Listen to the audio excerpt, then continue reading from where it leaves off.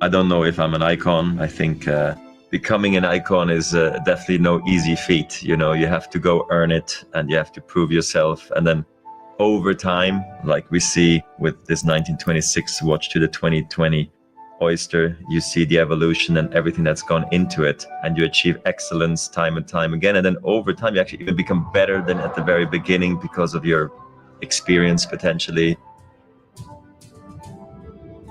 Watches have definitely increased in size. I can tell you that we see that all. The watches at the time, especially the wrist watches, were always meant to be smaller. Now we like them much bigger. Maybe our eyesight is worse, I don't know. But I think people still know what an icon is, and Rolex is definitely one of them.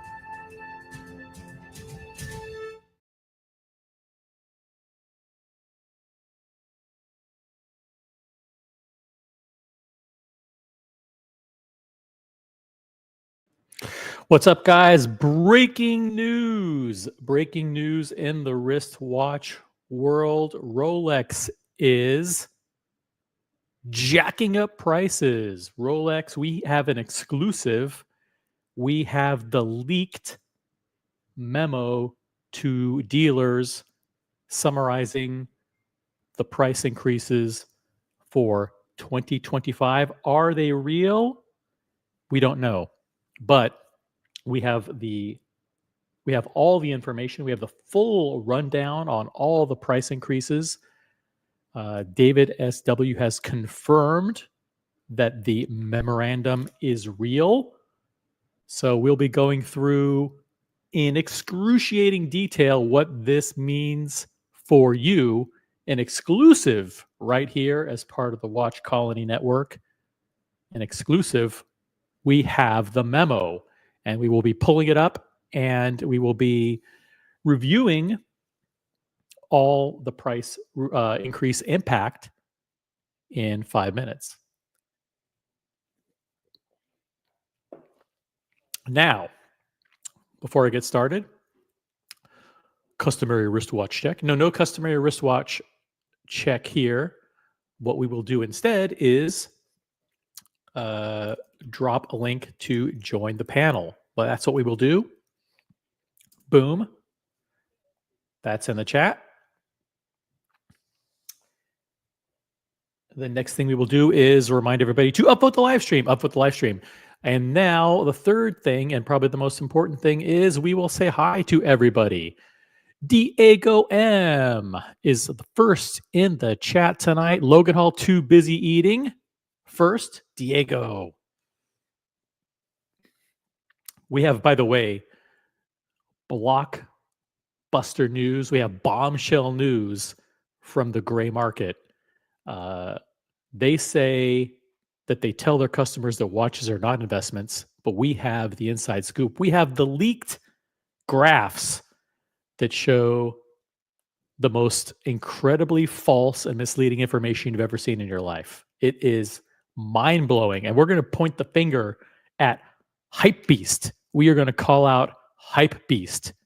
We've got the goods on them. They tried to perpetrate a massive fraud on the watch buying public, and we have the proof coming up shortly. John D's in the chat. Second. Later, Logan, you're late. Yep, Logan's not even here yet. It's embarrassing. Evan G is third. Nice. We got Matthias, co-CEO of the Watch Colony Channel Network. Logan Hall slacking. Yep, he's the fourth person to say that. It's clear. It's clear.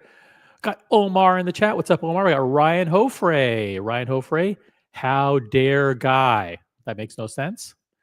Evan G says, whoever broke the news needs to pay to fix it. Nope. We're breaking the news right here, but we're not fixing it.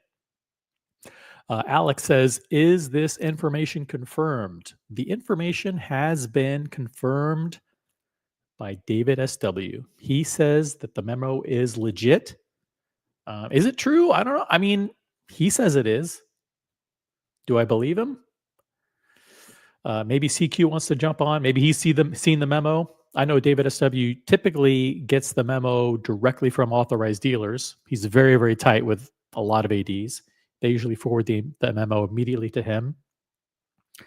So we will be reviewing the memo in detail. We also have a 2025 new price calculator that we will be that we have ready to go. So you just pick the model, and we will be able to plug in the prices and see the new prices according to this memo. Is the calculator ready? No, it is. I haven't plugged in the formulas yet. But listen, we got a couple hours to kill, right? We could figure it out as we go.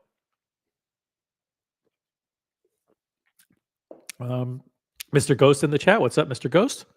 Hey, I'm going to pull it up. Check this out. Let's find that. Let's find that file. Where did it go?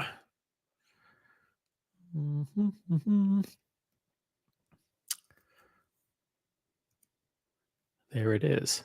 Boom. All right, let's pull this thing up and let's go through it in detail.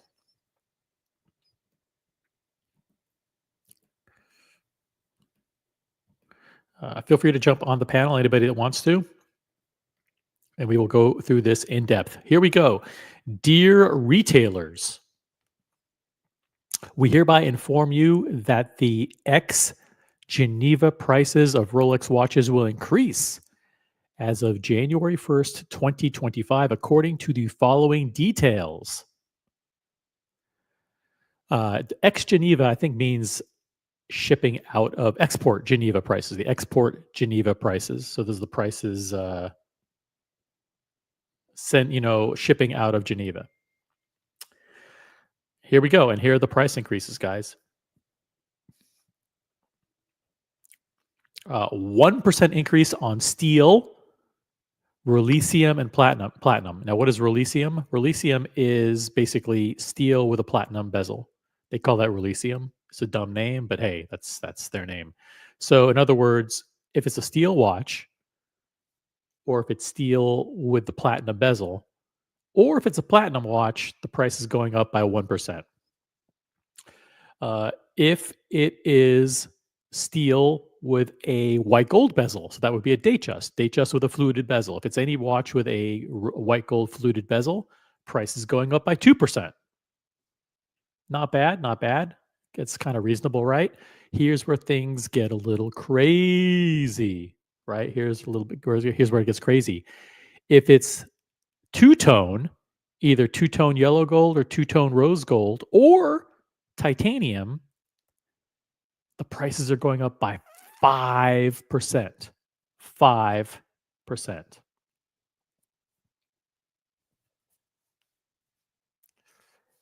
And if the prices are precious metal, meaning white, yellow, or rose gold, prices are going up by 7%.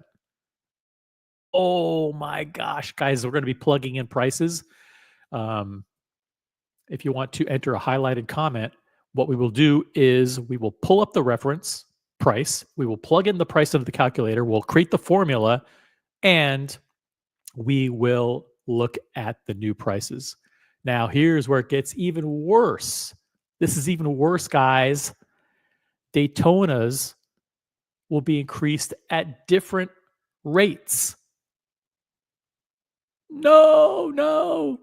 Yes, it's true. Rolex Daytonas are going up even higher.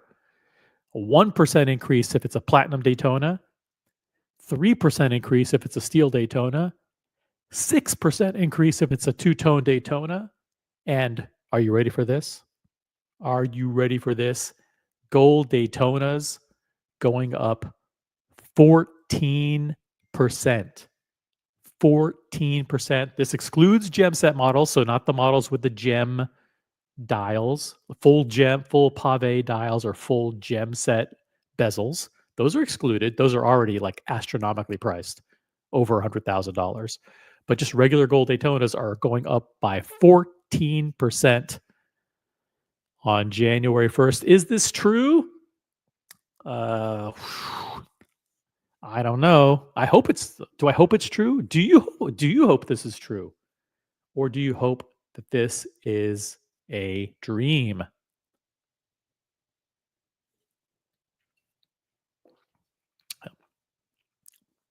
So these are massive MSRP price adjustments, guys. Massive. Oh, look who decided to join the stream.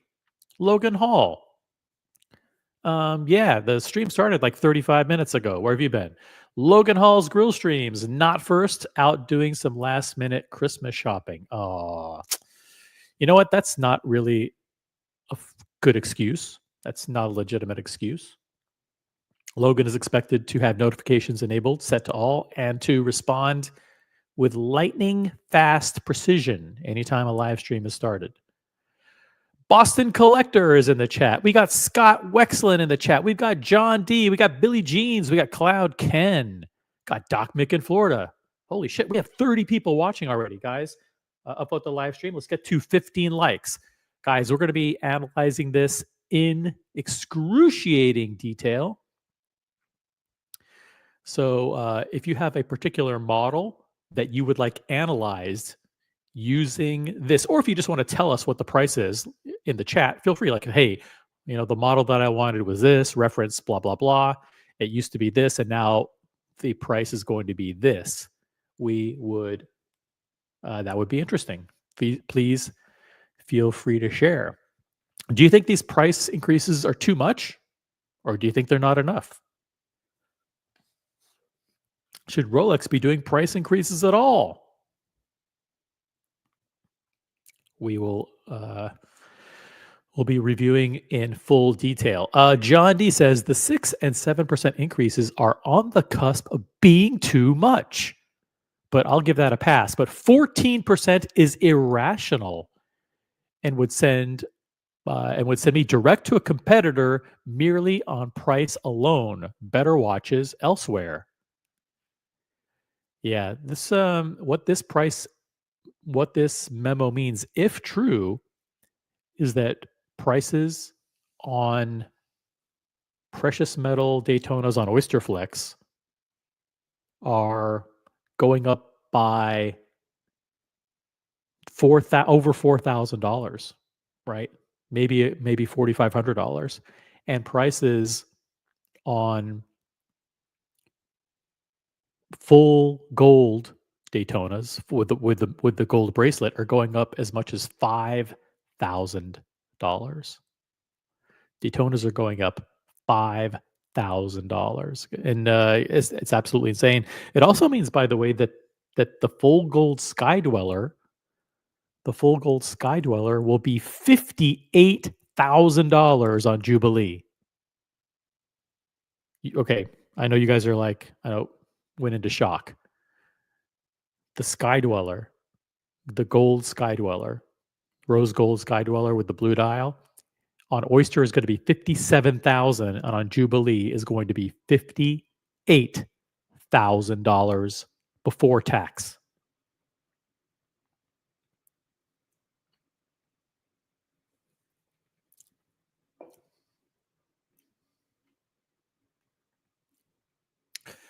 What do you think of these price increases? I wonder if, by the way, question from Billy Jeans, I wonder if Tudor will also do an increase. If Tudor pricing doesn't change, it might become more enticing versus a Submariner creeping up to that $15,000 mark.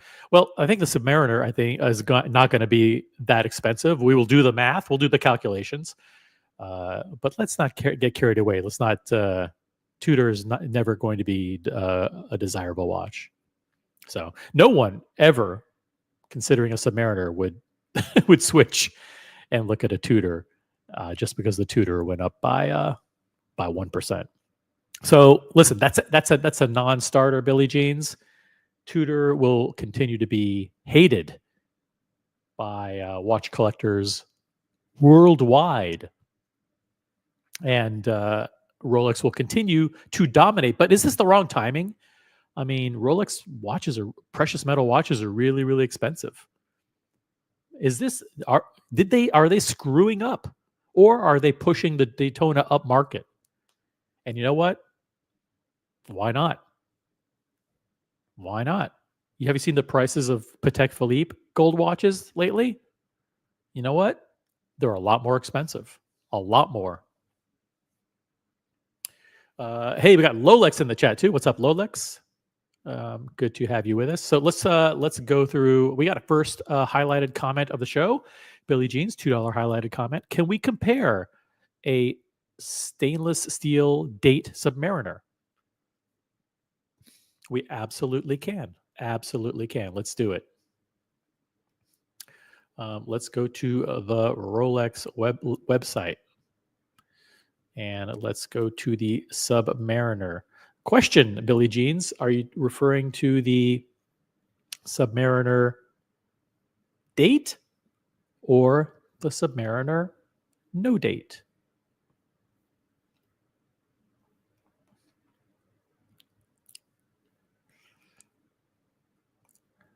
Let me just pull that up. And I'm going back and forth between Chrome tabs and file windows. So my apologies. Let me know if for any reason I forget to share a tab or to share an image. All right, so this should be pretty straightforward here. The Rolex Submariner date retails in the United States for $10,250. With the green bezel, it is $10,800. Okay. So I have a spreadsheet standing by, but just for this simple calculation, I mean, you can just use the calculator. The price of the Submariner date is going up to $10,350.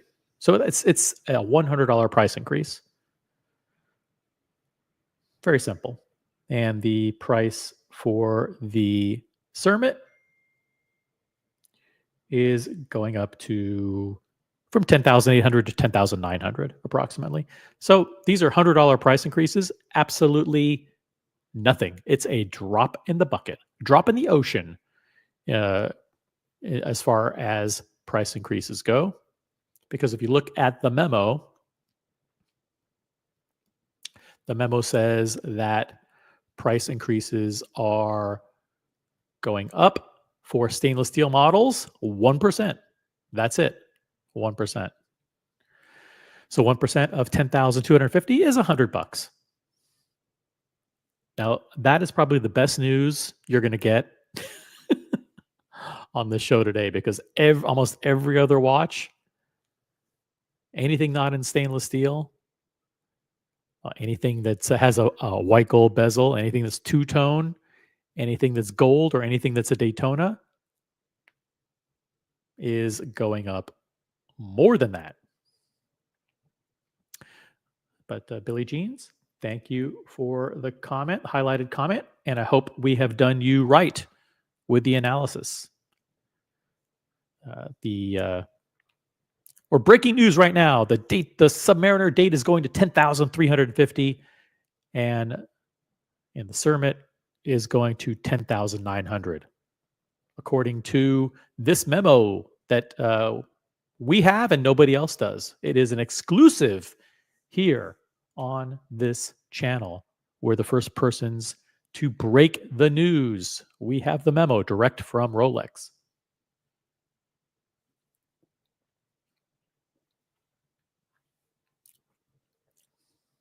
Any other requests? I know you're frantically doing the math in your head. You're like, hey, you know what?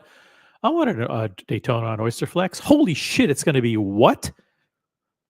Or I was thinking about getting a two-tone Yachtmaster. If the price is going to be what? Yeah. It's crazy, guys. Absolutely crazy. Breaking news. So we've got the price increases. Doc Mick says they're going to nickel and dime us to death.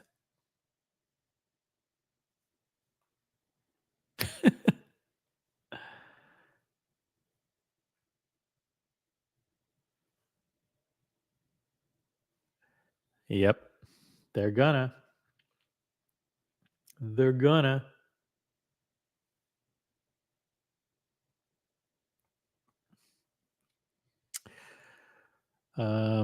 Let's see.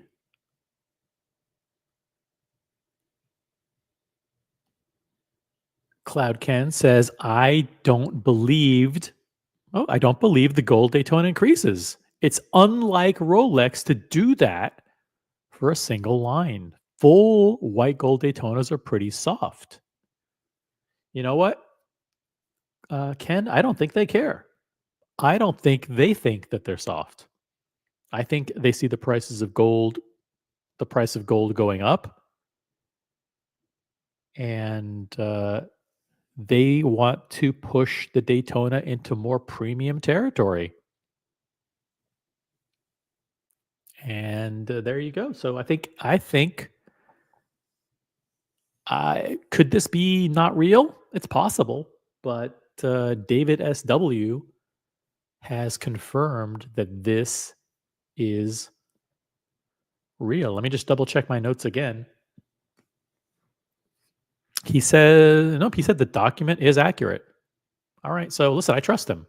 If he says the document is accurate, that means he's had the email forwarded to him and he's actually seen this document. Nathan is in the chat. Collector Invest. Gold is going up. That is a good point. Gold is going up. And as a result, the prices of gold watches are going up by 7% across the board. And if it's a Daytona, screw that. Let's just double that increase. We'll make it 14%. You know why? Because we want to push the Daytona up market. And maybe they deserve to do that. The steel Daytona is still a relative bargain. Got Boston Collector who says Rolex is no longer a value brand. They want you to feel the kick in the crotch. Then you will like it more.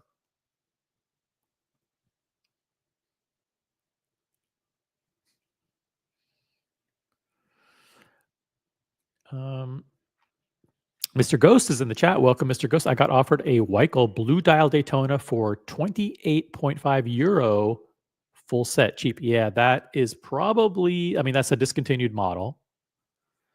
So that one, that's the white gold blue dial John Mayer, and that one, 28,000. I don't know what's 28,000 euros in US dollars. Let's figure that out. 28.5 euro to USD. That's 29,500. That's really, really cheap. In the United States, that model is over $40,000. It's a discontinued model. And it's around 40,000 US. So do I believe that you can get that for 29.5?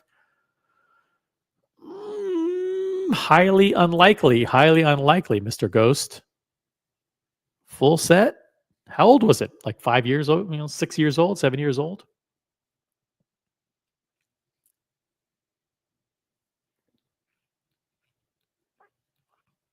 Yeah.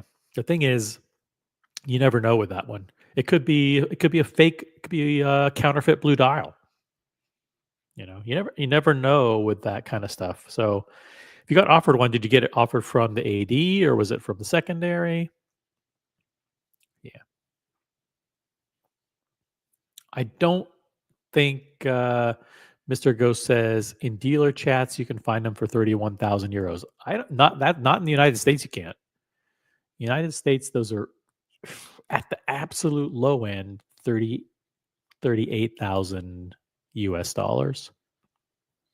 If you think I'm wrong, I know there are a lot of people in the chat that check the dealer pricing, wholesale pricing. If you've seen them less than 38,000, let me know, but I highly doubt it.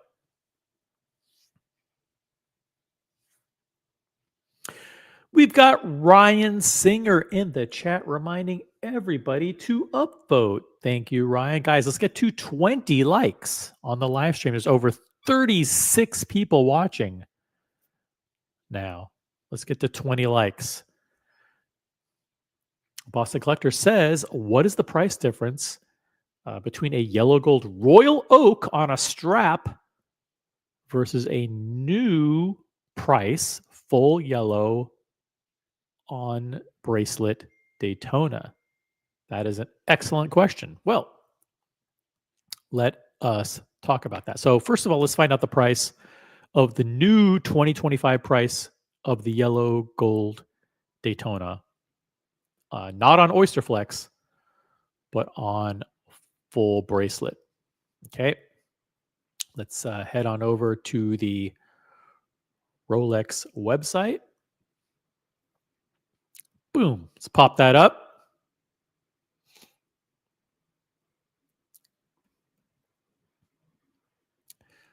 Let's do a search for Daytona. Boom. We'll pull up a nice yellow gold Daytona.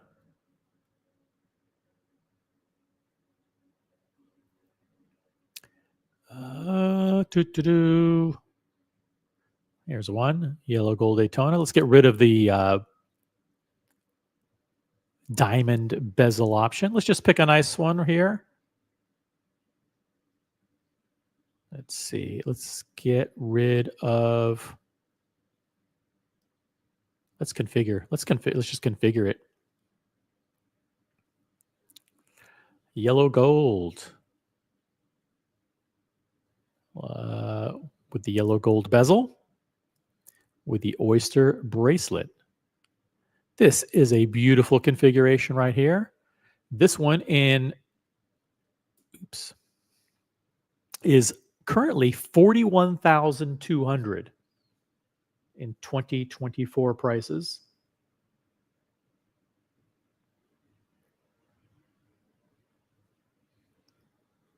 So that means in 2025 prices, it's going to be $47,000. Okay, so it's going from $41,200 to $47,000. You got that, guys?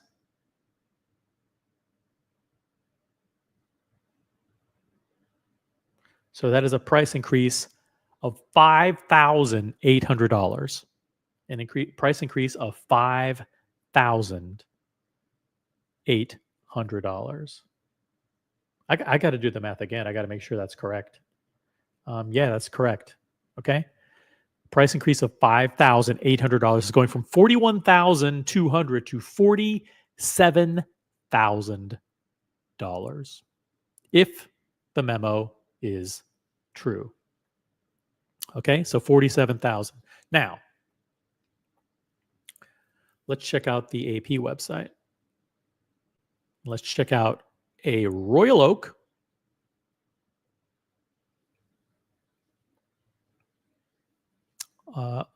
In gold.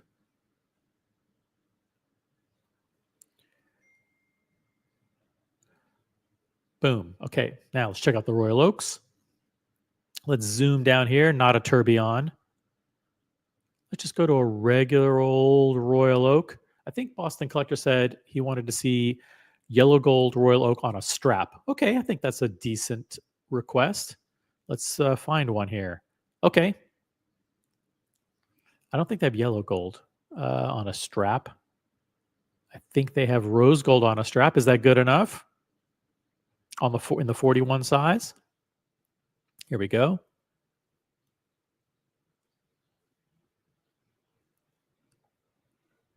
$43,500. Okay. This is rose gold with a strap. So you don't even get the full gold bracelet. And it's $43,500 compared to Rolex's new approximate price for this watch of $47,000. What do you think of that comparison? Does it make the Rolex too expensive? Or does it make it, hey, the Rolex is the better watch. The Rolex has a full gold bracelet. Of course it should be more. You know how much it is, by the way, to get a Royal Oak on the bracelet? Here we go. This is a Royal Oak on a bracelet right here. The price, remember the Rolex is $47,000, $65,700. Okay, so approximately $19,000 more. $19,000 more to get a Royal Oak than a Daytona. And this isn't even a chronograph.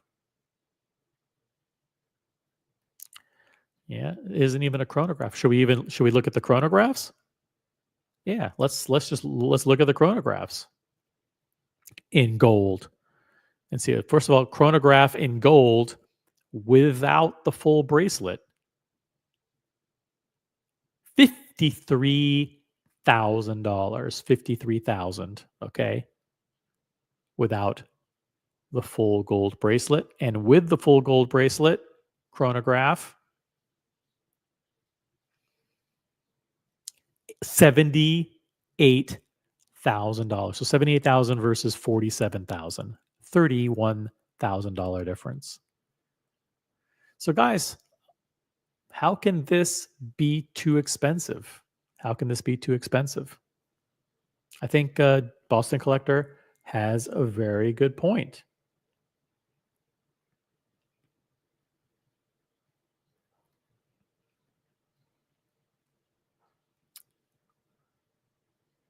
Doc Mick confirms my sentiments. He says the white gold blue dial is $40,000. See, there you go. That's exactly what I said.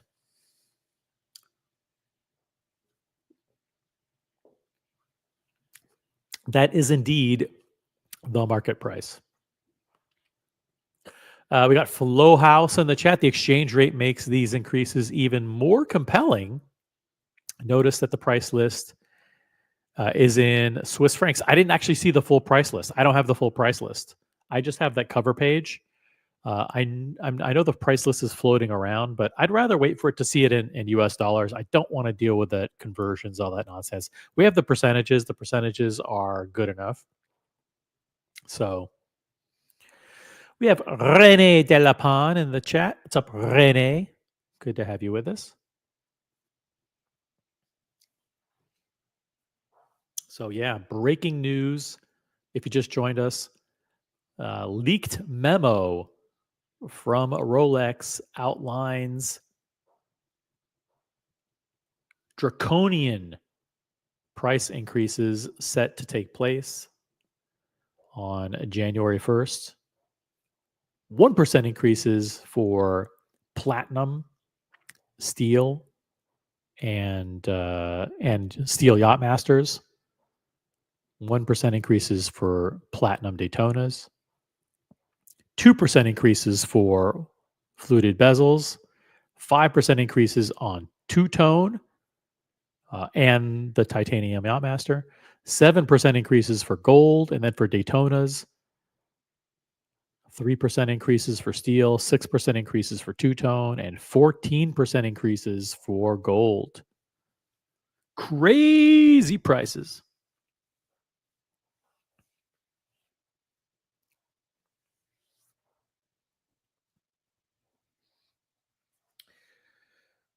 Now, we also have some other interesting stuff to share. Very, very interesting information from Hypebeast.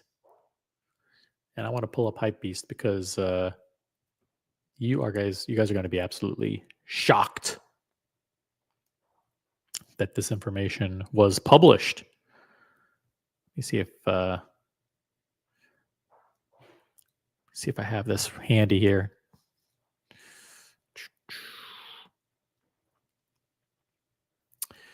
I've got to find it. Hold on a second.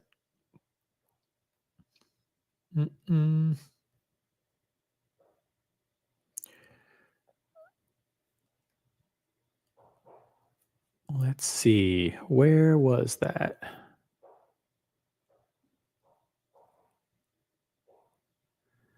Pardon the dead air, guys. But here we go. Here we go. Boom.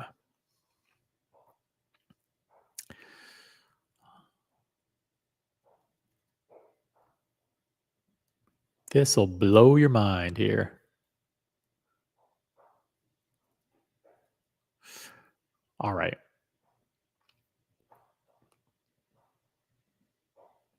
According to Hypebeast, you guys are going to freak out when you see this stuff. This is literally, this is just insanity. All right. Okay, now I don't even know I don't even know where to begin. Okay. According to Hypebeast, and this is from Hypebeast's official Instagram page. This is Hypebeast's official Instagram. According to their analysis, and I'm going to read in their own words, in examining the popularity and trends for Rolex watches, Batman experienced steady growth with a 10% increase in 2024. Okay. At the end of this year, as the end of the year draws close, Bob Watches, a leading online marketplace specializing in vintage Rolex watches, has conducted an analysis based on proprietary data between 20 and 2024. Batman has increased 10% in 2024. What do you think that means? Are they trying to mislead people into thinking that the prices of the Batman have gone up by 10%? I think this looks a little I think they intentionally designed this infographic to mislead people into positioning watches as investments. That's what I think. This guy, I think we need to call out Hypebeast. I don't know if this is Bob Watch's fault, to be honest. I think this is Hypebeast has a responsibility to fact check what they publish. And make no mistake, this is misleading. Absolutely misleading.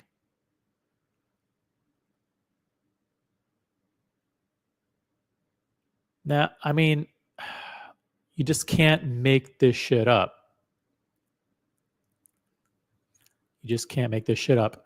The Pepsi, this is according to Hypebeast, the Pepsi also had a significant resurgence, increasing by 135% in 2024, while the Hulk experienced flat growth after previous moderate increases. Okay, again, completely misleading. If someone reads this on Instagram, like they go to an Instagram story, they see it flash, they think what they're saying is that the price of the Pepsi more than doubled in 2024. Okay, what they are literally saying here, or implying or misleading, is that the price of the Pepsi went from $17,000 to $40,000 in 2024. That's what they're saying. Am I reading it wrong? Well, OC, they're not really saying it's the prices that are going up. They're just saying that the interest in the model went up. This is gray market. This isn't even gray market salesmanship. This is the hype media not knowing what the fuck they're doing. What Hypebeast to be pushing this narrative to their audience is disgusting. It's absolutely disgraceful. Guys, look, read what you have on the screen. I'm not making this up. They are intentionally positioning these watches as massively profitable investments. These are just flat out fucking lies to the marketplace. They are flat out misleading their audience. The Pepsi increased by 135% in 2024. That's what they're saying. Now we know the level of intelligence and the level of education of people who read Hypebeast. It's very, very low, right? Most of them barely graduated elementary school. Okay? These are people who, don't have a lot of formal education. They tend to be on the lower end of the intelligence scale. So what does that mean when you tell people that the Pepsi increased by 135% in 2024. Okay? People are going to read into that, oh, the price went up. Oh my God, these Pepsis are great investments. We need to buy Pepsis. It's crazy. It's absolutely crazy. And you think that one's insane?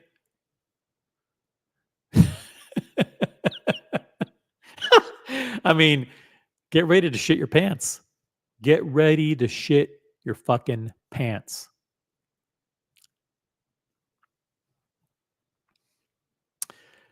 Root beer, the root beer, guys, this is the full gold root beer, saw a massive rise of 433%.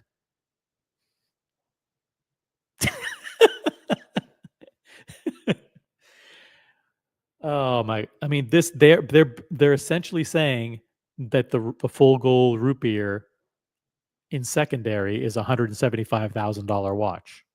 It used to be 40,000, but it went up by 433%, guys, and now the watch is worth 175,000. I mean, these lies are the most blatant and despicable lies ever perpetrated on the watch buying public. Actually, it's not even on the watch buying public. It's on the most impressionable, young and impressionable and swayable people. They are. I mean, these are. Let's. I mean, a lot of these guys are hoodlums. The people that read Hypebeast, some hoodlums. Kids that barely, they barely graduated. They're like, they're kids. They're kids. They barely, graduated elementary school. They have very low education, and so they're trying to convince them. You know what? Instead of selling dope or crack on the streets, take the money that you're getting from dope dealing and go into watch dealing, because the root beer, you could have bought it for 40,000 last year and now it's 175,000. I just don't know what these guys are smoking. They're smoking whatever the same shit that their audience smokes. And here they say that the rare models with nicknames such as Kermit and Sprite increased 15 and 20% respectively. Newsflash, the Kermit didn't increase in price, and the Sprite sure didn't increase in price. The Sprite went down in 2024, and the Kermit pretty much stayed the same. The Kermit's probably around 14.5, somewhere around there. The Sprite is probably somewhere around 16.5, but the Sprite dropped from like 18.5 to 16.5. How can you say the Sprite went up 20% in 2024? What the fuck is Hypebeast doing, guys?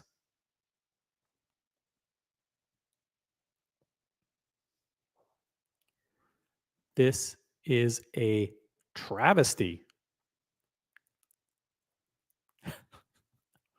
I mean, it's just flat out bullshit. It is just absolute fucking bullshit.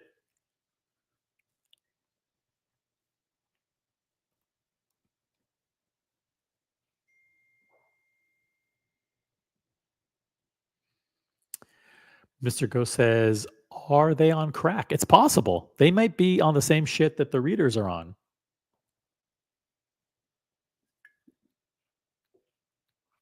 But they know that the people who read Hypebeast are uneducated. They know that the people who read Hypebeast are pretty much people who are either homeless or they're unemployed. And these are people who live on the streets, like hand to mouth. They don't, they're hustlers. These are hoodlums, right? The people who read Hypebeast, they're hoodlums. So listen, they're always like looking for side hustles, and they're looking for, let's put it, non-traditional ways of earning money. You know what I'm talking about, guys, right? Like unconventional ways to earn money.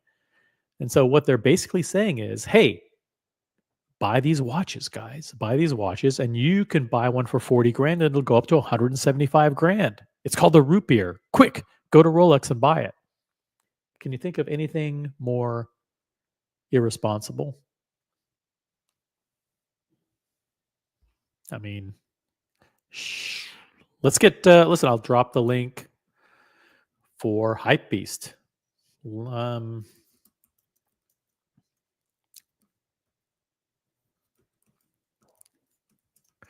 Guys, don't click on this specific link. This link is special just for representatives of Hypebeast.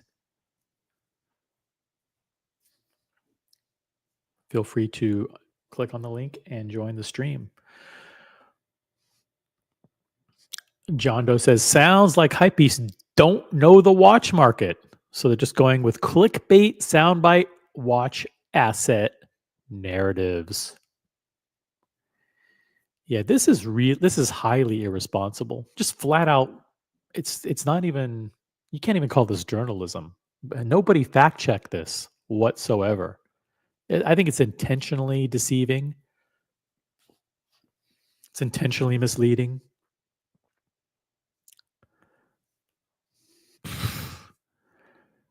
I just don't get it. Billie Jean says, as of October 2024, which is just a couple months ago, Forbes, which used to be a pinnacle of financial journalism,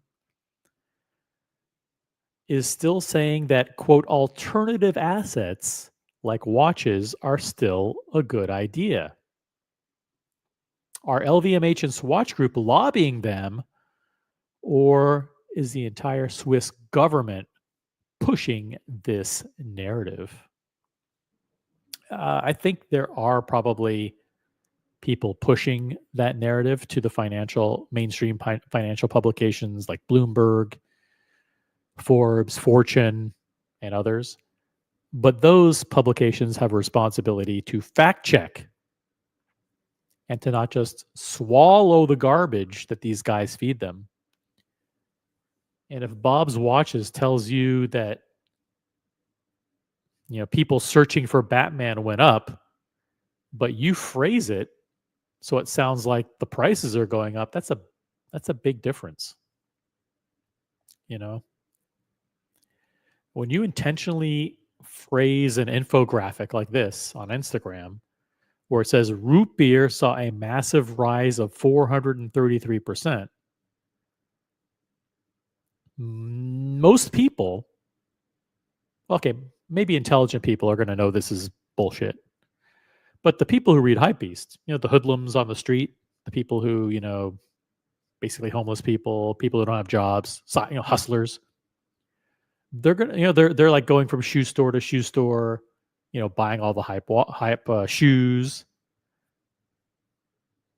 The traditional Hypebeast reader, they don't know any better. They're going to look at this and think, you know what? This watch is an incredible investment.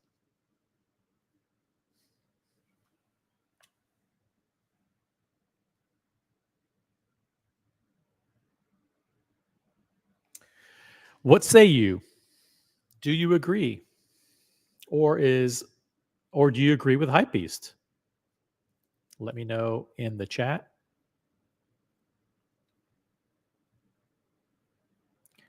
But it is amazing that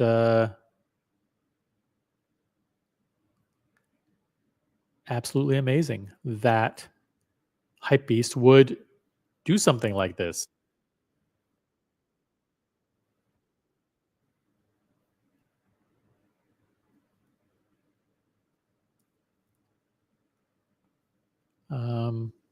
By the way, back to the breaking news for those of you just joining.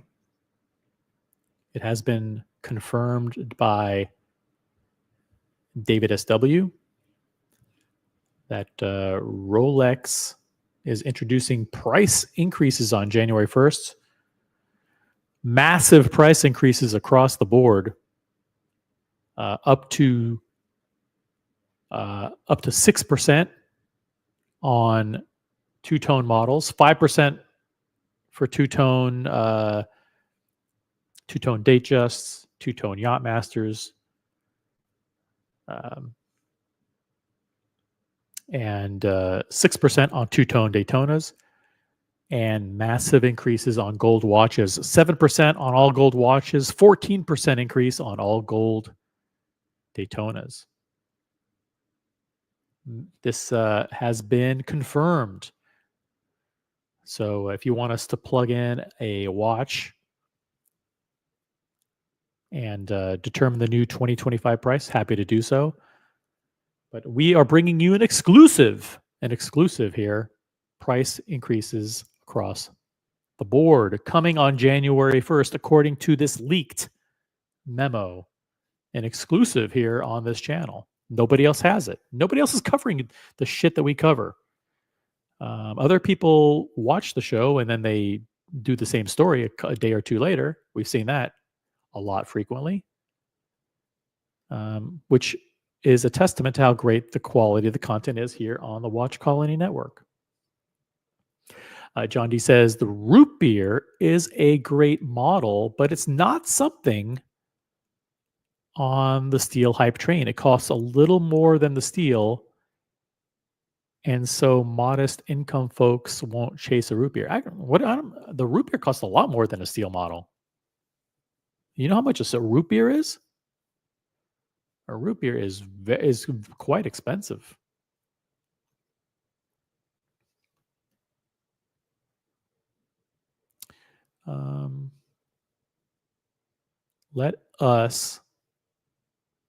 Let's check it out. I'm going to go back to the Rolex website here.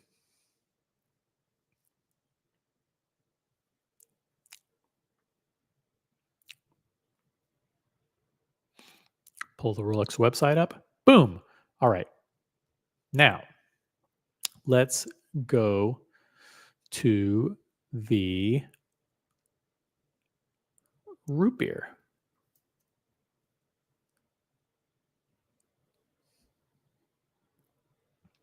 Okay, this is the two-tone root beer.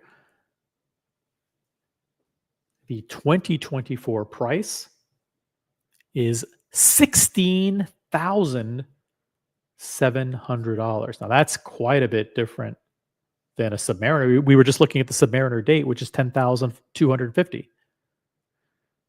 This is $16,700.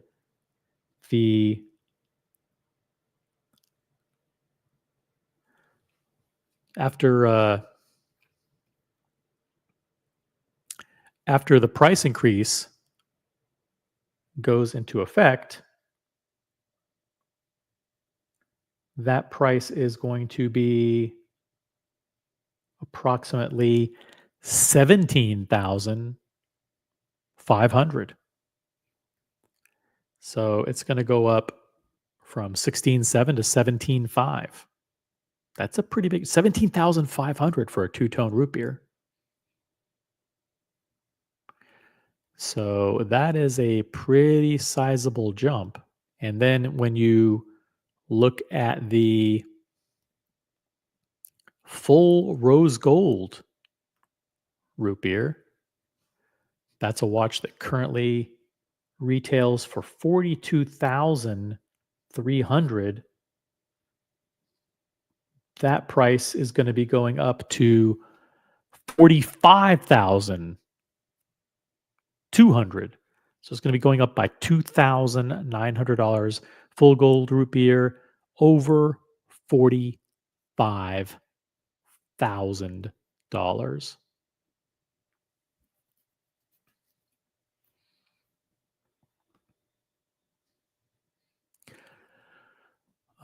John D says at some point the price increases will outpace the opportunity of owning something better than Rolex.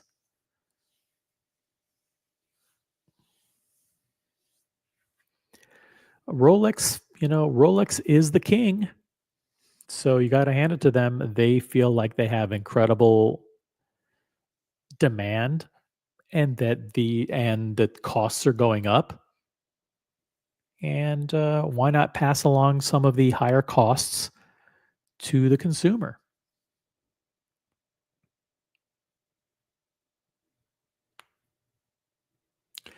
John D also says, I know how much the root beer costs. It's one of my favorites in my own collection, but it's only a few thousand more. Well, it's a lot more. It's a lot more than a few thousand. It's it's $4,000 or $5,000 more, which may not feel worth the cost if a steel model feels much the same on the wrist. Um, I don't think the steel model feels the same on the wrist. It is heavier. The two-tone model is heavier, has more heft. I think my issue with the two-tone root beer is it doesn't have glide lock. But maybe that's the case on the is that the case on the other GMTs? Well, the other GMTs have glide lock, right? Or they just have Easy Link. It's only the Oyster Flex. Correct me if I'm wrong, guys. What model has glide? Do any of the GMTs have glide lock?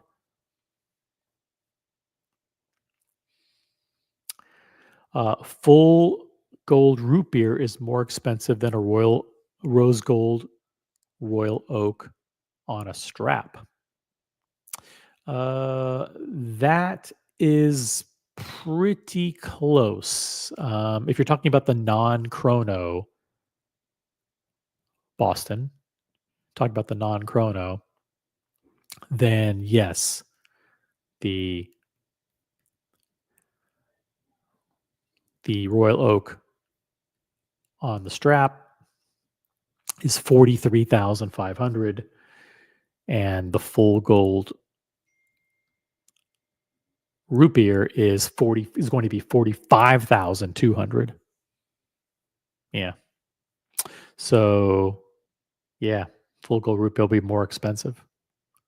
Yikes!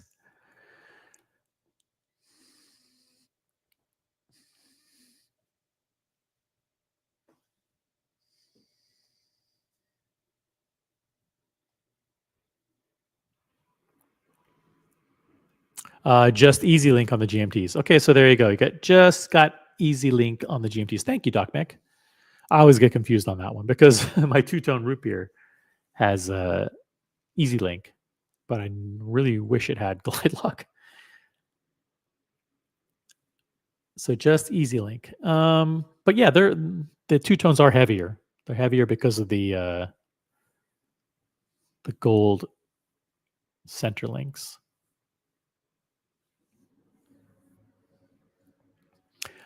John D, I very much like this royal oak on the leather. Works for me in this color scheme. Yeah, this is a beautiful one, and you can also buy the bracelet for it if you'd like. If you'd like to spend, I think it's $30,000 for the bracelet.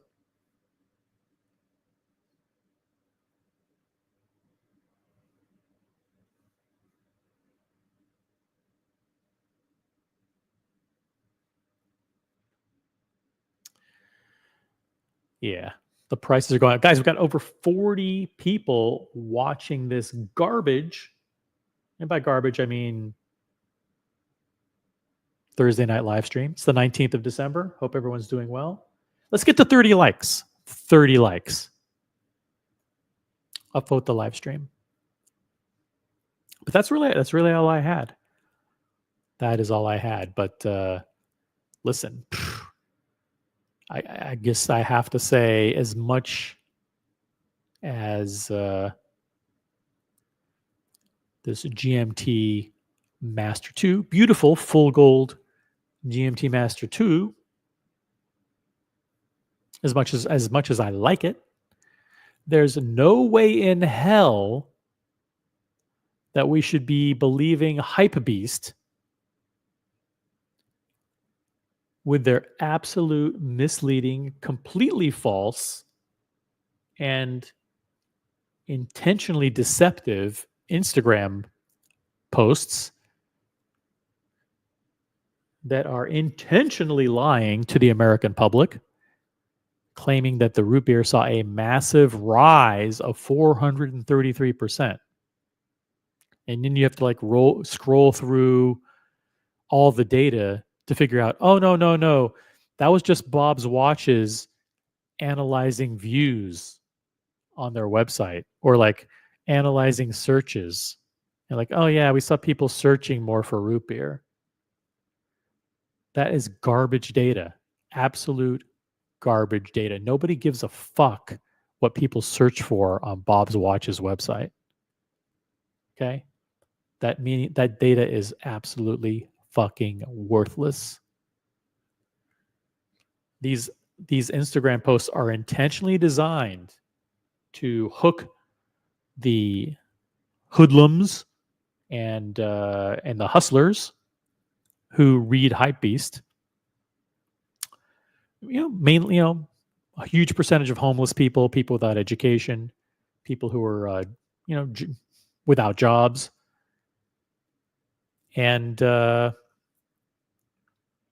convince them that these watches are actually great investments and that they should be hustling watches instead of, well, maybe it's a service. Maybe they're actually doing a community service. Guys, you should be hustling watches instead of drugs.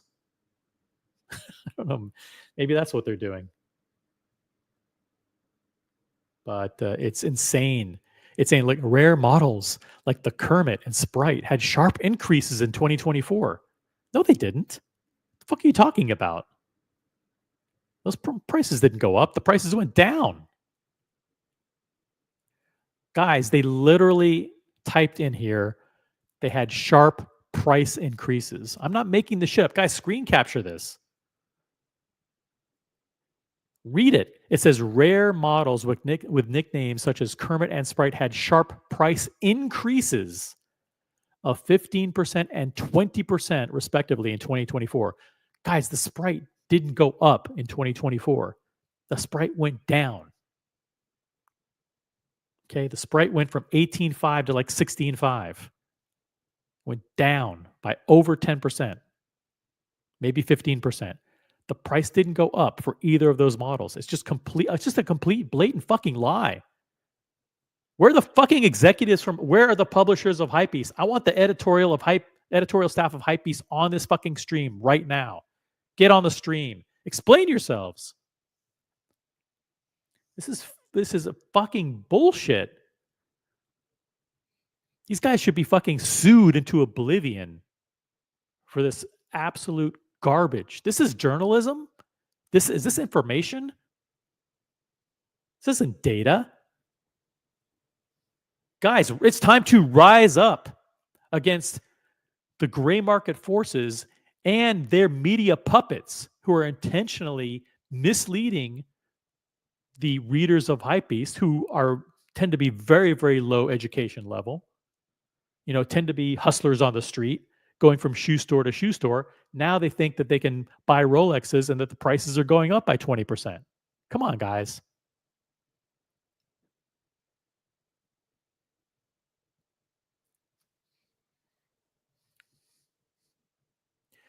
John D. OC, good that you covered the price shift in these Rolex models early.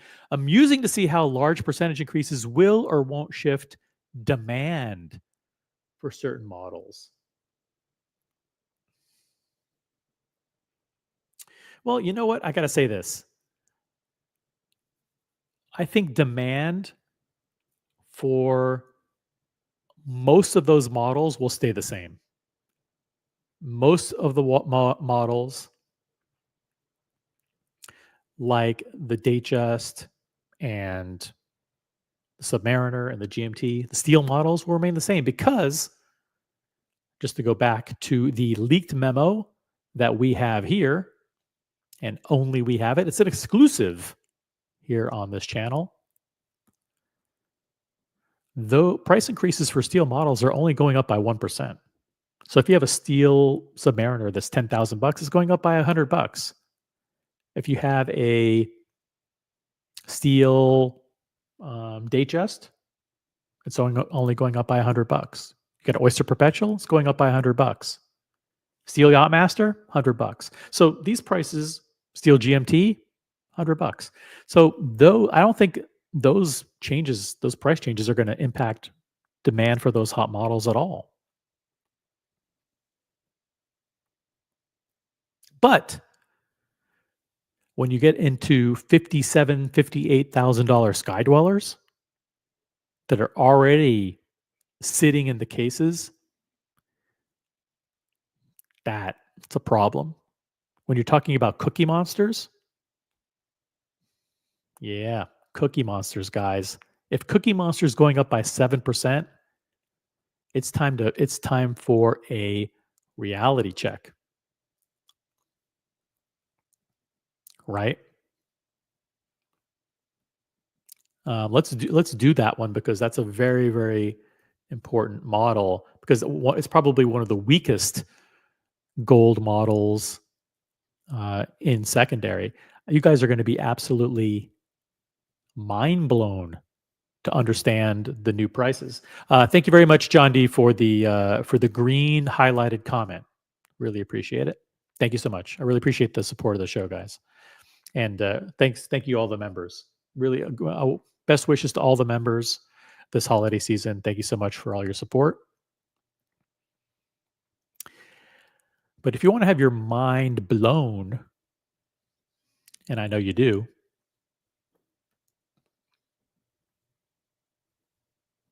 check this out. This is, I don't think you guys knew. I think it's worth reminding you how expensive this watch is. Okay, in $2024,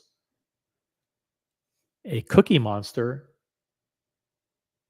is an outrageous $43,700. And on January 1st, the price is going up to $46,700. Okay, so the price is going up by $3,000 to $46,700. Add tax onto that, okay, and you're damn near $50,000 for a white gold Submariner. Okay, 50,000. Now that watch sells all day long for $36,000, maybe 36, 37 brand new. Not brand new and missing a link, drops way down to probably $30,000. So we're talking the difference between 50,000 and low 30s for the white gold Submariner. I don't know. The way Rolex applies the price increases across the board like that really doesn't make any sense. Why doesn't somebody smart say, you know what, guys, I know we want to increase prices by 7% on gold, but you know what? The Cookie Monster is weak, right? Like it's already at 43.7. Let's keep the price of that one the same, because if we increase that one from 43.7 to 46.7, we're going to have a really tough time selling them. But no, they don't. Which kind of boggles the mind, right? That would it's absolutely insane. John D says this is irrational. I have to agree. This is irrational. The Cookie Monster is like buying a Ford F-150 in precious metal because you want to do yard work with a soft metal on your wrist. Ridiculous. Keyword there, dick. So we're riding dicks here. Yeah. I mean, Rolex is riding dicks here because to try and bamboozle us into paying near $50,000 at retail for a Cookie Monster, it ain't gonna fly, guys. It ain't gonna fly.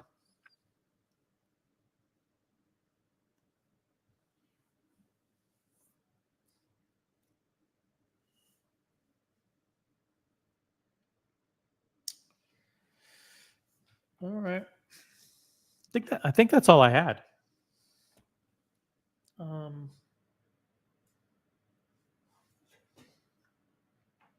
But I've been out of the loop all day. So this watch news is mind blowing stuff. Is there anything else going on that you guys want to talk about? Anything at all?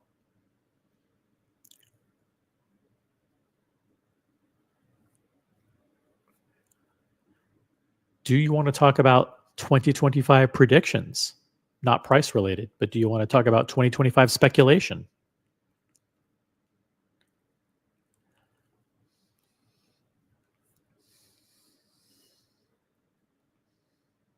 But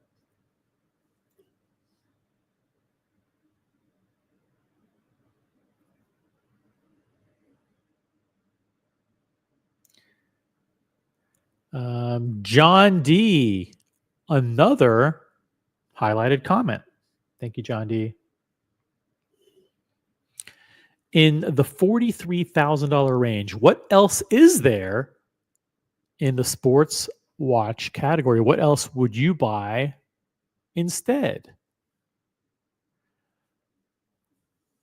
Well, I'm going to ask the chat to weigh in with your favorites there, because there's a lot of people tend to compare apples to oranges when it comes to comparing brands. They just do, you know. I mean, if we're going to be fair, what we should be doing is looking at a sports watch with a full gold bracelet, right? Because this Submariner is a full white gold bracelet, case and bracelet, sport watch. For 43,000. Try and find another full gold sports watch for less than that. The Cubitus in steel is 41,000. Okay, try and buy a full precious metal sports watch from Patek Philippe.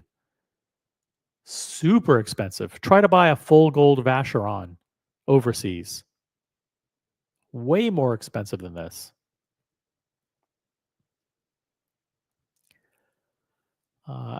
Even a full gold Speedmaster at retail is probably $40,000, right? So, I mean, we tend to have these unrealistic expectations of what Rolex should be pricing their products at. It's like, why aren't they cheaper? Why aren't they more affordable? Listen, the market has spoken. If they don't like the Cookie Monster, then it doesn't fetch over retail, and you can buy one in secondary and save $4,000, $5,000, $6,000, $7,000. So, I think John D makes a really, really good point. What is there in the $40,000 range for a full gold sports watch that's an alternative to this? Right?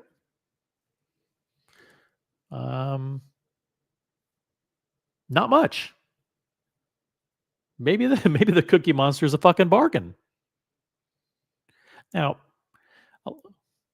I think the two issues with this, number one, it's white gold, so it looks like steel. And then people will say, well, that's stealth wealth. People like that. A lot of people don't. A lot of people don't want to spend $43,000 for a watch that looks like a $10,000 watch. And then the second thing is it's got the same black bezel, black dial. It's got the different color bezel, but it's got the same black dial as a Cermet or a regular Submariner. It's not differentiated enough. So you're paying so much more money, and chances are you already have 3 other Rolex black dial watches in your collection already. So those are the two things that they need to fix. But it's fixable. It's easily fixable somehow. I don't know. Doc Mick said, I saw a 2018 full gold Pepsi missing a link. That's probably the white gold Pepsi with the blue dial with no card for 28,000. That's really, really cheap. Really cheap for a white gold Pepsi. But that's a really old one. Let's be honest. It's 6 years old, and it had the blue dial. And the blue dial isn't super desirable. But that one new. Let's take a look at that one, because I think it's important. You raised a good point. Let's just do a search. Pepsi, GMT Pepsi, boom. And here it is. It's very similarly priced to the Cookie Monster, 42,300.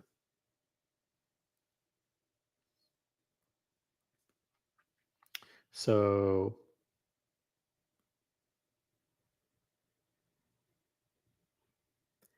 that means after the price increase, it's going to go to approximately 45,300, approximately. So it's going to go up by $3,000. 45,000 plus tax, you're talking 48,000. It's getting up there, guys. It is getting up there. 48,000 with tax. And if you can see these in secondary, yeah, they're a few years old.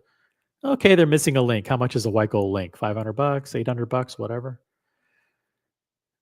And you can see them for around $30,000. It's a big difference between 48 and 30. Just a big difference. Right? Omar says, actually, I saw full rose gold Speedmaster at one of the more notable grays a few days ago for under $25,000. Yep, but that is secondary. From the AD, those are probably in the high 30s. I believe full gold Speedmasters are in the high 30s. Yeah, feel free to check and prove me wrong. That's a good discount. Good discount. I like the full gold Speedmaster, but it's not common at all. It's not common. You know who has a full gold Speedmaster? Is Nathaniel Hannon. Shout out to Nathaniel, guys. Let's get Nathaniel on the stream. Drop the link for Nathaniel. He can jump on and talk about it. Hope he's doing well.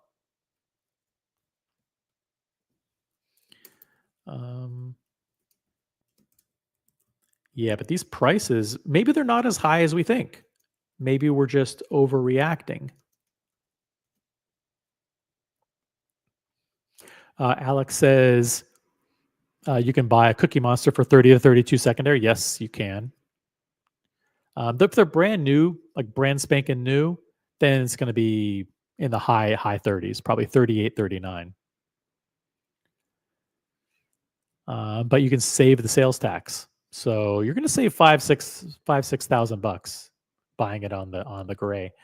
I also want to highlight a comment here from John D. Says, good point, OC. It's hard to find equals with 300 meters of water resistance and a gold bracelet in any brand. I'm drawing a blank. Yeah, it's hard. It's hard to find one that's cheaper than 40,000 for full, especially a bracelet that's as good as the GMT Master 2 bracelet or the Cookie Monster bracelet. In gold, those are incredible watches. And let's not forget about the Smurf. I mean, I don't love the case because that's the super case on the Smurf, but it's a hell of a watch on secondary compared to these soon to be 2025 prices for the Cookie Monster.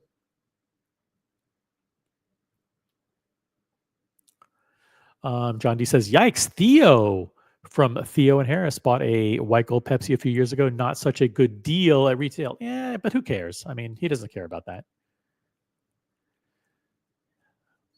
Hey, we got Gatsby in the chat with a green highlighted comment. Thank you, Gatsby. He says, hey, OC, given the choice, I'd save a few thousand and go for the full gold bluesy. Wait, I did. Yeah, the full gold bluesy. Let's check that one out. If I just type in bluesy, you think it'll take me there? Yep, bluesy. Oh, it just shows me the two-tone.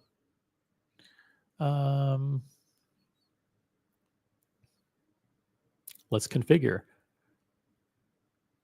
Submariner date. We're going to go full yellow gold.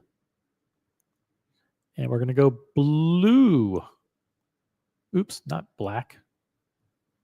We want blue, the full gold bluesy. 40,600. So it's about $2,000 less. $2,000 less than the GMT or the root beer. Probably because this is yellow gold.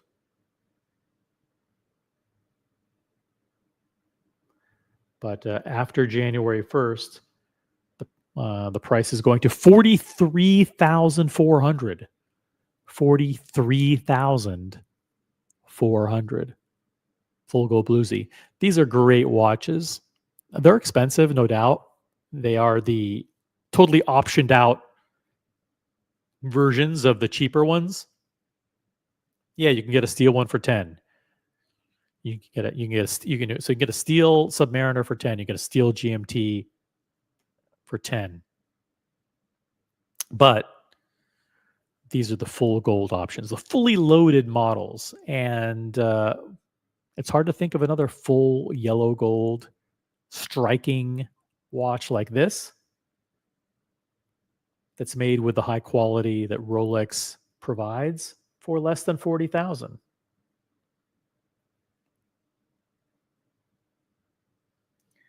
So glad you got the full gold bluesy, because the price is going up to over 42,000. According to the calculations, going up to 42. Oh, it's going to 43,000. 43,400. Pretty significant price difference. Thank you for the highlighted comment, Gatsby. Really, really appreciate it.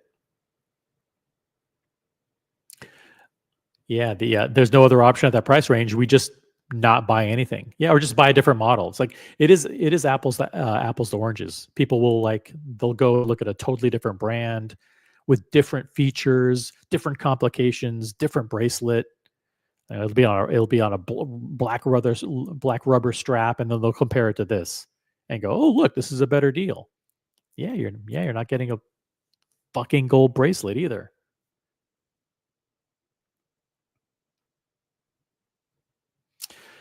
Question from John D. Does buying a Cookie Monster line you up for a top tier Rolex model? Unsure where that model sits within the journey chasing hierarchy. I think if you buy a full gold root beer, a full gold Submariner, yellow gold or white gold, or if you buy a full gold GMT blue dial, you should definitely be looking to line up a top tier model next. They should be kissing your ass.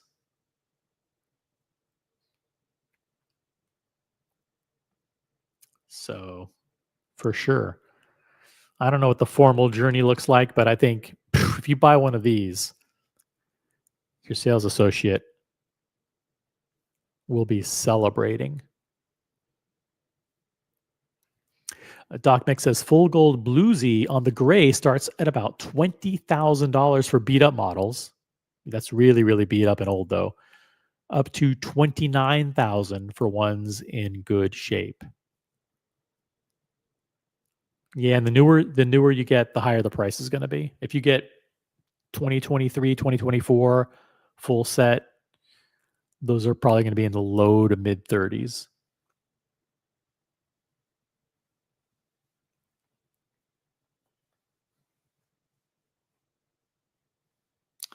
Omar says yellow gold bluesy is a strictly from secondary dealer watch. Never buy that one brand new. Well, I mean, not necessarily.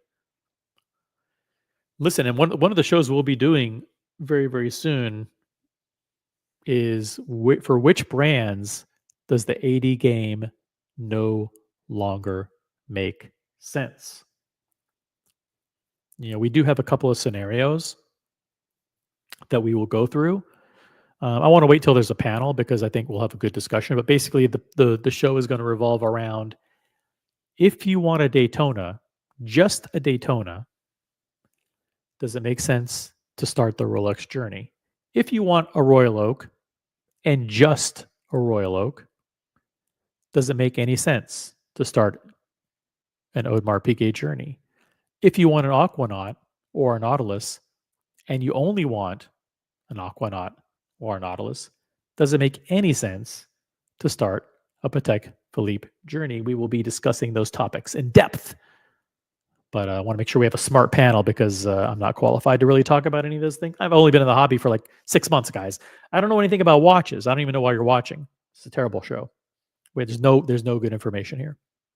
So when there's a panel, jump on the panel. On the panel. When there's a good panel, we will cover that topic in depth. But yeah, if you just joined the live stream, I want to share with you that we have an exclusive. We are breaking news here. We have our hands on the leaked Rolex memo summarizing 2025 price increases. Yep, January 1st price increases. This memorandum has been confirmed by David S.W. as being authentic. So prices of steel models are going up by 1%. Prices of white gold bezel models are going up by 2%. Prices of two-tone watches and the titanium Yachtmaster are going up by 5%. And full gold watches are going up by a whopping 7%. And the insult to injury doesn't end there. There are specific price increases for Rolex Daytona models. The Platinum Daytona is going up by 1%. Steel Daytonas are going up by 3%. The two-tone Daytona is going up by 6%. And the full gold Daytona on Oyster Flex or full bracelet is going up by an incredible, whopping 14%. If this is true, this is a bombshell. And we're bringing it to you as an exclusive. We have the leaked memo.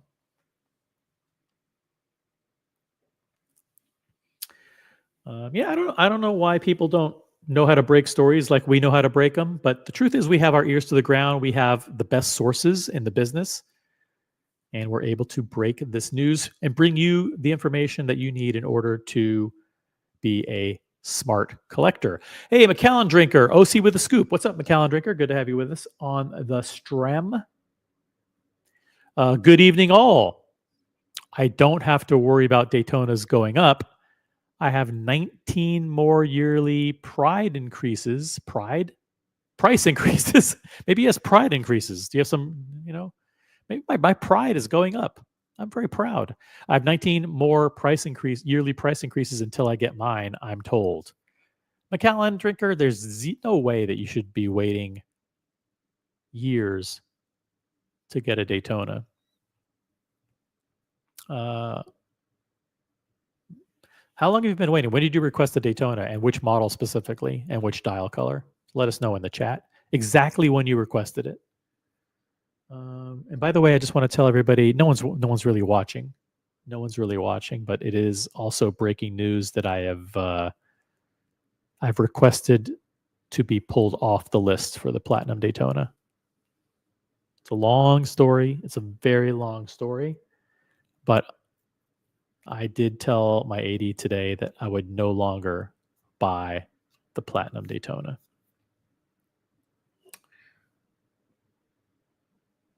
I'm done. I'm done with that. I'm done with that farce. So, but that's just between you guys and me. No one's really watching. So,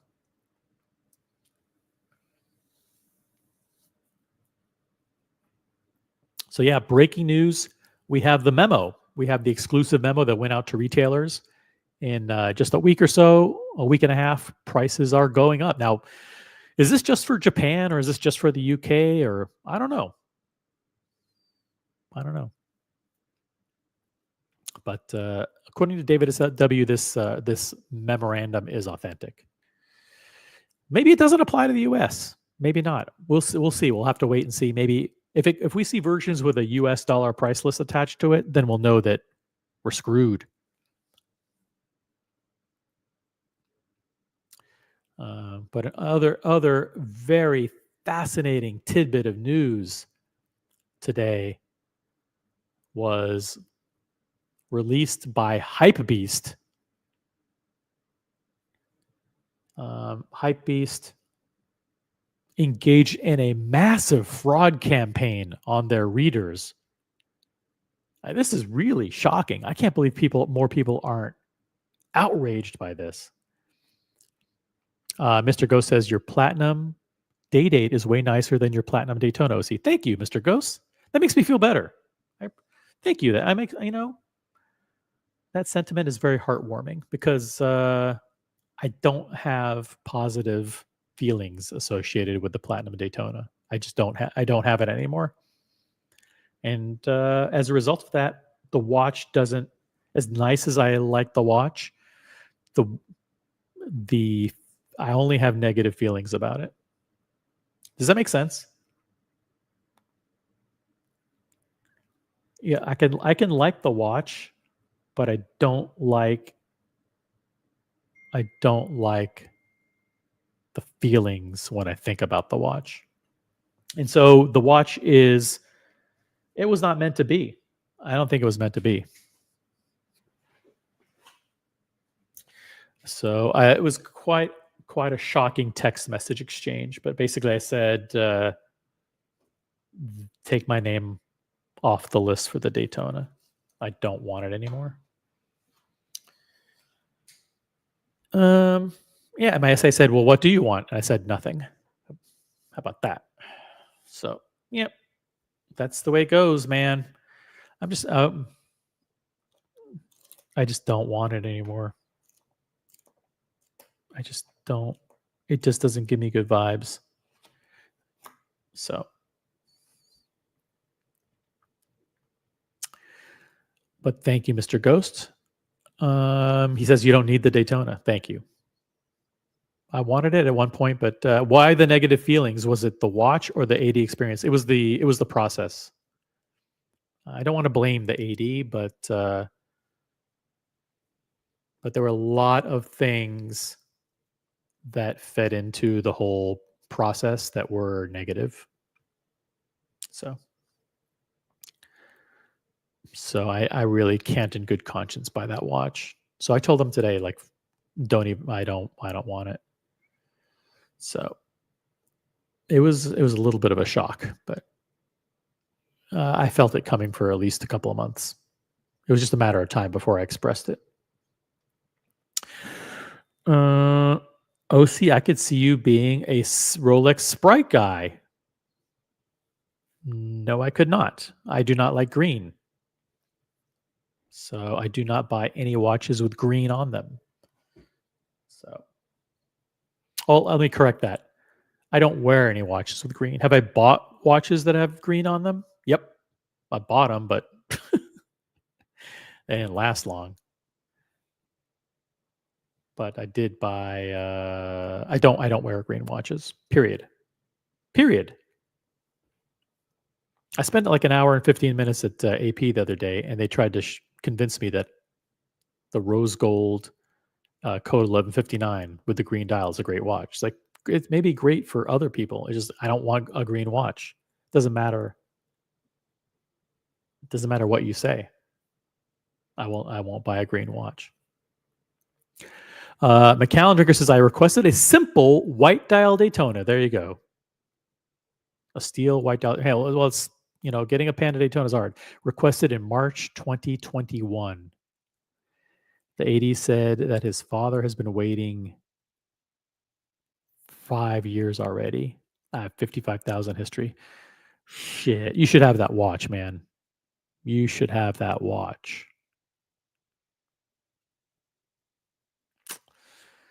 Yeah, and March 2021 in the secondary market was probably already really expensive. Yeah, so I can sympathize. But if you've been waiting waiting since March 2021, you should have the watch by now. That's what I say. I'm on your side, McAllen. Best of luck to you.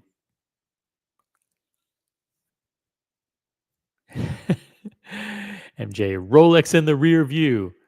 I mean, if something comes out in April, I'm happy to take a look at it. But she said, do you know, what do you want? And I said, yeah, nothing. So I'm not interested in anything. Maybe something will interest me in April. So that's it. And I feel better. I don't know. I don't know. I have mixed feelings about it.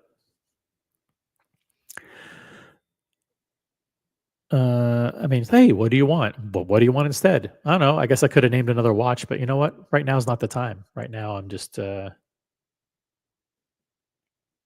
don't need another watch. So there you have it.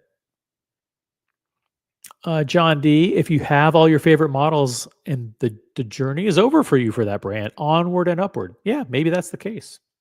Maybe I'm done with Rolex. Doc Mick says, does your hatred of green include the green decubitus? The answer is yes. I would never buy a green cubitus.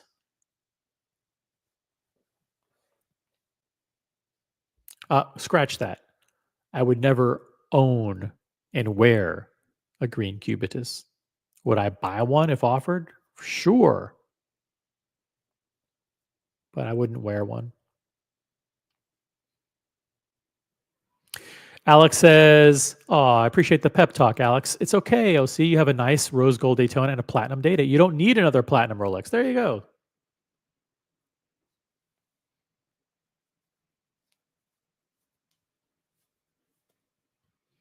I appreciate the pep talk, Alex. LC says, "Dude, tell us about the process. You can't leave us hanging like that." No, it was just an unsatisfying process. It was a variety of things that happened along the way, and all of them were negative. Every single one of them was negative. So, like when the last negative thing happened, like in October, I think it was. I was done. I was mentally done. My friends know that I was done. They could sense it for a long time. They knew that something was coming. But today was the day that the communication finally happened. Some might say, yeah, it's like saying, yeah, like tell Cindy Crawford that I don't want to go out with her. You know, and newsflash, she wasn't gonna go out with you anyway. Maybe that's the case. I'm just trying to rationalize it. Like, hey, dude, you weren't gonna get the platinum Daytona, so you telling them that you don't want it is like, yeah, not a problem for them. Hey, Matthias in the chat, green highlighted comment. Thank you. I went from being routinely escorted out of the AD by security to turning down a watch. That's true. Matthias got offered a beautiful Rolex the other day and he turned it flat down. I can't share any more than that because it's his business. But yeah, he yep, he did. He got offered a watch, a nice one too, and said, "Nope, no thanks." Also, Boston Crew has 0 FP Journes. Just a reminder, guys, Boston Crew, 0 FP Journes.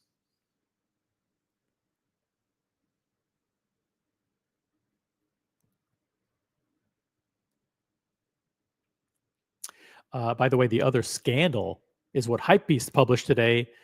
Complete misinformation, misleading their hoodlum readers. Rare models such as the Kermit and Sprite had sharp price increases in 2024.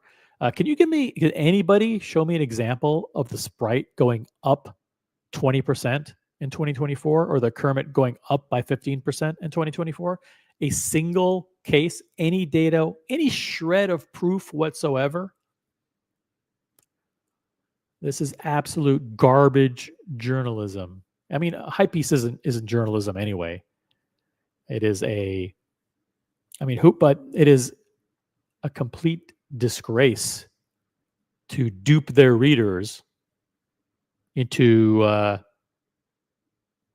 thinking that these watches are investments. They're intentionally misleading their audience to buy these watches because they will go up and because they went up in value, and they didn't. It's just flat out lies. Flat out lies. Thank you, boss, for the highlighted comment. Always appreciate your support. What else is going on, guys? Yeah, for those of you just joining Hypebeast, crazy fuckers. These are really crazy fuckers. Look at this. The root beer went up 400. Yeah, that's right. It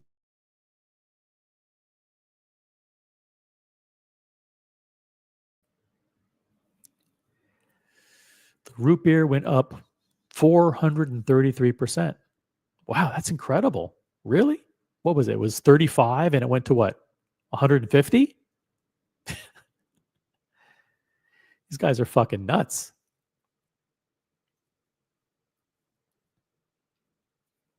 Hey, Doc Mick in Florida. Thanks for the pin. I got it today. Awesome. I think that's the last pin.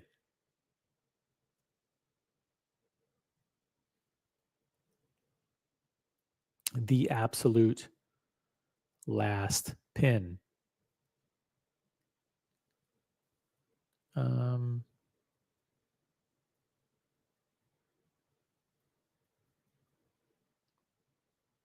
Yeah, we did a pinning. I wonder if it's okay to pull it up. I'll ask Kevin. If Kevin's watching, I want to know if it's okay to pull it up because I have a photo of Kevin today. Kevin received his colony pin today. Shout out to Kevin. Kevin and Doc Mick got the pin today. Those are the last two pins. So congratulations to you.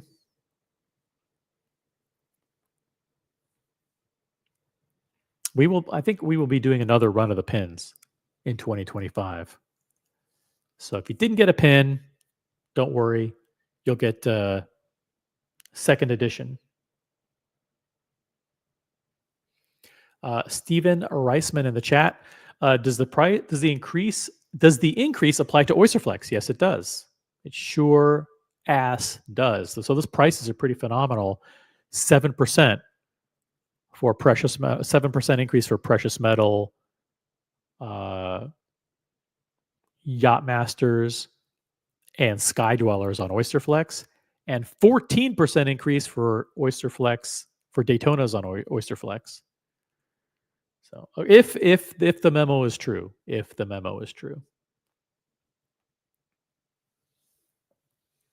I can't believe there is more outrage over these blatant lies being peddled by Hypebeast, including this one that says that the Pepsi increased by 135% in 2024. That's right. According to Hypebeast, the price of the Pepsi, according to data supplied by Bob's Watches, the Pepsi went from a $17,000 watch to a $40,000 watch. Yeah, the steel Pepsi is now $40,000 according to Hypebeast. Guys, you should be buying Pepsis because they went from 17 to 40. I'm not making this shit up. This is on Hypebeast's Instagram right now on their stories. Absolutely insane. It's insanity, guys.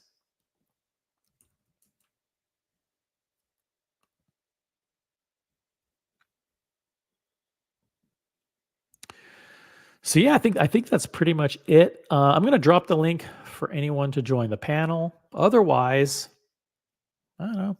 Just wanted to hop on and share the breaking news.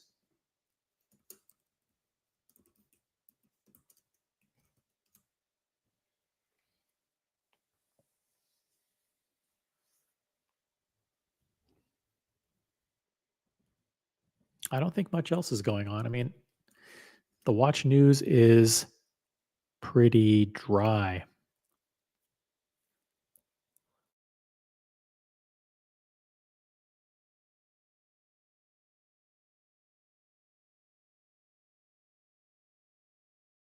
Are there any newsworthy videos that you guys think are worthy of being covered?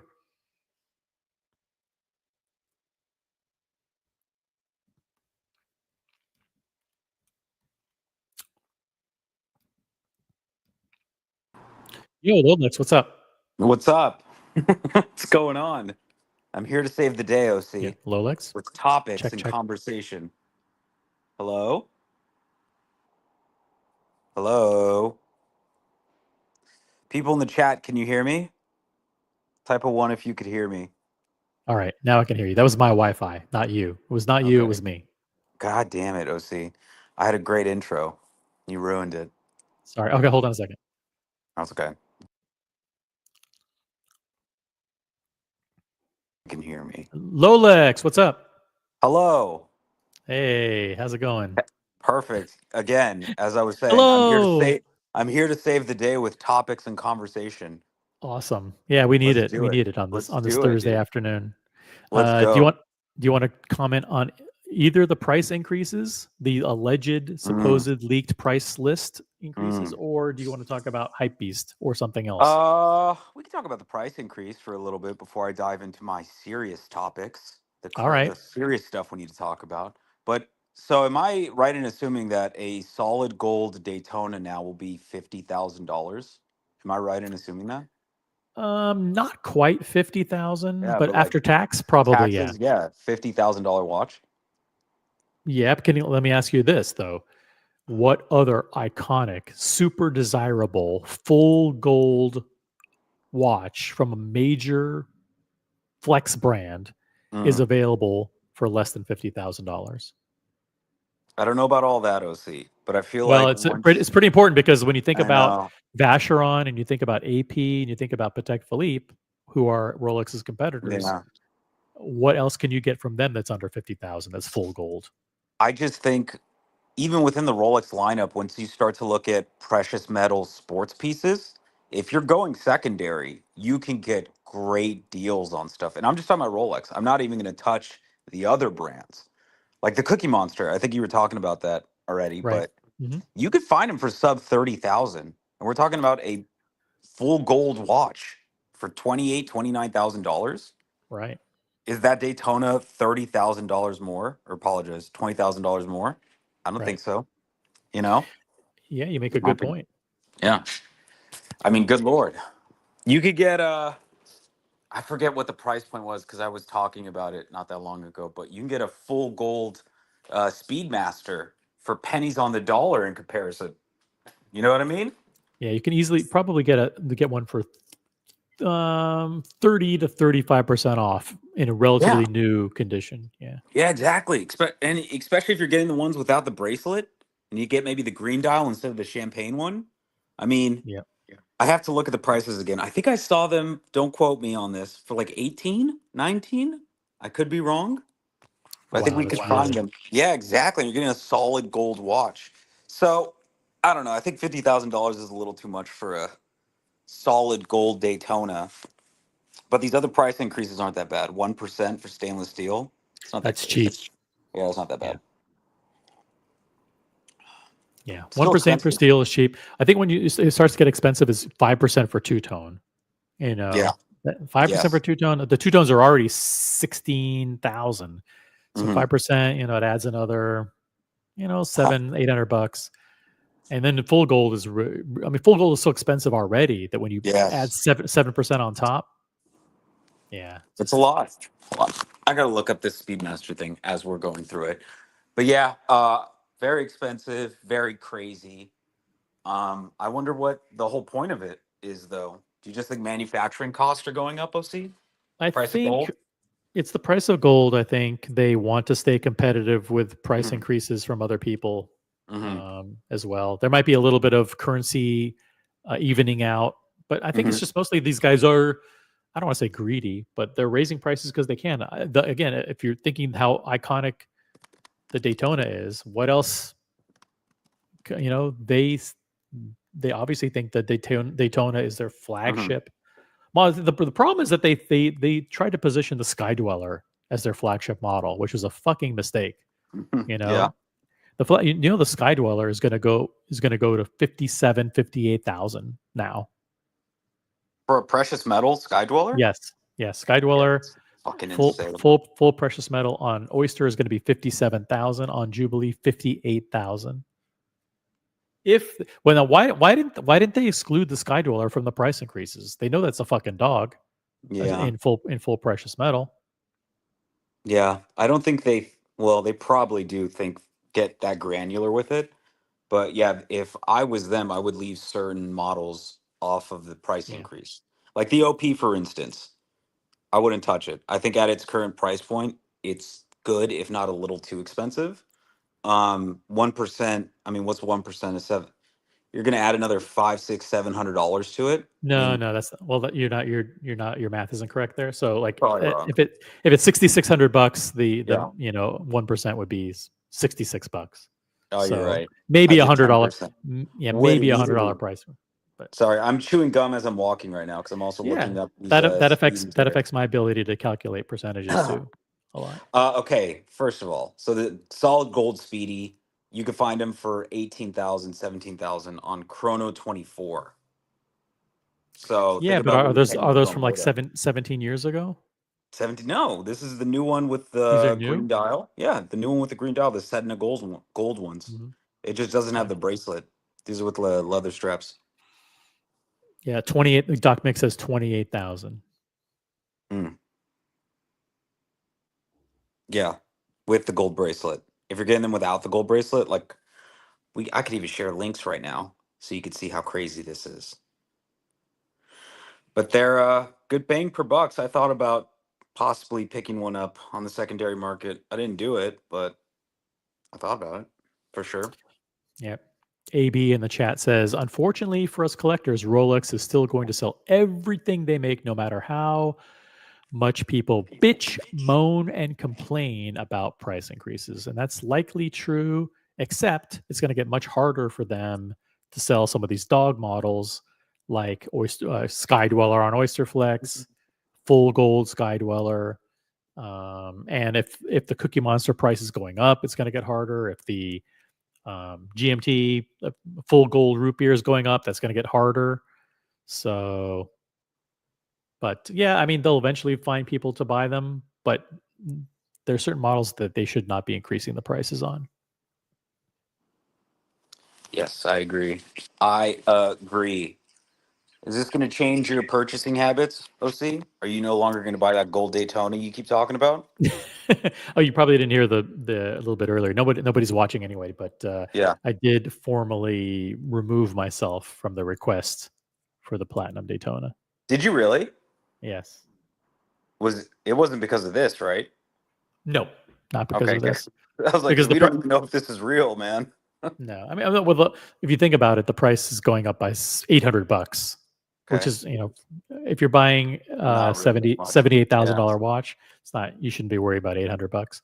So it wasn't that. It was just the overall feeling about Not it. interested. I just, I had a negative feeling Mm-hmm. about the watch over the past several months. Because of the way I felt, like the way just the whole process rolled out. So it Okay. just not something that I don't want to reward behavior that that kind of made me feel unappreciated. So Interesting. Okay, you're being very vague, so I'm not gonna prod on this one. it's vague because they said, what do you want? I said, I no longer want the Platinum When do you Daytona. I want said, it? yeah, they said, what do you want? I said, When do you want it? not, I said, I'm not interested in anything. So Really? Okay. yeah.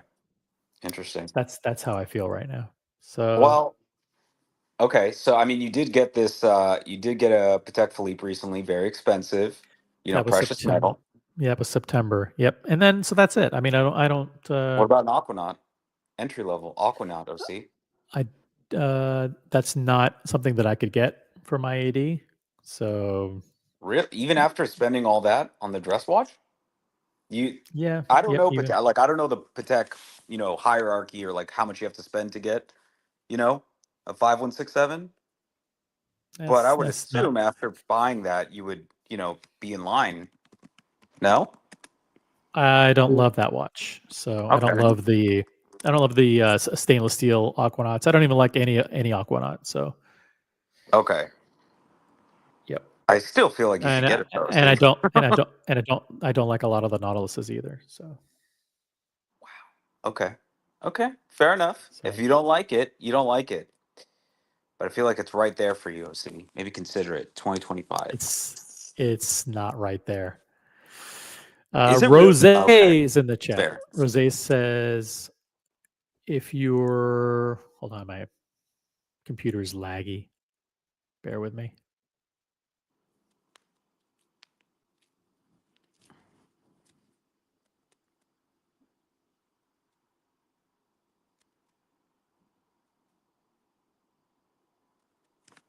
While we wait for OC.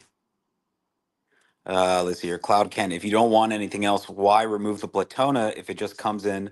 Flip it. 100% agree. I didn't want to say that to OC because I didn't know how he would take it. That's immediately what I would do. I'd flip the Platona, I'd flip the Aquanaut, and then I'd just spend my summer in Miami getting a tan. That's what I would do. We should get a group together to go to Hong Kong watch shopping. Doc Mick in Florida. That'd be interesting. The Platinum Daytona is butt ugly and passe, not drop dead gorgeous like a Jorn. I guess.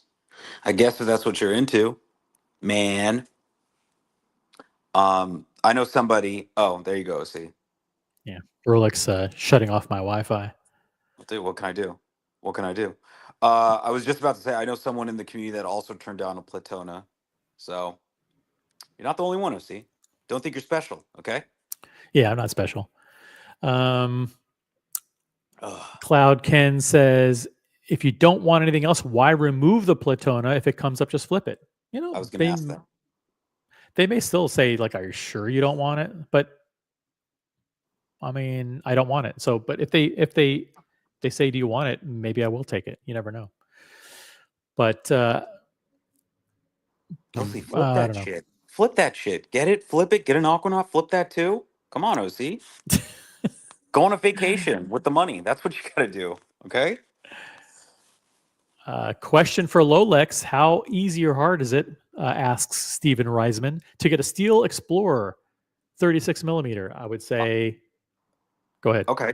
I got it. If you're, let's say you're in the LA market like me, and I think there's about like 15, 16 ADs, which are in a drivable distance.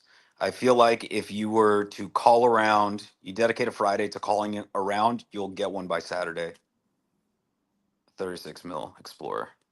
Yeah, I think you should get one pretty easy. Depending on where Yeah. you are, Yeah. if you say you would like that watch, you should get it pretty damn quick. If you're in like one of those places where you have only one AD and it's 2 hours from you, then that's a different story. But yeah, like I said, if there's enough ADs around you, you can get it done fairly quick. We got Jorn Identity in the chat. Platinum Daytona is butt ugly and passe. That's it. Dropping some truth bombs in the chat. Not drop dead gorgeous like FP Jorn. Is it funny that Yeah. now when I think of FP Journe, I just think of the Colony? I feel like that's the official Really? brand of the, yeah, 100%. The Journe is the official watch of the Colony. Diego is 1,000% going to get an FP Journe in You think 2025. so? Oh, yeah. Buckley's gonna toy around with the idea of one. Yes, I these think guys. You guys, yeah. most of the people got cold and callous rejection letters from FP Jorn. Yeah, but they'll figure it. They'll go on the secondary. They'll do what they got to do. They'll help each other out. The But thing is, Jorn, yeah, that's if the you watch think for of these guys. if you think of all the people that come and go on the colony panels, and there's 15, 20 people that pop in and out, Hmm. some of them are being very, very coy about the rejection letters. Some of them, like if you go through the list in your Hmm. mind, some of them haven't said if they've gotten an allocation or if they've gotten rejected. So maybe they don't want to reveal Mm. what the outcome Decision is for the was, year. yeah, Yeah, what yeah, they maybe got. they're They're keeping things close to the vest. Maybe. It'd be a fun show one time to go through everybody associated with the show and put down, do you think they're going to get an FP Journe this year, or do you think they got rejected? Mm. And then we'll come back a year later and See what happens. and see who was right. MJ says Journe is not the Colony brand. Ooh, 1000%, MJ. 1000% it is. When we saw MJ at that dinner, I'm pretty sure he talked about FP Journe. I heard the words come out of his mouth. So stop lying. MJ does not like FP Journe. He does love Vacheron Constantin, probably his favorite brand. Mm. Rose says, if you buy secondary, we laugh at you. So yeah, it's hard for them. Not saying it's right, just calling it how it really is. You might be behind on the stream, Rose. You might be like 5 or 10 minutes behind. Do you understand what he's saying? Yeah, he's talking about. Yeah, I mentioned people are going to find a way to buy an FP Journe in 2025. They'll go. They'll go secondhand. They'll do what they have to do some favors. Wink, wink. You know what I'm saying? Yeah. A couple of envelopes, white envelopes, a couple 100%. of first class airline tickets. That's so fun. I think I had mentioned that on a stream probably a month ago. I wonder if anybody in the community has done that. Envelope to the sales associate in the parking lot. You think? Hey, yeah, come out to the parking lot. I want to deliver Exactly. you your donuts.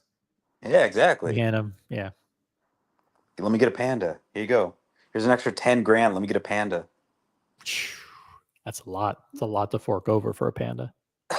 But to have the new panda and come and brag about it on stream, I think some people would pay that 10 grand. 100%. Yeah. Yes. So anyways, Yes. see, let's talk about this Mr. Beast. He's renting out the pyramids. What does that mean? Okay, Mr. Beast. That is some kind of social media influencer. I don't Yes. know. I'm not familiar with him, so I'm old. Okay. Okay, I that's don't know who fine. You Mr. don't Beast even know. is. He's probably one of the most famous YouTubers. I just saw something where he's renting out the pyramids for like 24 hours in Egypt. I didn't even know For you what could do that. for what purpose? No one knows. I was hoping you did, because I don't. you're an influencer yourself. I know you're in I am the. not. Yes, you are. You're in the WhatsApp channels with those guys. So I was like, okay, what are they cooking? OC knows. What are they cooking over there?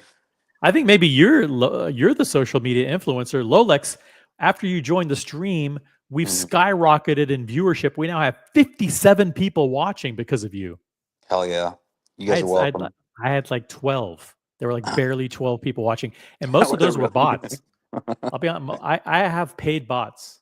Yeah. I buy 10 bots, so that means there were 10 bots and 2 actual viewers. You As know soon what? as You know what it jumped was? on, yeah. You know what it was? They all heard that I was bad at math. They're waiting for you to ask me what these percentages mean with the other watches now. They're like, all right, Lolix, what is that 7% going to do to that watch? I'd be like, oh, fuck. You're like, hey, Oyster Perpetual 6,600 for these price increases for it to go up to like 12,000 like that. Yeah, I don't that's know, man. wild, guys. That's wild. That That's seems crazy. ridiculous. I'm like, okay, where are you seeing these percentages? Let's see here. Lolix is right. Another Journe fraternity is born. We'll see. You don't have any interest in getting FP Journe, do you? You know, someone offered me, man, this had to be 2 years ago when I got my black Daytona. This dealer that was local to me offered me an FP Journe as like a straight trade. And I don't know what it was. I'd have to look up the model. But she was like, I'll give you this for that.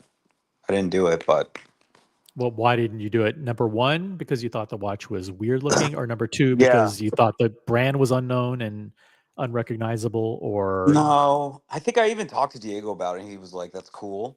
But I don't, yeah, that's not my style at all when it comes to watches. I don't understand FP Journe. I don't get it. what is it that do you not get the ugly dials or the Yeah, weird the dials are just symmetry or the wacky. ugly hands or the weird Yeah. cases? What is it exactly that you don't like? It looks the dials are just wacky to me. They don't entice me at all. Yeah, I'm looking at them right now. This is nothing. What is this? Hold on 1 second. I'm on the 1916 company page. I'm looking at an FP Journe UTC, I guess. I've seen that Yeah, a few times. drop it in the private chat if you want. Okay, I'm on multiple devices, OC. Oh, sorry. So Oh, yeah, this is difficult for you me. don't want to dox yourself. Okay. Well, it's not only that. I'm talking on my phone. I'm typing on my computer. But yeah, I just don't. This doesn't. This does nothing for me. They're ugly. I'm not going to call them ugly. It's definitely not ugly. It's just not my style of watch, personally. That's a very diplomatic way of saying it. It's right. Sure. It looks good on some people.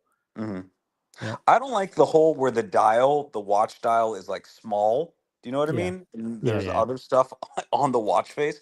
I don't dig that. That's There's some brands that do that well, and there are yeah. other brands that don't. I mean, like the Breguet is known for doing that. hmm Longa is known for doing that. Yeah. With the Longa One. hmm Um, MB&F does it a lot. There are a Yeah. lot of brands that do that. Beauvais does it. Beauvais does it. Small dial Mhm. for the time. Hey, Matthias is in the chat. Green highlighted comment. MJ wants to love FP Journe, but they don't have one in Boston or the Stanley Cup or beaches or tans. That's true. Harsh words from Matthias. Yeah. Listen, Matthias is very dogmatic about Florida crew. It's all about Florida crew. I mean, you get on a Yes. phone, almost any topic, you know, you call Mathis about anything. He's like, "Yo, Florida crew, bro." Like, dude, I called to say hi. I know, but Florida crew rules. Yo, Boston sucks. always remember Florida. So you got it, man. Absolutely. You're not with one of those Boston jabronis, are you, OC?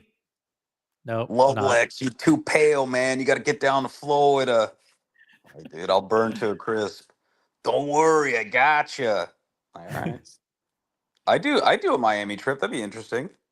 That'd be a good Oh, time. we're definitely gonna do Miami. We're definitely Yeah. doing Miami soon. Yeah, we're gonna do Is it a it. watch? Is it for a watch show, or Nope. people No, just we're going gonna to good? no math. I'm gonna go down. I'm gonna surprise Mathis on a Tuesday when he's not Hell yeah. busy, and I'm gonna Okay. do Tuesday to Thursday with Mathis. Okay. He's like, Okay. he'll be like, OC, come down. I'll show you the best places. We'll be eating sea salt steaks off that fucking guy's sweaty, hairy elbow. It's funny. We'll be drinking 40 ounces on the beach. That's what I want to be doing. Is the Versace mansion in Miami where that Yes, it restaurant is. is? Okay. It How was is. It that is. in person? I I, saw it on stream, but how was it in person? It's great. It's an Really? incredible experience. It's really Uh, fun. Yeah, it's really fun. It's a place where you go and you're taking a lot of pictures, and there's a lot yeah, of people celebrating anniversaries and birthdays, and people dressed to the nines. It's fun. It's absolutely fun. that sounds awesome. That would be great. Big Thank you. community dinner in Versace mansion. That'd be great. Well, we did it 2 years, but I mean, if anybody wants if anybody listen, I have tons of free time. If anybody says, listen, I'm going to be in Miami, give me a little bit of lead time, like a week lead time. I'm going to be in Miami Mhm. these days. Mm. That's it. OC will fly down. I'll hang with you. Dude, I'm pretty sure I could get Double Crown down there. And then Mathis will already be there. And then Yeah, at that point, Diego's going to show up for sure. you got Boston's Mathis going to down get there. jealous. You got Yeah. Jeff. You're gonna Jeff is down have there. you got Doc Mick. A whole bunch of people, right? Boston's going to get jealous. He's going to show up. Who else? MJ's going to say, why not? He's going to show up. He's got Before nothing you to know it. do. Yeah, Yeah. before you know it, there's a community event going on. Ryan Singer will fly out from Puerto Rico. Yeah, exactly. He'll say like, "Oh yeah," he'll be bitching the whole time. He's like, where I live in Puerto Rico, like the beaches are so much nicer, and it's just a lot quieter there, and so but Hell yeah. thank you, Matthias, for the highlighted comment. MJ blue highlighted comment. I don't know this acronym. What does this mean? Jabroni. IJBOL. I just blew an old lady. I don't know. Got coffee in my throat. I don't know. Love to see it. Love to hear it. We're not allowed to say like that. I don't think. I just blew A load? I just blew only loads. I just blow only loads, Mathis. I just blew an old. I Lady. just blew. I just. I just blew an old lady, Mathis. I just blew an old landlord. Could that be it? Yeah, probably. That's disgusting, MJ. Come on, clean it Yes. up. Clean up the. Listen, clean up these comments. They're disgraceful. Cloud Ken. OC is playing reverse games with the AD, telling them you don't want the Platinum Daytona makes them want to give it to you more. I don't think so. I think they laugh. I think they say stuff like, "Oh, well, if this guy doesn't want it, he's stupid. He's a fool. There's plenty of other people that we can give it to. Fuck him. We fuck him. We won't offer it to him because there's a chance that he'll turn it down." And so I don't think it's reverse games. I think I pretty much told them, listen, I don't want it, and I don't expect to be offered it. So, we must. I mean, sell you this what? I watch. mean, put yourself in their shoes. If someone tells you they don't want it, why would you offer it to them? Take my name off the list. It's all Does a that make game, you want OC. to? Does that make you want to give it to them more? Come on, it doesn't. It doesn't work that way. What do you think? Do you believe in circular logic? Absolutely. It's all mental games with these people, OC. You got to fucking make them want to sell you the watch. That's the whole Ken, point. jump on the panel. Jump on the panel and explain how you Yeah. think this psychology works with the ADs who have people lined out the door to pay $80,000 for Platinum Daytonas. Yeah. Yes. So Air Force Ones and shorts below the knees. That's going to be the official look in Miami, OC. So you got to come prepared for that. Shorts below the knees? I don't have any shorts below the knees. You really don't have any shorts below the knees? I'm Below wearing the shorts. knees? I'm wearing below the No. knee shorts right now. Swear to God. Are they black? No, they're from maybe 2005, and they're Mark Echo. If you remember what that was. No. 2005. I think, guys, I'm not going to say super chat to see Rolex in his 2005 long shorts, but use some peer pressure. Peer pressure to get Rolex to turn on his camera. Thank you, Cloud Ken, for the highlighted comment. Really appreciate it. There you go. Rolex wants to take his Air Force Ones and shorts that hang below the knee to the most poppin' fashion hotspots in America. Hey, Kyle D, it's good to have you with us. Got Jeff, Florida crew. Good crew down here. Almost as good as Boston. He's playing both sides. Yes, he is. Yeah. Buckley in the chat says these price increases are outrageous. Maybe they aren't. We talked about this for a bit. Maybe the Daytona is so fucking good in precious metal that you can't find another watch that's a banger fucking sports watch that even comes close to that for $45,000. Try and find another one. Find me another one. Find me another. A good one with a full gold bracelet and an iconic pedigree and a watch where you're on the wrist at a fucking club and someone goes, "Fuck, that's an incredible watch." You're not going to get that reaction with a Bulgari Octo Finissimo or a fucking even a stainless steel Daytona. It doesn't even compare to a solid gold Daytona. It's completely different watches, in my opinion. It's true. Hey, it's Boucher. What's up? Oh shit. That's right. Oh shit. Oh shit. Dad's home, guys. Everyone, be cool. What would you like to talk about? Anything? You have any reaction to anything? Either the price increases or that incredible Hypebeast article or anything that Rolex has said, which is nothing. Highly objectionable. Yeah. I've only been listening for 3 minutes, so I have no idea what you've been talking about. All right. First of all, the price increases. Yeah, they're outrageous.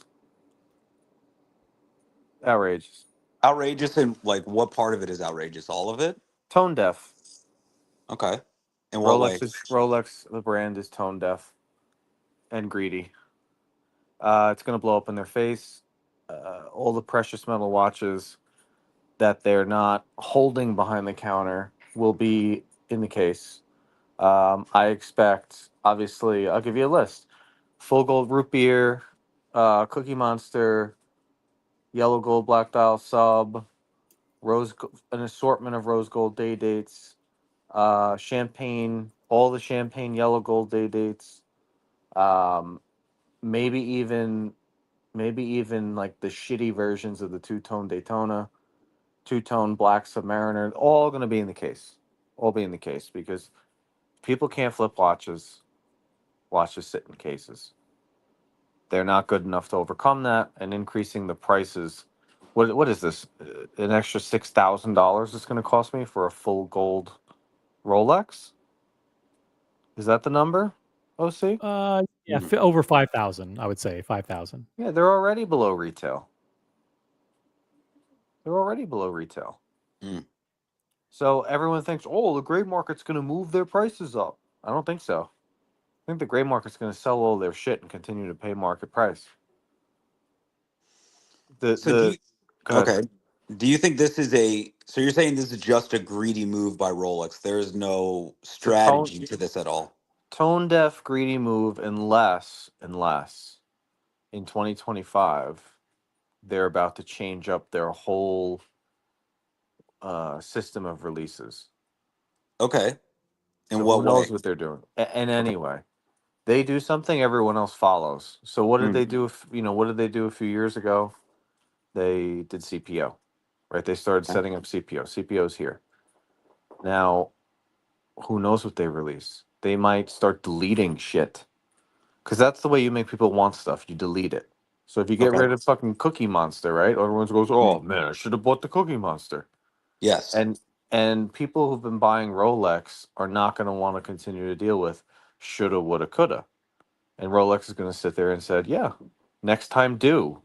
Don't shoulda, woulda, coulda." Yeah, next time, don't fucking doubt us.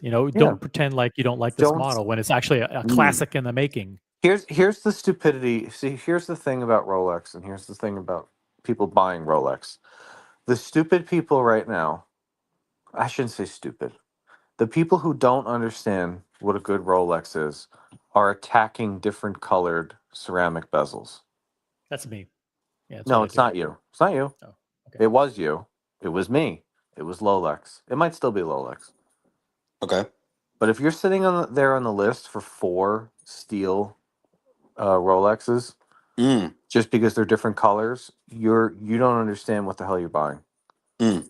The precious metal watches are better. They're just better. Yeah, obviously. But it's not obvious, Lolex. That's the thing. It's not obvious. So they, Yeah, they okay. may find a way to make people want that.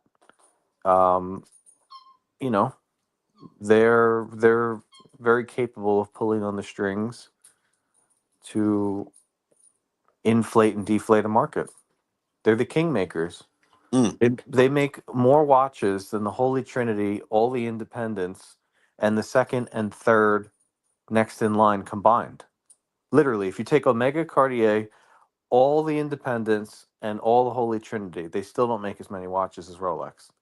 It's fucking insane. Yeah. It's fucking insane.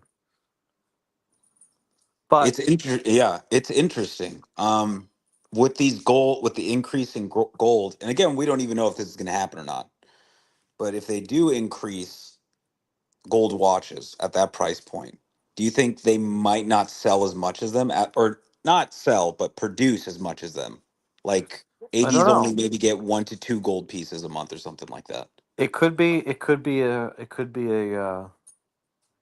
taking a page out of the Holy Trinity, where we want you to take a $25,000 hit on your first watch.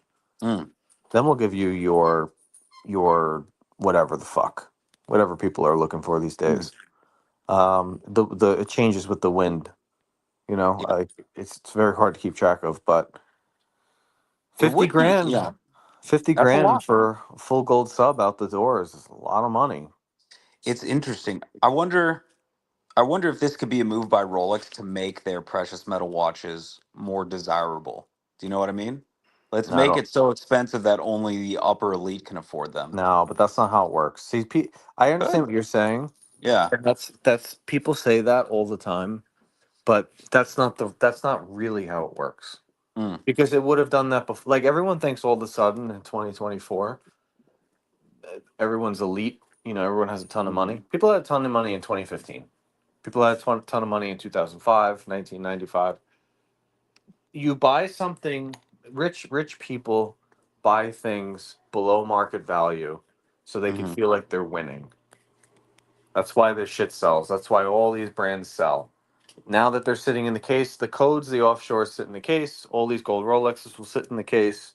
They won't buy them, and you'll sit there and say, but, and it's not about the 4 or 5 grand. It's about I need to feel like I'm winning. I don't need what you have. I already have 5 to 10 of what you have.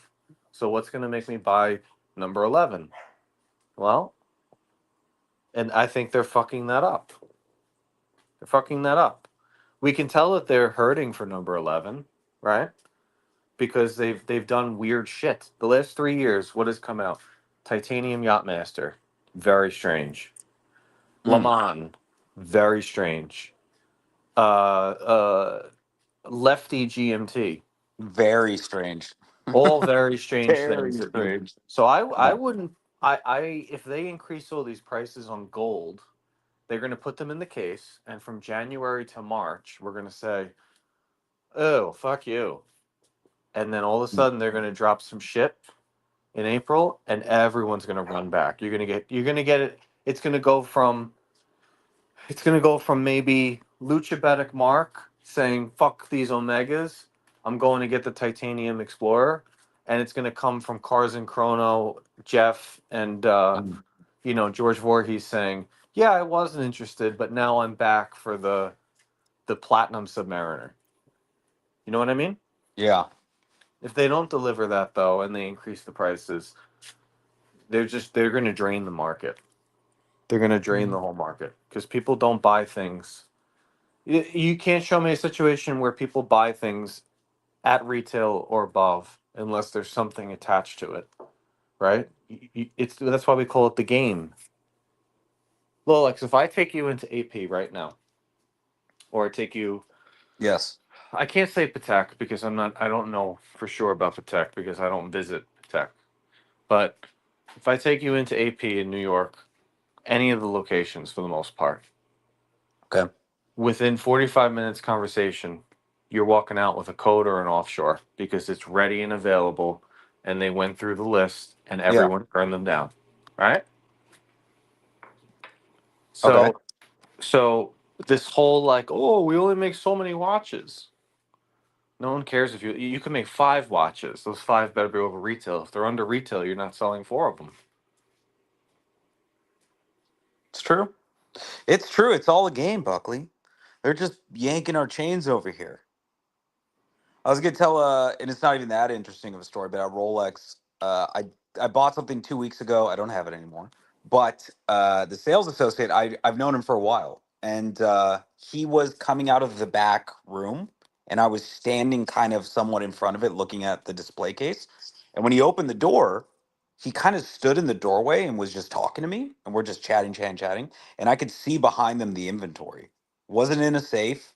It was in like I'd have to show a drawing of it almost. But I essentially saw all of the inventory, and they probably had like over 200 pieces there. They couldn't Yeah. all have been fucking gold. You know what I'm saying?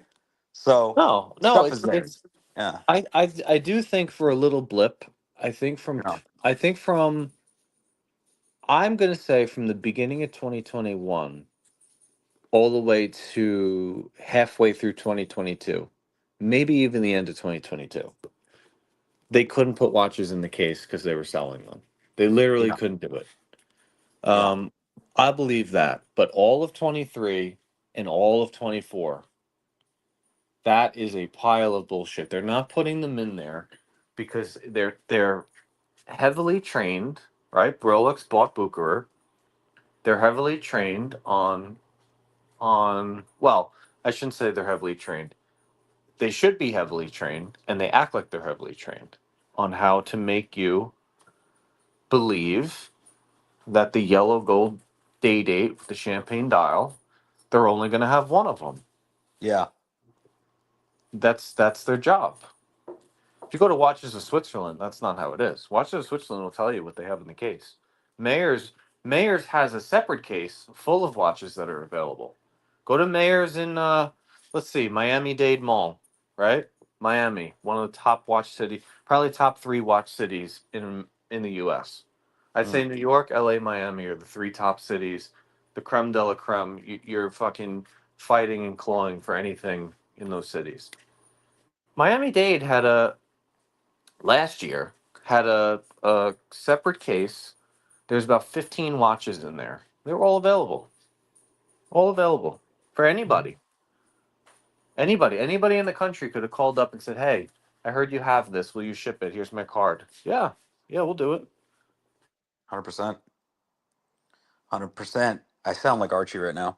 OC, did you see the link that I put in the private chat? Just Yes, I wanted did. to. Yeah. Can we go ahead and take a look at that? I'd love to Oh, get everyone's this opinion. is a pile of bullshit if I've ever seen any. Oh, the hype beast thing. Yeah, they took us from what I was reading. Yeah, yeah, yeah. I breezed through it. They took Bob's watches. I guess their pay-per-click analytics or something. Yeah. And they're saying that the full rose gold root beer, along with 2 other GMTs, are on the rise. Well, number one, everything should be on the rise because it's Christmas, so you're not Mm-hmm. fooling anyone with that. Number two, it just so happens you have a bunch of these watches in stock. You're not fucking fooling anyone. No one wants to buy a full rose gold GMT right now. Yeah, no one. Well, Unless there's So I it's a mean, deal. but it's nice. what they did is way more sinister than that. I mean, they created a series of posts that insinuate that the prices for these models are exploding. I mean, it literally says the root beer saw a massive rise of 433% in 2024. Okay, in other words, a watch that was $35,000 is now a $125,000 watch. This is a complete bastardization of data and to make a twisted social media narrative designed to bamboozle their audience, which tends to be lower income, lower education, more hoodlum type Oh people, Jesus! street hustlers. Oh Like, it's like, Jesus! Stop it! Stop it, OC!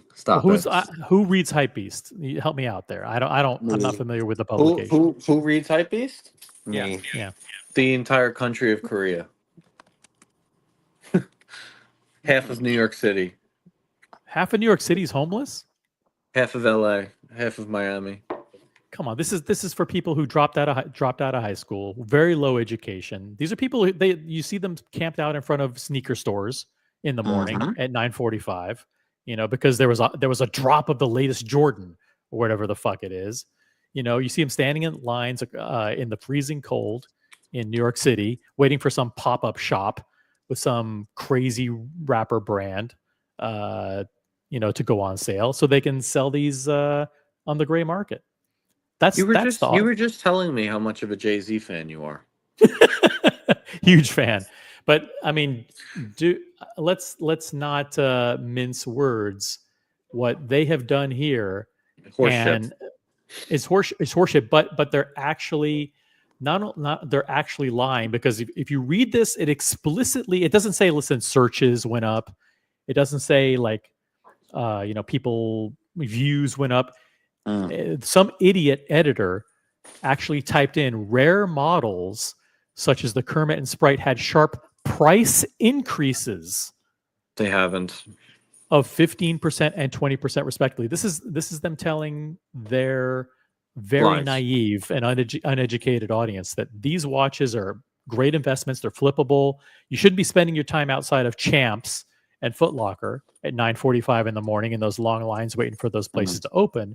What you should be doing is forming long lines outside of Rolex, buying all of these models, including the full gold root beer, because this went up an astonishing 4x.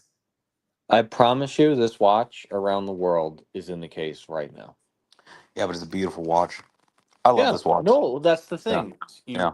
The thing is, everyone is conditioned and has been conditioned to buy steel because they're cheap and they're over retail. But, very often, if you compare a full precious metal version of the watch next to steel, it makes the steel look like garbage. It just does. It does 100%. It just does. You know, people. One of the things. I mean, I try to always say this. I don't know if it ever resonates, but if you go back the last 60, 50 years, whatever, when people got money, right?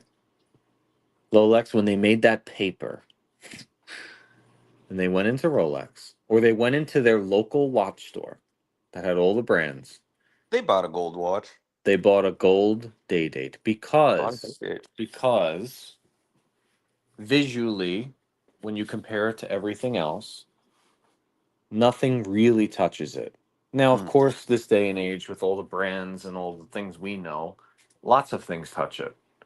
But to people who don't know anything, nothing really touches it. You know, everybody comes to a watch event Yeah, the that we day have. dates. Day They dates are always the stars. Yeah. Dude, I've seen it happen Yeah. 50 times where we have a dinner of 10, 20, 30 people. Everyone Hmm. comes and they want to see fucking, you know, I want to see Cars' Vasher on Everest. I want to see the Titanium Yachtmaster from Jeff. You know what people are most impressive with? Most impressed with? OCs. OC's OCs. Yeah. fucking smooth bezel date. Yeah, for It, real. it it gets everyone. Every Yeah. single person who touches it, they're like, oh wow. Let me ask you something though, Buckley. Am I crazy that so I've been looking at day dates myself too, and obviously 36 is the size I would go with, but a part of me really wants to get that 40. No, Am don't I do it. crazy? I know it's like don't Don't do it do it. because of the size, but fucking Don't do it. The 40 on 36 rose will look gold? better on you. But a 36. rose gold, No, Buckley? don't buy rose. 40? Come So on. my Chop it. my opinion on rose gold, especially with Mm. Rolex, I think we're at the end of the rose gold train. The pink gold's going out. I don't think it goes out for Nautilus or Royal Oak, Mm. but I think a solid pink gold Rolex or any other brand is done. I think we're done. Okay, look at this. Look at this watch here. Solid Yeah. gold speedy, 19 grand. That's what they're asking. Hmm. That's what I'm saying. You know, I reach out. That's a good. Yeah, it's a good. It's a solid buy. That's a Yeah. super solid buy. If you like it, if you like it. It's a The thing is that solid people are buy. brainwashed. People are brainwashed into thinking that that's not as good as a Rolex. That's not. Hold You on. know, it's It's a solid buy for someone who's collecting watches. Mm. You're not collecting watches, Rolex. You don't know that. You I don't know know what it I do for in my sure. spare time. I'm not collecting watches. OC is not collecting watches. We no, have no. very few people in. If I go through the chat right now, PG is a PG, watch. PG Yeah, is a watch collector. He's a watch. Mm. PG is a He knows watch watches. collector. John D is a watch collector. Yeah. Cloud Ken is most certainly not a watch collector. Mathis Nope. is not. No. Um, Mathis turns down watches all the time. He only has 2 watches. You know, so yeah. Mm. Yeah, so if you're gonna have 2 or 3 watches, Rolex, and you want to make a yellow gold, green fucking dial, Fucking so cool though. The price Speedmaster, point. your watch, be my guest. But I What if I think it's just one and done absolutely this? you should have 20 watches before you have this watch. I just think at this price point, it's cool. I bet I could lock this guy down at One and 18. done. What are you, a Easy. fucking leprechaun? What fucking? I bet I could score this for 17.5 if I call him this fucking That's not a dealer. score. That's not a score. Because guess what? I think that's a You, score. What is you it turn brand around. new? You know what he paid for this? Yeah, he probably paid nothing. He probably paid Song and 10,000. dance. Song and dance. But what is his retail at? I have to look it up. But probably a lot. 35, 30, 35? 35, 30 to yeah, 35, easy. yeah. This is a 2023. It's not an old one. It's Right. a fairly recent version. These come around all the time. This isn't like a special deal. But Yeah. If you got a ton of money and you're a watch collector and you want this, be my guest. Those 30,000. are out This is a of $30,000 watch before taxes. everyone thinks Rolex that there's 1,000 out of 1,000 watch collectors. I'm sorry, out of 1,000 people buying watches right now, there's 900 of them that are collecting. Mm. The truth is, out of 1,000 people buying watches right now, there's 9. that are collecting. That's the truth. Yeah, yeah. At That's what the point are truth. you a collector? At what like watch number? Past 10? We talking here? 10, 11?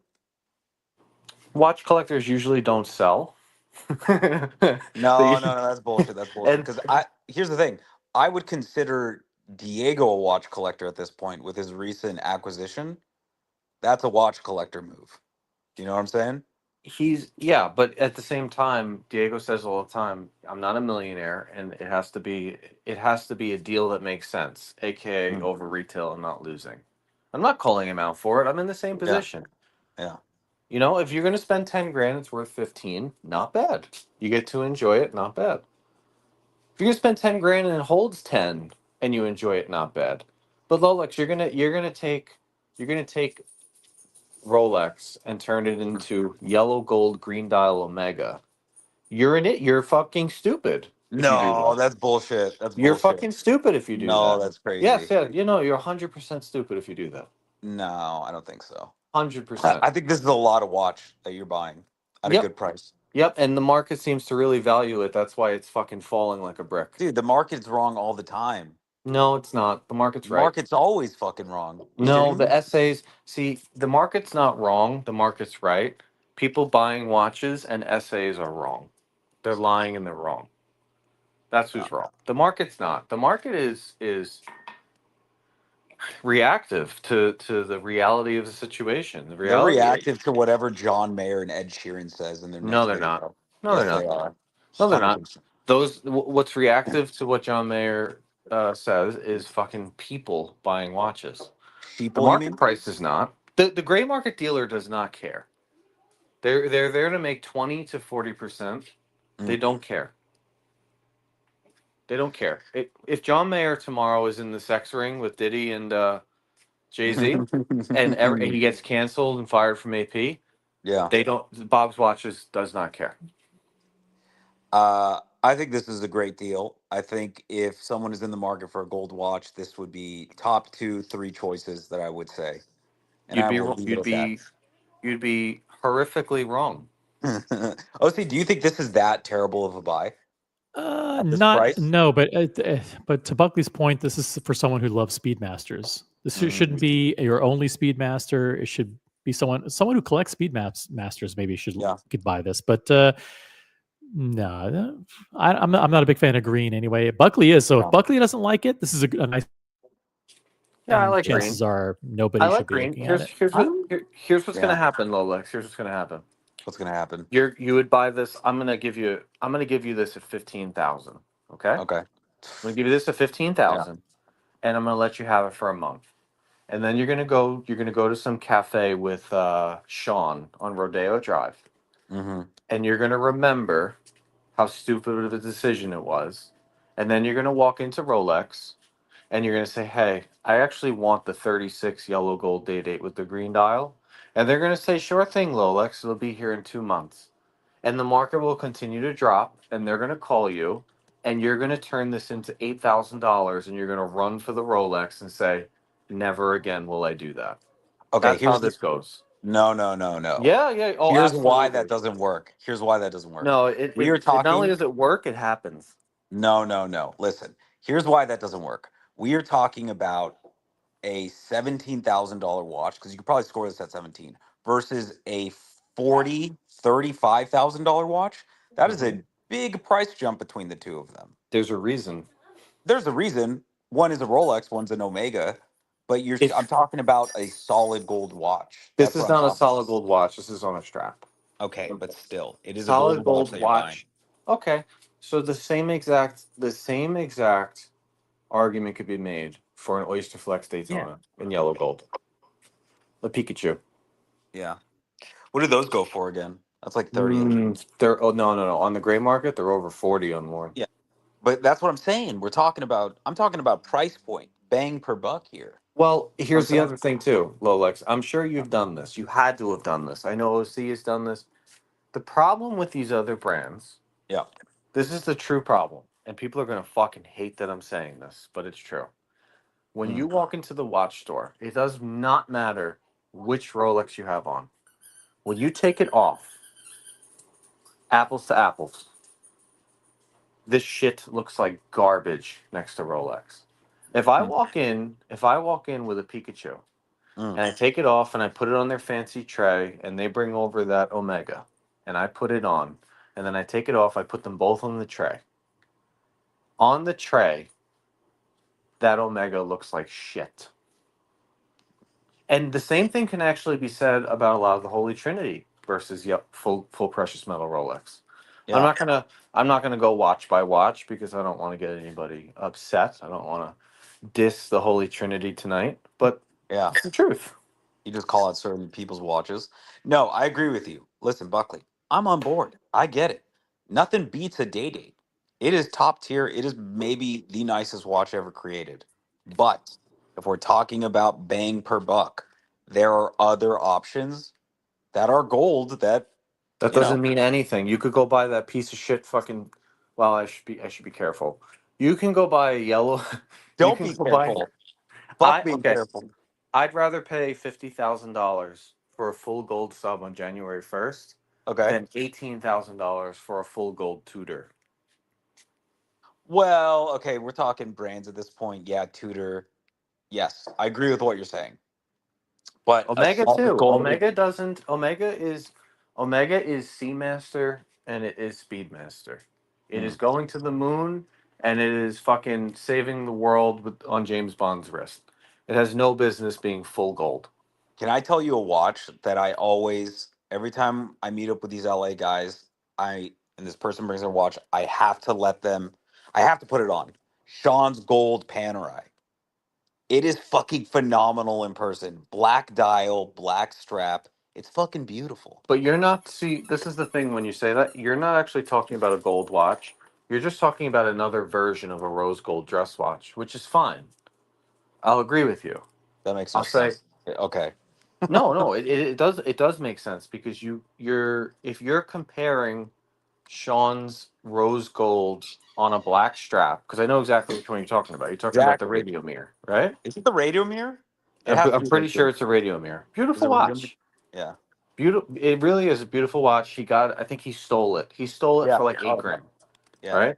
He stole it. But but you should not be putting that in the same category as a full gold Rolex. Okay, I will agree with you. It's not in the same category, but I guess what I'm talking about is solid gold watches that you can get on the secondary market that are absolute fucking steals, right? You buy a You have day, to you're love going to it. spend 40 grand. You're going to spend 40 grand on this, right? I understand. You have to love it. If it's a solid gold watch, you have to love it if you're gonna get it at a deal because there's no deal in watches right now. That's the problem. Is you may say, "Wow, like what? Which brand is taking an absolute fucking knife to the throat right now?" Uh, Um, JLC, yeah, okay. PC. JLC. This is a $45,000 reverso. I can get it for 12 grand. Okay, but as long as you know that the gray market paid 6 for it. Yeah. Or not even that, like the master compressor, like Yeah. Archie's. That thing Oh is, my yeah. god, total piece of shit. Yeah, you take a Yeah. huge dump on that. Yeah. Now, if you're a watch collector, like John D's a watch collector, he's buying stuff. He can afford to do so. He says he wants to have 50 watches or 100 watches. He doesn't care. By all means. But there's one John D, there's one PG, and there's 100 of us. For the 100 of us, it is a very bad decision. Mm. Terrible decision. Awful. You'll think about it at night, Lolex. You'll fucking. Dude, the only thing I'm going to be thinking about is this green and gold Speedmaster and how fucking great that would look on my wrist. Okay? That's the only thing I'm going to be thinking about. You're Yeah. crazy. Buckley, I'm looking at this. This is fucking a beautiful Yeah. watch. Let me ask you a question. How Yeah. often you? How's your green OP doing? Number one, fuck you. How dare you bring that up on stream? Number two. Number two. This is none of your goddamn business what happened to that watch and how I Yeah, it's, sold it and made a good profit, right? yeah, How dare you? yeah. Yeah. So That's a you know big. what? Yeah. We're So talking. We're Lolex, talking, dude. That's a completely different Lolex. conversation than what we're If having. You son of a bitch. let me. The hardest to get Oyster Perpetual from a brand whose color is fucking It's green. green. Yeah. You got it. Yeah. It was That was a it was fumble. I fumbled that. profitable. You didn't Yeah, enjoy wearing it, but somehow you think a good idea would Yes. be to take that money and go buy a yellow gold Speedmaster on a strap because Yeah. it's a good deal. This Can I is a tell you too? disaster, Rolex. Can I tell you too? That might be. I made a profit on that watch, which is always good. I did well on it. But that might be, especially looking at the price increases, that might be my biggest fumble, my one watch regret. I should have maybe held on to that because it's going to get discontinued. Not this year, maybe next year. But it won't even so a No, watch like that that was a good watch. That was a good watch. it won't even matter when it gets discontinued because there's so many of them. Yeah, we say that about a lot of the line though, but you never know. It's No, we not going do to do the know because numbers. It's not so going to do the numbers of the yellow and the red or the Tiffany, but you gotta understand the yellow, the red, and Tiffany were only made for I think 18 months, right? This and yeah, that was now discontinued 2.5 years ago, almost 3 years ago, yeah, right? So not so take that, then think to yourself, okay, which Rolexes that were discontinued at mass production have really proven to be great investments? mm, The only one is if you got a Hulk at retail. yeah, But that stayed the same. That the fucking price hasn't changed in yeah, it's been 18 to 22 grand for I don't even know how long, yeah, right? Forget about the fucking the white gold blue dial John Mayer Daytona below yeah. retail. Holy shit, dude! I know someone. I know someone that bought it at the peak, and now he's trying to sell it. He's lucky Uh, if he gets he he's might getting he scalped. might he He probably should can't keep even it get at that point. 35. He Yeah, probably can't yeah. get 35, I'd have right? to look it up. Yeah. Matthias, we got a super chat from our good friend Matthias. Highlighted comment from Matthias, a green highlighted comment. I just tipped the valet what Rolex made on that green OP. In other words, he thinks he made like $50 basically. No Going way, through dude. all that trouble for $50. I mean, I'll be honest. What I made on it, I don't give a shit. I have nothing to hide. I've always been honest, Lolex.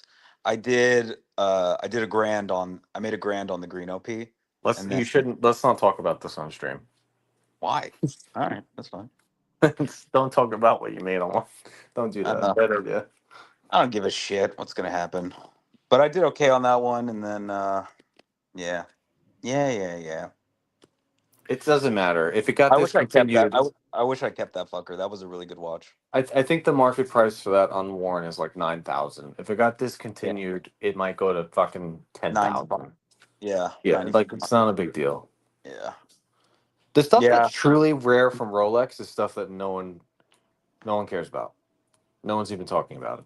I think at this point you kind of have to buy the shit that you really like because even the Batmans too, they're what are they going at for like 14, 15,000 on the secondary? Yeah, not much.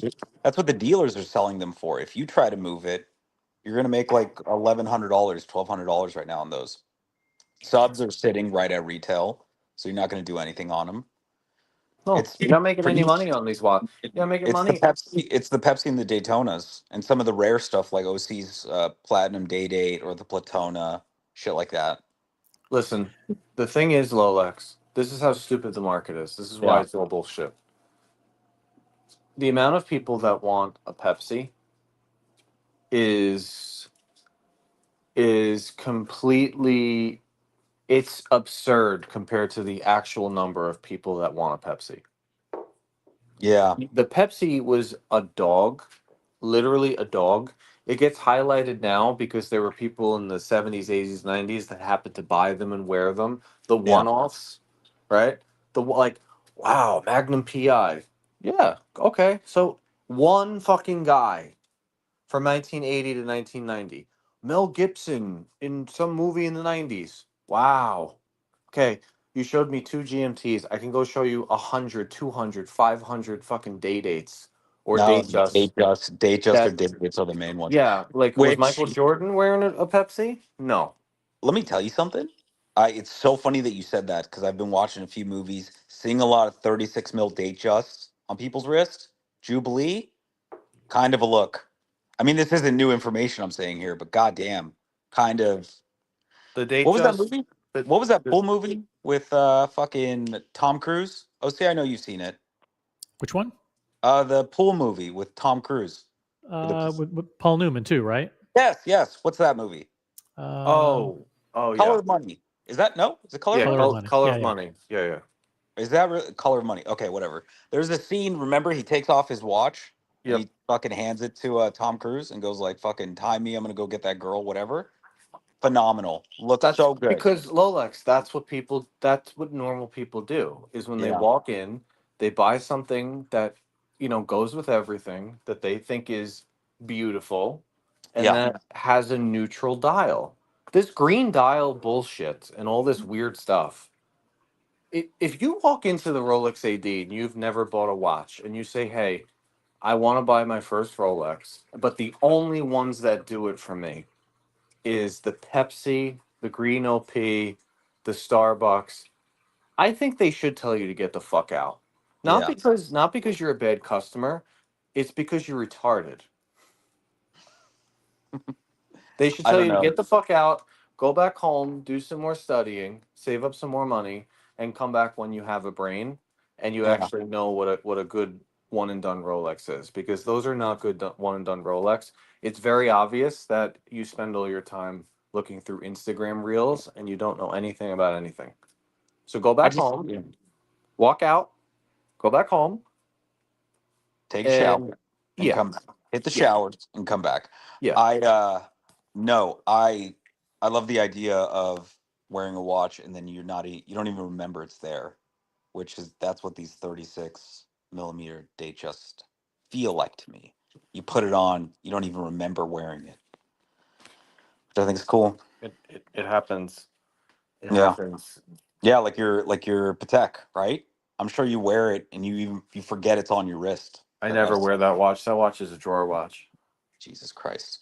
I'm Buckley, not, I'm when are you not gonna sell kidding. that goddamn thing, dude? Right? I'm We gotta no, get I'm we part. gotta flip. I'm not selling it. I'm part of the. I've been inducted into the Tiffany class 2024, and Bro, there's no get going the back. fuck out of there and get your goddamn day date No, back. you just want me to Personally, come. You want me to leave a cool club to come sit at your lame lunch table. It's not happening. first of all, pal, I'm smoking cigarettes in the parking lot. I'm not eating lunch with you dorks, okay? Number two, you're a fucking day date guy. You every time I turn on the stream, Buckley talks about the day date within like 15 minutes. It's like clockwork. The day date comes Yeah. back in the conversation. So stop fooling yourself So and buy Rolex, the day date, okay? Rolex. You want to know? You want to know the most undervalued,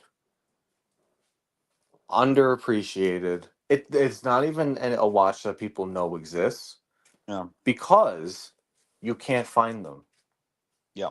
in the Rolex catalog. You can't find it. What? The platinum white dial day date. Oh yeah, I think I remember you talking about that. You That can't they find it. actually do produce a platinum white dial day date. Yeah, you can't find it. Can't Oh. find it. We've me and OC. I think in the colony, besides Boston Collector, but Boston operates up in Boston, right?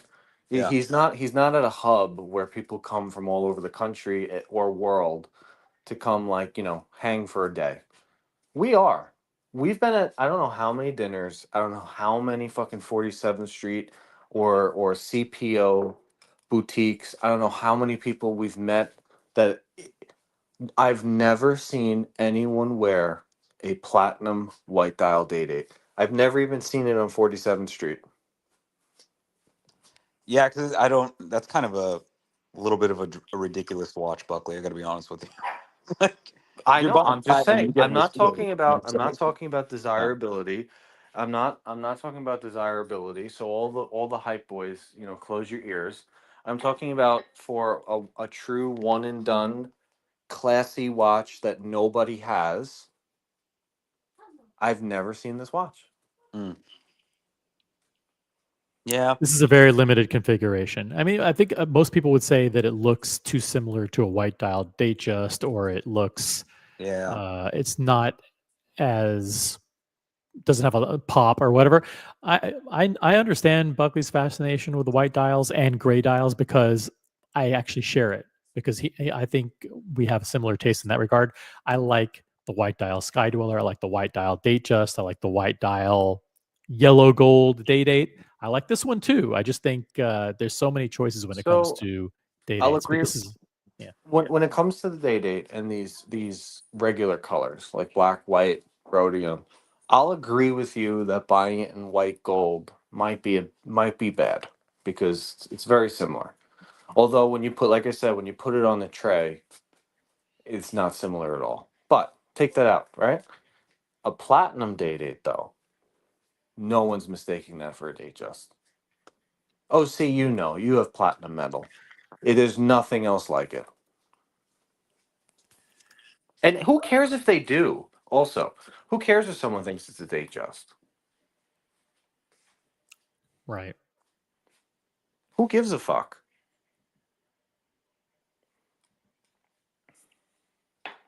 Yeah, I mean, is this that was even relevant? Is that this was relevant in this it, community anymore? yeah. I mean, no one is mistaking this watch for anything other than a fucking killer watch. No doubt about it. Lolix, you still with us? Hold on. Lolix? Hello. Okay, hold on a second. Get rid of you. Stakes were made. It's okay. All What right. watch are we shitting on right now? No, My like so, dad? this was a breakfast earlier today. Guys in the chat, please name these 4 people in the community. I Okay. think you're gonna have a hard time naming the 4. Okay. Give the audience a chance to weigh in. Who are these 4 people? Small G. You got Cam.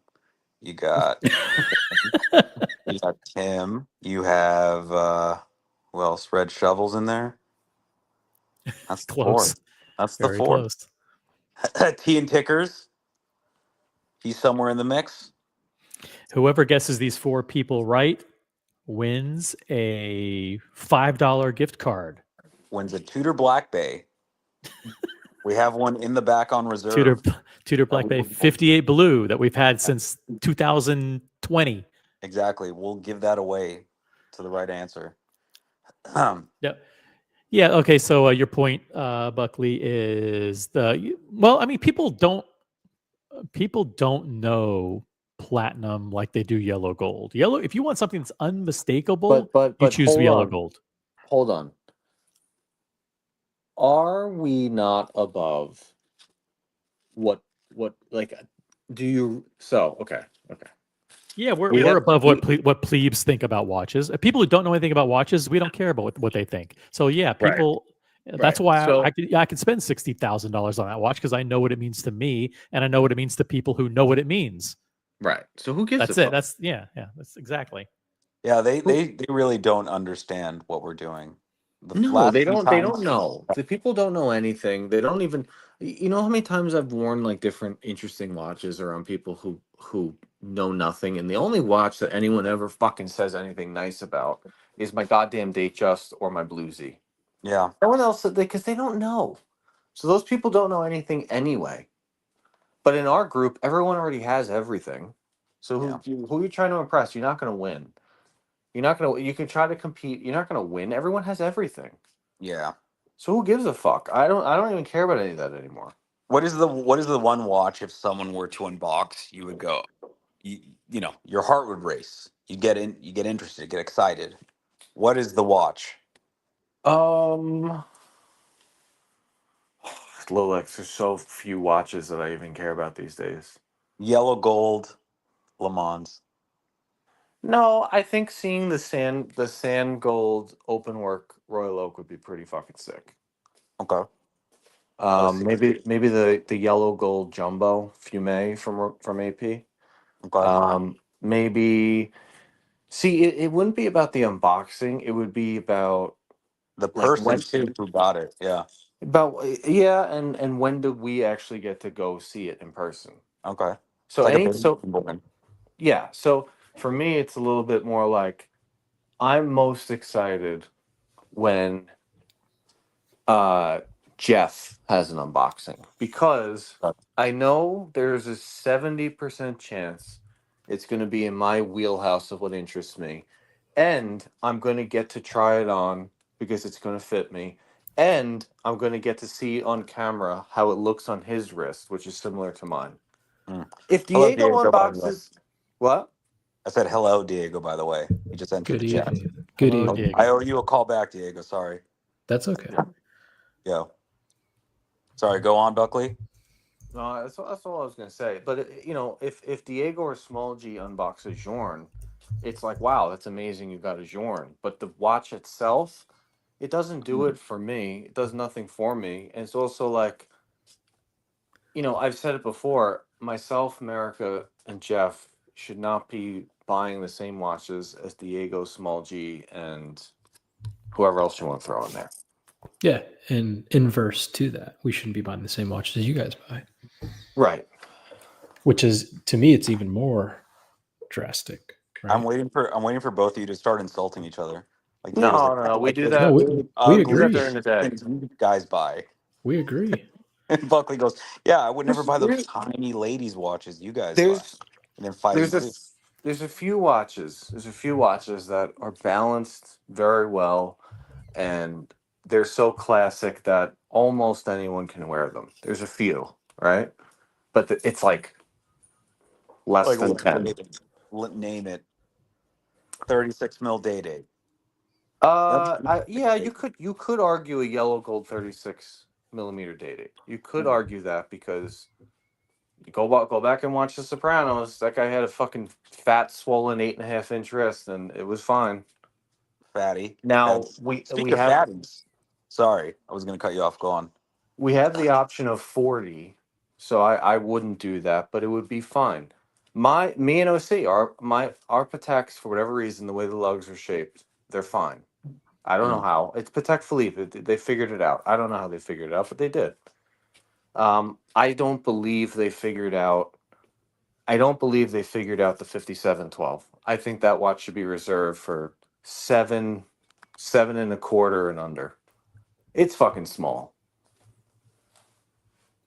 And 7 or likewise, 7.25 under.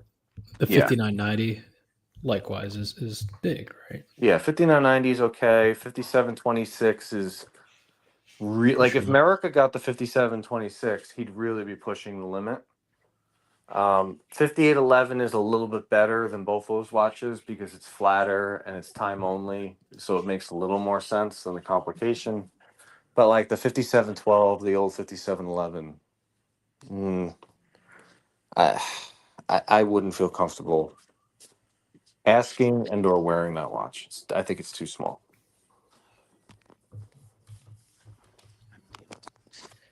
Um, 63,000. yeah, Yeah, insane. Oh, it's platinum. Okay. Brighten up. But like there's like Rolex, there's a whole bunch of. Here's some inside scoop for the community. Sure. Drop the gossip. Let's hear it. There's a whole bunch of people that are trying to, I think, get an Elegant. Okay. And some of these people, like if Jeff gets an Elegant, I'm not joining the stream.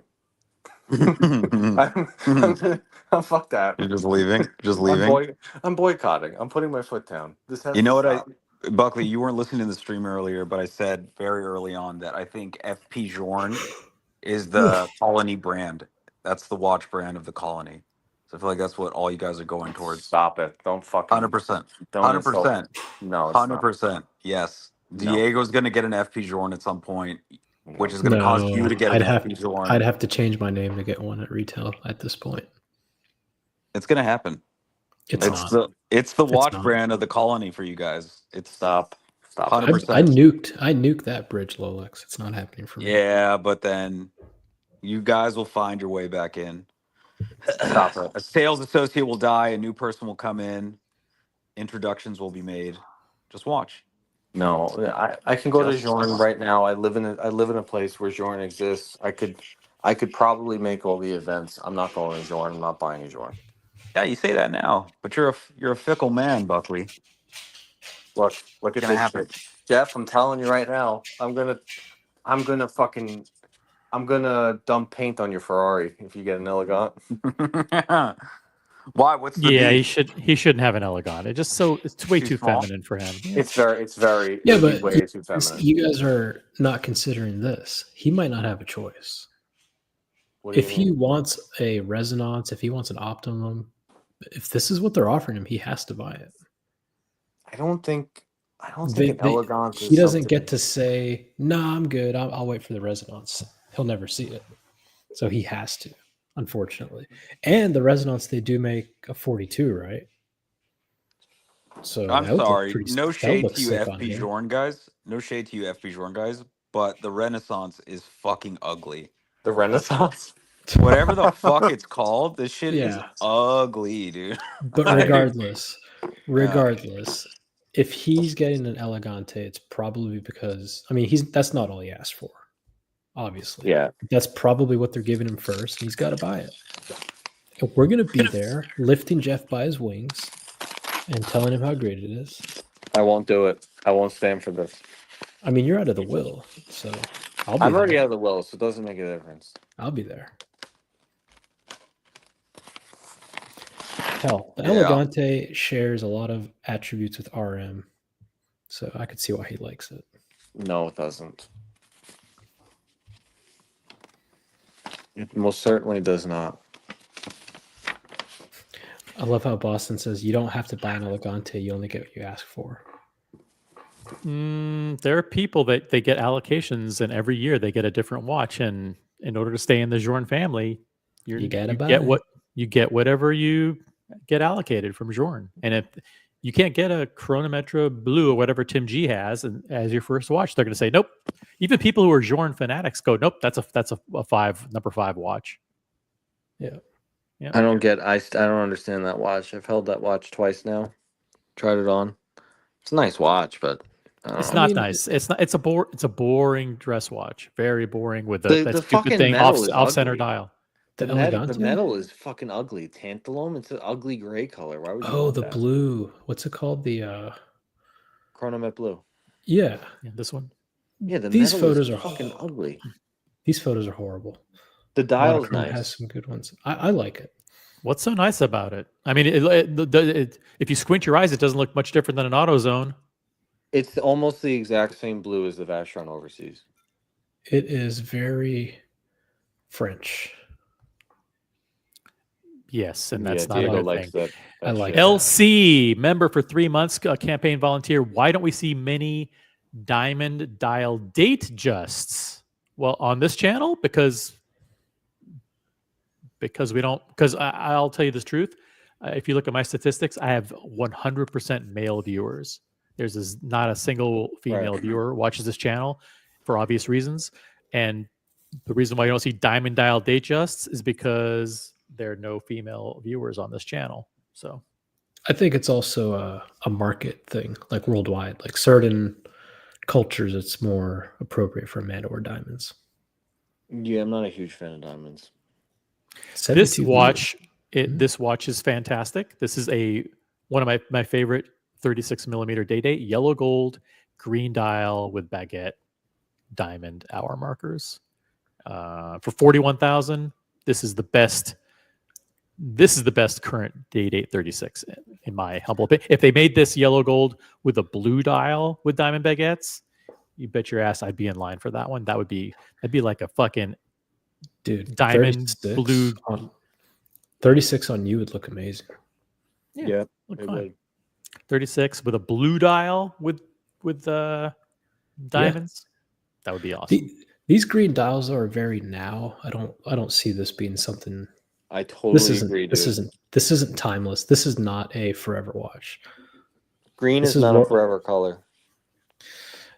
For the Hulk, I would say maybe, but like this or like a 5711 green dial. I mean, fuck. Yeah, but the thing is, the green has a very special affiliation with Rolex, so they can pull off green as an anniversary color, green as any It kind of color, and does. it's special. Yeah, It does, but the first green Rolex was the Hulk. So like if you go back in history, it really well, the Kermit, sure it's Kermit. yeah, sure it's like the color of the box and all that. But even shit, if you go back in history, the color of the box was red. You know what I mean? Mhm. Yeah. Green is a very Red and brown boxes. Yeah, Yeah, that's green true. is a very and even like the pre-ceramic Rolexes I had, it wasn't the Rolex green. It was a completely dark, muted green. This is a new generation thing, but regardless, Diego, this this won't last. But the thing is, they're acknowledging people that they think are collecting Rolex, and they're gonna make everyone wants this because they plan on having a bunch. But as a one and done, I'll agree with you that the 5711 green is fantastic. They really that might be the best green dial of all time as a one and done. But Yeah. green as a one and done is a bad color. It's just a bad color. It depends how you do it. Like this is like a or what is this? Sunburst? Yep, sunburst. It's Regular dial. Yeah. Yeah. And then if you look at that Fume one, that's very 2024, right? Like there are so many Rolex dial variations going back in time where it's like lapis lazuli or onyx or whatever. It's not timeless. It's collectible, sure. Collectible. Malachite is collectible. Sodalite is. What is it though? This one's The timeless. red jasper. The jasper with the green jasper. Yeah. But you got to ask yourself the question: does this green look better than champagne or white? I think the answer is no. No. Well, it's not that it does. No. So it's cool. 10. It's cool. No. Well, the thing is, are you buying a day-date and wearing that motherfucker and being a day-date wearer? Or are you buying a day-date and it's going in a box full of 10, 20 watches? If you're buying, right. if it's going in a box, the champagne is the worst color to pick. Yeah. It's the worst color to pick. So it just depends on what you wanted to do. And that's why I don't have a day date, because I still haven't fucking decided what I want my day date to do. It's hard. I think when buying a day date, you have to ask yourself, you're like, I'm 36, right? Will I be wearing this at 45, 50, 70? This green one, maybe, like if I was a different person, but like the sunburst green, like no. It's just what's hot right now. It probably goes above retail because it's different. And that's why people gravitate towards it for the most part. Same with the damn that onyx style or whatever it was called, the one with like the blood or the bloodline in it. Eisenkeisel. Yeah. Isn't that's ugly? Is it not? It looks like a really bad countertop. Like granite, like shitty granite. Like the worst shade of granite you could find. Look at these variations. I mean, they really get crazy. Cool. Yeah, there's this cool. carnelian, which is Boston Collector has. They have turquoise. These are expensive dials. You pay a premium for them. Then you have, of course, white mother of pearl. And you have the classic champagne. I want to quickly go to the configurator because Jeff is mentioning a specific one. I'm not sure if they even have this one, to be honest. I think it may be platinum with pink dial. I don't think they even have that one. Do they? They do. Yep. Let me go back. Platinum. So 36. Yep. Platinum. Okay, so we got blue fume. We've got the sky blue, silver, white, and yeah, here we go. Pink with diamonds. Platinum, 36. Probably awesome in person. For a woman, obviously. It's not the candy pink of the OP. This is a sunburst pink. It's different. Totally different. Mm-hmm. They should do a lot more of those enamel looking kind of OP style dials. Yeah, the lacquer dials on the day dates. They should.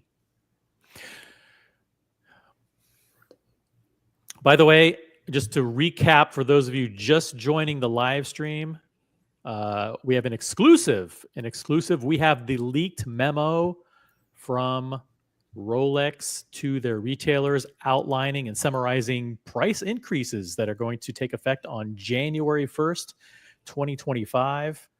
Upvote the live stream, guys, but for those of you just joining, just to recap, 1% increases on steel, on platinum, and on steel Yacht Masters with the platinum bezel, 2% increases on watches with the white gold bezel, 5% increases on two-tone, and 7% increases on full gold. And then we have also different price increases for the Daytona models, 1% price increase for platinum, 3% increase for steel, a whopping 6% increase for two-tone, and an incredible 14%, if this is true, 14% increase in Daytonas in precious metal exclusive of gem set models. Jeez. So, hey, oh, by the way, say hello to CQ in the chat. What's up, CQ? Good to have you with us. Big George NYC is in the chat. Kino Pravda, Jonathan Smith. What's up, guys? Thanks for hopping on. Thank you, Archie Luxury, for forwarding over the viewers. Appreciate that. So yeah, these are massive price increases. I think just to a point earlier that mainly for Buckley, because like there are only 3 models that are having a really tough. Okay, there's some models that are having a really tough time in precious metal. It's the Cookie Monster, the full gold root beer, and the white gold Pepsi with the blue dial, and then all the Sky Dwellers. All the Sky Dwellers in precious metal are suffering. Other than that, I think they're kind of okay on the full gold. I think the only okay is Daytonas. Daytonas are okay. But You know what no, you're good. Keep talking. The thing is, OC, to my knowledge, Rolex allocates watches based on them, being sold. So when they get to an AD and they're not sold for a long time, they start to ask questions. So why do your salespeople not have a good clientele? Because these should sell instantly. Right. And they're right. If they've mined their market correctly, they should have customers lined up for years to buy all of these watches. I wonder if it's more a case of these ADs were telling Rolex, we need more. And Rolex is like, all right, but you better sell. It's kind of like fucking Narcos, right? I need 100 kilos a week. Can you move it? Oh, yeah. And then when you can't move it, it's a problem. And it's not the seller's problem. And so that's true for the cartel and for Rolex. They just keep shipping you more watches. It's your job to figure out how to move them. Yeah. And when the AD is saying like, wait, hold on, wait. And Rolex is like, what's the problem? Right? Yeah. Yeah. What's what you didn't develop your market properly? You don't have sell. This is what you wanted. And then Rolex might say, we're going to start making some cuts. And I think that's when ADs scramble and they start firing people and like, all right, we really need to figure this shit out. Really quick on that list you have, what I thought was interesting is that they even mentioned titanium.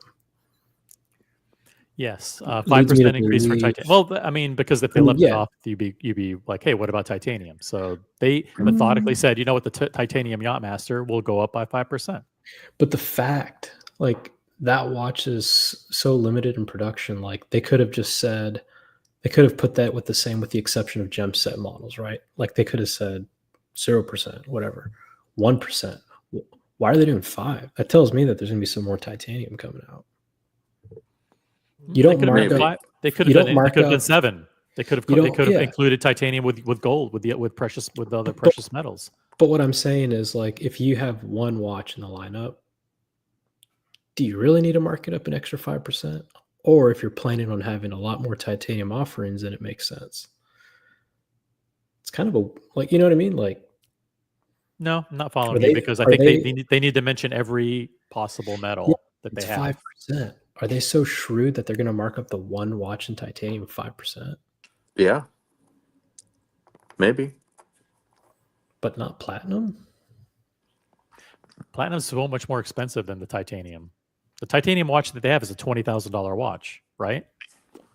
No, 14. 14. Okay, so 14. It's nothing. Everything that's platinum is expensive. But steel's 1% too, and they have $14,000 steel watches.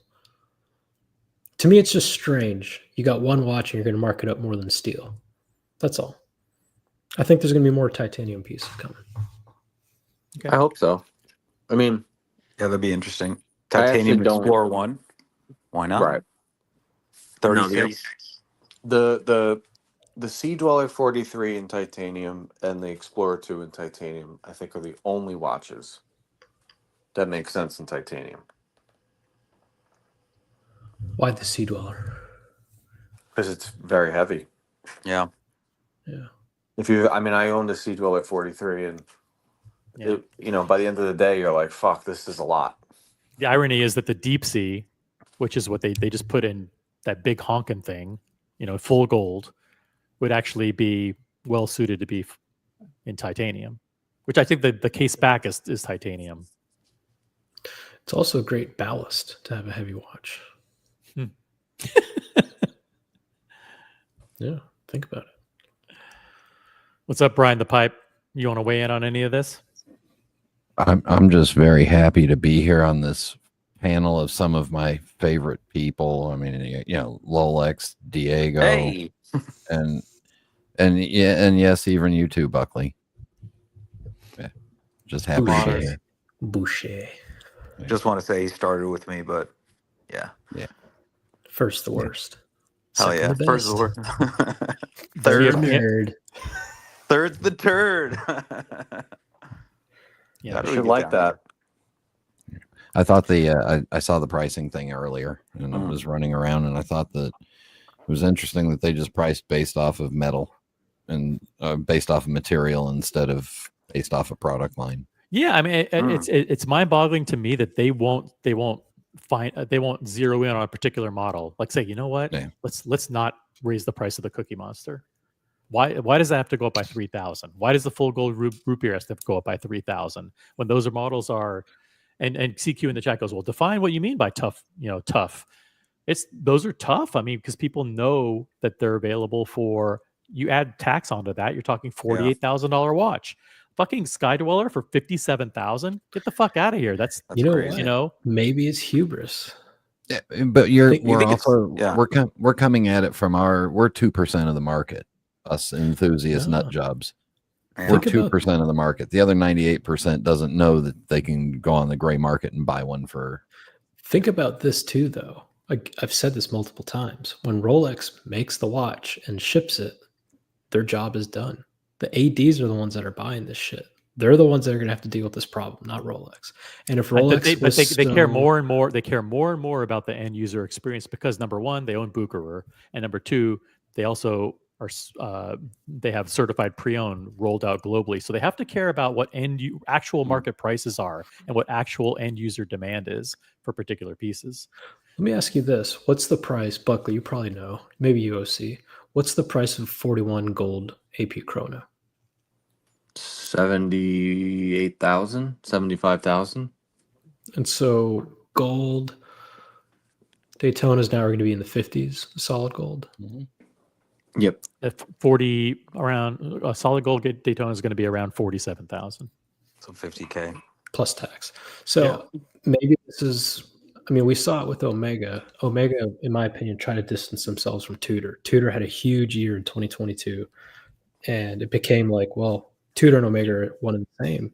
Rolex had huge price increases on their Speedies. That happened right after the Black Bay 58 Chrono came out, or whatever it's called. They're essentially the same price as a Speedy. This might be Rolex's way of just trying to jump up market, separate themselves a little bit from some of these other brands that are itching closer. I mean, a gold Speedy is what, 30 something? Yeah. High 30s. Omega does a pretty good job parroting Rolex prices because they consider themselves a peer to Rolex. And this might be Rolex's way of going, no, we're not Omega. We're a peer with way better. AP. Yeah. We're more Trinity. We're slightly below AP still, though. But it could be hubris. It could be, again, they looked at the last 3 years and they said, holy shit, if we increase profits by 1, 2, 5, 7, and 14%, like we're going to, I mean, think about the revenue, the additional revenue. I think they actually had a total revenue percentage increase that they wanted, and they dispersed it this way. They spread it out disproportionately amongst their product line. The question is, do the people at Rolex, after they had their meeting, did they come to the conclusion that customers will continue to buy the numbers even at these prices? Yes. Mhm. They may be wrong. I think they're wrong about certain models. I think the Daytonas will still go. Yeah. But 1% on a sub and a But Panda. the Who cares? Daytonas. Listen, the tipping point is when the watch starts to go under retail and secondary let me ask you a by a crazy lot, question. by a large margin, and that hasn't me happened ask- for the full gold Daytonas yet, but they're very close. Let me ask you a crazy question that I think MJ and America would really enjoy debating. Maybe, what if what you're looking at is actually the number that they're going to decrease production on those models by? So 14, they might increase the price 14% on the Daytona, but they might make 14% less Daytonas. Yeah. I mean, when I was looking at that 14% increase in gold Daytonas, my mind immediately went to the Submariner book and how low production was for solid gold subs. I mean, we're talking, I got the book right here. I'm not going to pull it out, but I think like a solid gold 40 mil sub, they made what, 13,000? The Smurf, they made 13,000. So it might not really hurt them if people aren't buying solid gold Daytonas too much, but they figure they're hedging. Well, if they do sell, this is our home run. Yeah, I mean, it might. I just, No, they're you doing know, the opposite, Buckley. you think they're going to increase production and make it more No, they're expensive? they're reducing proportionally the production of steel, and they're increasing the production of precious metal, and they're increasing the prices higher. They're doing Do we both. know? But do we know 100% that? we know that. The entire Swiss watch industry is doing that. If you look at all the numbers of production of steel, two-tone, alternative metal, and precious metal watches, over the past 5 years, they're disproportionately producing more steel to raise their average transaction price, and they're increasing the prices of. Did I say steel? I meant gold. Sorry, Gold. Yeah, I was They're- going to say, wait, I'm following, but I'm getting Yeah, they're confused. dramatically increasing the proportion of the production allocated to full gold, and they're raising the prices of the full gold higher than the rest of the lineup. That's why even though most brands are producing a little bit less, their revenue is way up. I think we have a misconception of how many gold pieces Rolex makes simply because that's typically what's available. I truly believe that production, I mean, they're not going to double precious metal production in a year. They don't They're they not don't have doubling, the but yeah, but they might increase it a little bit, right? 10-1 maybe would be I think steel to precious metal. 10-1. I think why you're seeing such an increase in the gold is, yeah, they might have increased production a little bit, but they're thinking, you know what? The AD's got to buy them anyway, right? Yeah, and we got to remember that We're going to get 14. We might only let's say we send 500 steel pieces to a Mayor's Jewelers, and every year we send 50 solid gold pieces. Let's make our fucking money on those 50 pieces. I think the ratio is even lower. I think it's probably 25-1 because you got to remember all the 31 and 26 millimeter date justs and all the 36 date justs. Yeah, and that's the bread and butter. The 14%, that might just be the shit sandwich that the dealers have to deal with to be able to sell steel Rolex. Yeah. And they're not going to say no. The question is, if people stop buying from the dealers, at what point does the dealer go back to Rolex and say, hey, stop sending gold Daytonas? Guys, these dealers and Rolex survived just fine for decades and decades before 2019. Yes, that's true. But what are we seeing in the past 3 years? We're seeing dealerships that don't perform closing. That's a new thing. That also creates artificial scarcity because they're concentrating the dealers in affluent markets, making it harder for you to get Rolex. You have to travel further, and so the dealers that are left have a bigger customer base. I'm not so sure they closed them. I'm not so sure they closed them for not performing. I think they closed them. I think they're closing the weak as ones as a strategy to have fewer points of sale. And ones that obviously sold out the back door. Yeah, fewer points of sale, but also increasing production. They're making the ADs that didn't close, their job's getting harder. right? They're going to have more watches to sell. If these prices keep going down, it's going to be harder for them to sell. And at some point, some of these dealers are going to go back to Rolex and say, "Uncle, stop sending shit. We haven't sold a Gold Daytona in a year," or whatever it might be. "We haven't sold a Gold Skydweller in 2 years." Like, and then what happens? I don't think they can keep. I don't think they keep models that long. I don't think their turnover Well, is those measured might have in been- months and months. I think now. I think in the past it might have been. I think now they're expected to move every fucking piece within 60 days. They are. Yeah, but Buckley, you told us about that 180 in New York that wasn't performing, right? And they got rid of all the staff. Yeah. couldn't Well, sell. They fired the staff, but they didn't get rid of the AD Sure, but like, why did they fire the staff? They weren't selling, because, right? well, they weren't moving. They weren't moving the watches we're talking about right now as fast Yeah. as they should have been. So, So, maybe yeah. Rolex in the past, oh, okay, you held on a Platona for a year. That's normal, right? But then during 21, 22, 23, they're just like, "Oh, these things sell before they even arrive." That's okay. Why do you still have a Platona after 3 months? What's the issue, right? Or why do you still have a Gold Skydweller after 2 months? Right. It's more of that. It's why do you still have a full yellow gold sub? In not even 2 months, like 3 weeks. Why? And You that know? goes back to my line about, is this hubris on Rolex's part?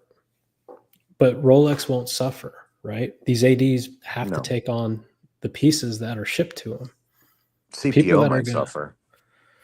Yeah, and the ADs, they're gonna fuck. I mean, less ADs, more inventory coming to your AD, prices going down, less buyers, especially. And here's the fucking final cherry on top: the prices just went up. Oh, you can't sell a gold Skydweller? That's okay. We're going to increase prices by 7%. Yeah. That doesn't help the ADs. And I think even more so, whatever you're seeing in America as far as availability, I think you got to double it, maybe even triple it for other parts of the world. Because I remember, I mean, I was, when We was s- I? We saw was it in- 2 years ago. Well, no, Diego, me and you saw it. I mean, I was in Yeah. Italy. I was in Italy in September of 23, over a year ago.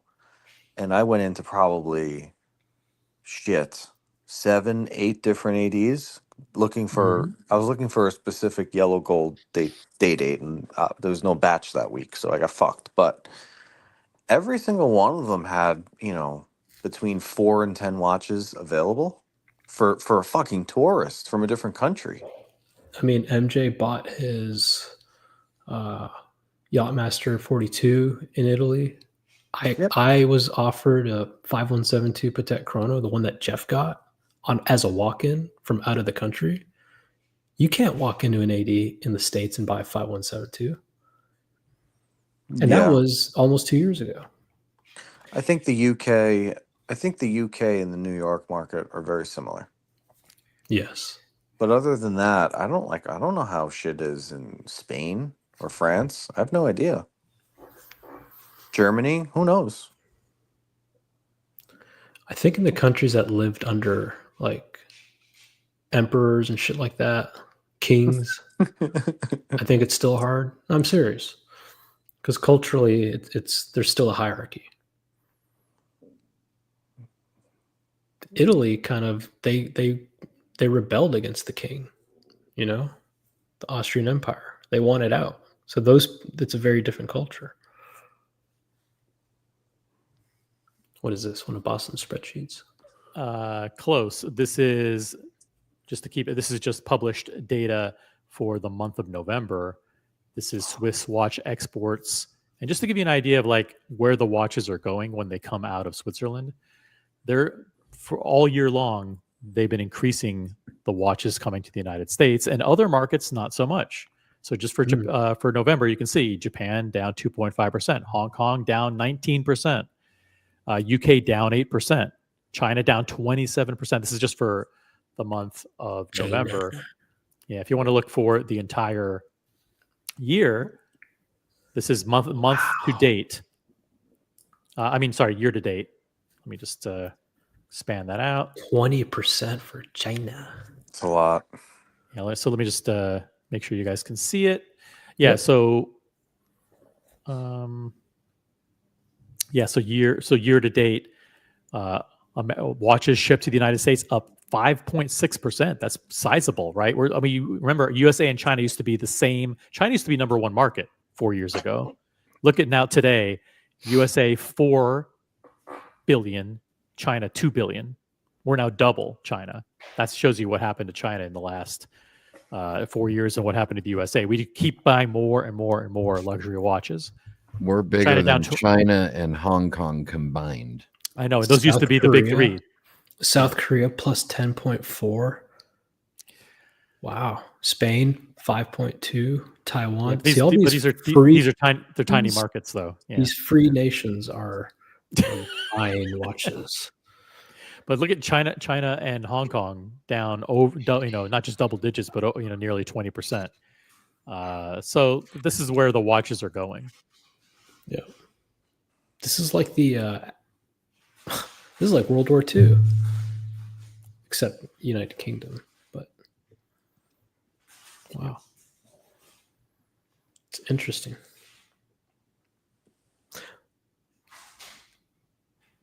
It's going to be hard for sales associates in 2025.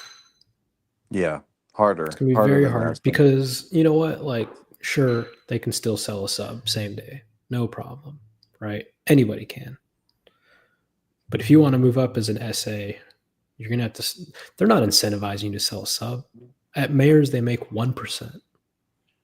Okay. If you want to make your money, you're going to have to sell friggin' gold. That's going to be very hard. They have to sell their No. brands. These. Yeah, at Booker, Yeah. if you want to make money, you got to sell Booker watches. Yeah. Mayors, you make 3% on other brands. I think 6% on jewelry. RS Fan says one of my authorized dealers has a Date 840 rose gold olive that used to be super desirable, but with the diamond bezel, and it's been sitting in the window since April. Can you imagine, like, if we went back to 2022, like, if you could get it with the diamond bezel, that was better, right? Mhm. It was more desirable, way over retail. Now it's like, it's a detriment. People are seeing clearly. That's one of the good things about the market going down. Remember Rolex? Rolex? People are being Yeah. honest. And Rolex 4 or 5 years ago was an 800,000 watch a year company. Last year, 1.25. They increased production 50%. And the prices have gone up huge. I mean, all these guys, watch production increases, massive price increases. Dude, Rolex might actually be very smart. Nothing says they have to continue making numbers that at 1.2 million, right? What if during this time they have been reducing their sales locations? We're going to take advantage of this market. We're going to make 1.2. We can do it. No problem. This is even before they built their new factories. They made 1.2, right? And then if things slow down, they just slow down. And they're fucking fat and happy. And they're making up the difference with these increases. Okay, so we can't sell 1.2. We can sell 900. That's fine. Our revenue is exactly the same. Well, that's what I said about the percentages before. Yeah, because we implemented these increases, we're fine. We're going to make the same money we did last year. Yeah. If this is what they're doing, it's not 100% the same, because the problem in Switzerland is the watchmakers. You're spending a lot of time to train watchmakers, and if you have a capacity of watchmakers doing a certain volume, and Rolex is the king of automation, so they're always automating and making things super efficient as it is. But if you were to reduce production to the point where it affected the number of people that you had assembling movements and actually doing gem setting, those people, you have to pay those people anyway. Nope. But listen to this, OC. At my company, if they said, listen, we're going to have less work next year, but our revenue is going to be the same, no one's getting fired. So if the model is true that if Rolex can sustain a reduction in production because of lack of demand, and if they make up for it with increased margin, There's no reason for them to fire anybody. Okay, so you used to make 30 sub movements a day. You only got to do 20 now. They're not going to fire anybody. That's on the caveat that revenue remains the same or close. Why would you fire them? You invested so much into them, and there might be another boom 1 or 2 years down the road. You need to be ready for that boom. Yeah, they don't want to lose people, so it's a conundrum. Is that a word? Big word? Yeah. That's a good word. What do you think, Lolux? He's doing something else. He doesn't care. He's eating Hello. sushi. Hello, what are we talking about? I get what you're saying now, Buckley. CQ, just CQ, stop typing frantically in the chat. Just jump on the panel and talk. It's getting annoying already. Buckley is wicked smart. He saw it Just like jump on 30 the minutes. 30 minutes before me. If Switzerland's anything like the rest of Western Europe and Scandinavia, it's really hard to eliminate an employee. You almost have to pay for them for a year or two until they get a new job. So you just keep them.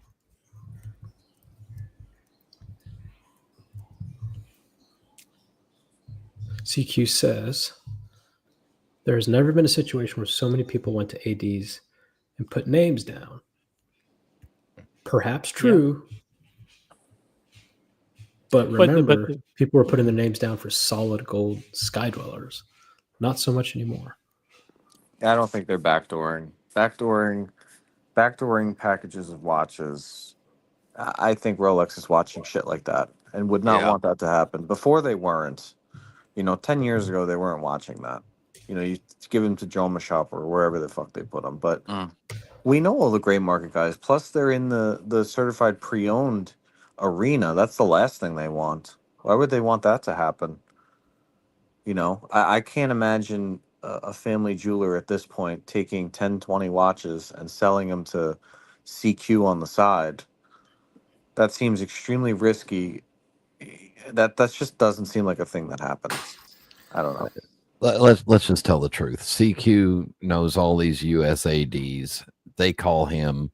He sends it out to secondary dealers out in the Caribbean that he knows. That's where he makes all of his money.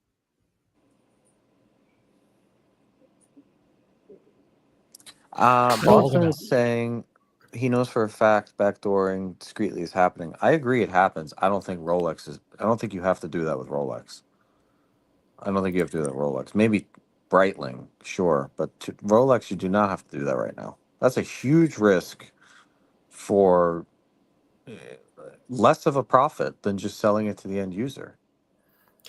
Even so, the idea of backdooring, we have to assume that these watches are going below retail, right?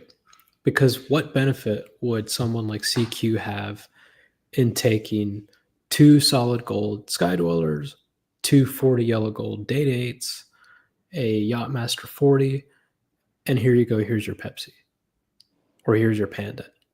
It's a losing proposition for that dealer. So the only way that backdooring works right now is if they're getting deep discounts. Because otherwise, why would any gray dealer backdoor? They don't have any problem. They don't have any problem selling Pepsis or Pandas or subs. It's the precious metal shit they have a problem with. So unless these ADs are saying, look, take our gold shit at cost plus 5% or whatever it might be, and then we'll give you the Pepsi or we'll give you the Panda. Maybe. But they don't have to do that. I think they have enough walk-ins that you can just sell the full precious metal thing and give a sub. So I think maybe packaging could happen, but backdooring is a different thing. I don't think they don't have to do that. Even packaging though doesn't make sense anymore. Like, I mean, think about it. If you really want a platinum Daytona and your AD says we can sell you the platinum Daytona today, you got to buy a 40 mil day date, and you got to buy a ladies 36 diamond encrusted day date. And fuck no, I'd lose my ass if I do that. I don't think what you're saying happens really. No, I don't think it does either. But that's why I'm saying, even packaging today, there wouldn't be anybody willing to do it. Packaging used to be, used to make sense, but it's not that severe. It's like a guy would buy a full. He would buy the Smurf at full retail, Yeah. and he would get a Batman with it. That's packaging. Um, I don't know if it goes on. I mean, if it does, I mean that person's just really stupid. I'm sure. You know what, Diego? You're probably right. There's probably people stupid enough to do that. We were seeing some of that last year because when we were all in Vegas, the guy at the Watches of Switzerland boutique, when my wife was looking at that Beauvais, he winked at us, and you buy this, we can get you the date, the OP36 that you want. Jeez. The other thing too, to challenge Boston's point is, let's say Rolex was backdooring, the ADs were backdooring packages of watches. Where are they going to? As far away as humanly possible, maybe. Mm-hmm. Yeah, I mean, it seems like a very like with Breitling, it can just go to Joma Shop, but that's because there's a huge margin to be made. I mean, it's like I would imagine if some drug dealer is like, I need a hot weapon, right? All right, we'll get you one from Nevada so that it's not registered in Georgia or whatever it might be. I would think that these ADs say, okay, yeah, here's 6 watches, but don't sell them in Atlanta. All right, fine. I'll ship them off to Singapore or Hong Kong or wherever. Yeah, Yeah. but doesn't the part that always Oh, man. confuses me is, doesn't Rolex have to register the watches, the warranty with an individual at the time of sale? The AD, so I don't, that's a great question. I'll ask my sales associate next time. When, Booker, yes. Booker, they have to do that. And Watches of Switzerland, they have to do that. Right. So unless they're setting up these an endless stream of these fake people who come in and they buy the watch on behalf of the AD, which that goes on. There's tons of people. You just, hey, I have a cousin who he has a friend, and then they have his friend. They all do fake sales, and then that guy turns around and just hands it over to the dealer. So CQ says names are no longer on warranty cards. That's true. But if I go to Mayors and buy a watch, I'm pretty sure they have some database that says Diego bought a Pepsi, right? Yeah. The question the watch is, gets registered. The warranty gets registered immediately in your name. I don't think it gets registered in your name. I think there's a record of sale to you for that serial number, because I really don't think the card's registered to a name and an address and all that. That kind of seems like invasion of privacy, because like at AP, you have to register the watch, right? Patek Philippe, you have to register the watch. That's a choice you make. When you buy a Rolex, at Patek, it got registered. It got registered for me. Yeah, right, they just do it. They're doing that in front of you. I don't think that Rolex get registered to your name. When I bought the Guinness in June, she said, we're registering this for you. Here's your warranty. You don't have to do anything. Yeah. I believe that the ADs definitely have records. The question is, do they send those to Rolex? And the question is, if they send them to Rolex, the only time Rolex is ever going to know is if your photo that you're selling the watch on has the rehot shown, or you show the card, or someone sends it in for service, right? Yeah. Because who's going to send a watch to Rolex for service like within 2 years of it being sold? Well, and the thing that happens is, and I've not bought Patek directly from Patek, so I can't say what they do, but I know with Rolex you can give it as a gift, and therefore the warranty travels with the card, and it doesn't matter who it was registered to or who filled it out originally. So when I got my Patek, they fill out the paperwork. It has your name, right? They didn't scan the paperwork. And then she says, do you want me to register your watch for you online, or do you want to do it at home? I was like, yeah, let's do it now.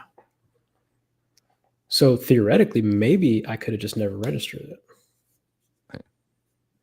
I can tell you that I'm very, very sure that my name was used internally with an AD to that my name was used and some watches were applied to my internal account with that AD. Then those watches were then sold to preferential customers who were getting more watches in a year than they should have. So the internal, the internal AD games are still there. Yeah, I think CQ is right. He says that the warranty, that the AD is actually activating the warranty, but they're not activating it in any individual's name. So they're just basically telling Rolex, "Hey, this watch was sold, and it's it's time to activate the warranty." The AD knows who it is, but Rolex doesn't. Yeah. And to Kesslow's point, Patek warranty is only valid for the individual whose name is on the papers. That's true. But you don't, like I said, until that watch is registered, right? Online. If you send your watch in for service, they're going to know it comes from you. You're going to have to provide proof of the papers, right?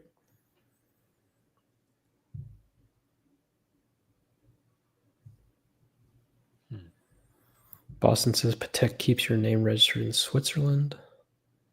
Yeah, I mean, they found out one of our own sold a watch, right?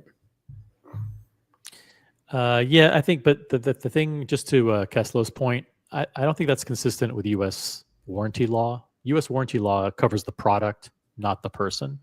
So if I buy a Patek Philippe, or I buy a car, or whatever I buy, and it's under manufacturer warranty for X number of years, regardless of where that product is, if I sell it to somebody, the manufacturer's warranty has to go with the product.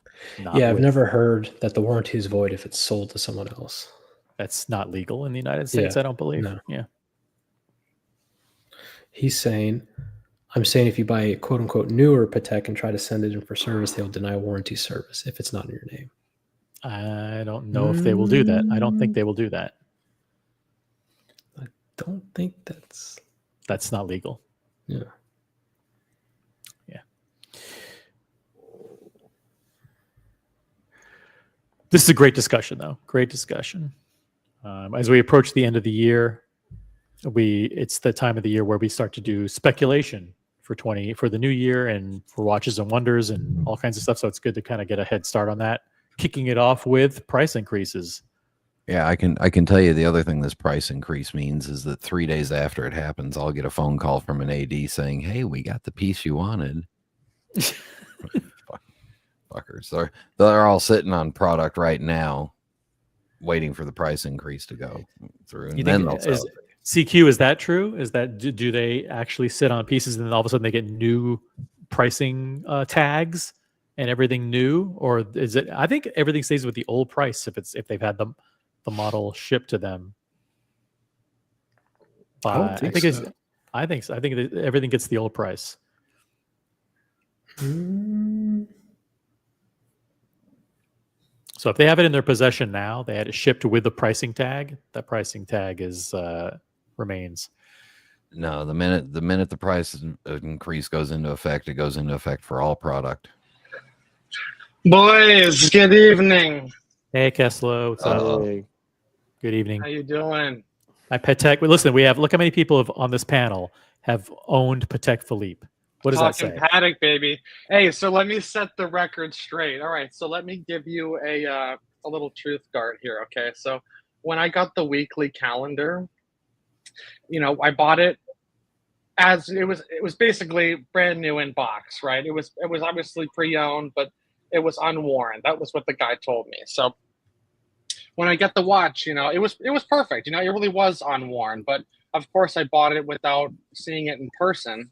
And anyway, so I'm looping the watch, right? And this actually took me several days to realize. Okay, so I have my loop out and I'm looking at everything, and it's flawless, right? movement is flawless, and I'm looking at the hands, right? The hands are good, and they have the black polished hour markers, right? Yeah. So I'm taking a look, and I see like this. It looks like a speck of dust. Okay, now I'm expecting 100% perfection out of Paddock, right? I'm like, this is my first one. I'm expecting it to be 100%, right? And I see like this little. It's like a dot, right? I'll show you a photo later on WhatsApp. It was so hard to zoom in on the thing, and I could tell it was like a tool mark or something. It was like very strange, like a little dot on the tool mark. So I was on my way to watch time. This wasn't this year. This was the last year's watch time.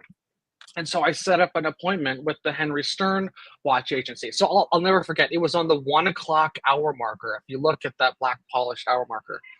So I bring it in, right, thinking, okay, well, I bought the watch. It's 3 months old. Maybe I'll see if they'll warranty it. They'll give me a new hour marker. So I bring it in, and I make my appointment, and I show it to the guy, and he brings it in the back, and he goes, I definitely see what you're talking about. It's hard to tell what it is. It looks like a scratch, like some sort of a mark, And I go, well, do you think you left the factory like that? It's, I was expecting perfection. And he tells me, well, whenever a watch leaves for QC, we have what's called the 20 millimeter test. And if you can't see the flaw with your if they'll only do the warranty if they can see the flaw with the naked eye. So when you're holding that watch 20 millimeters from your eye, if you can't see it, you can't do a warranty service on that.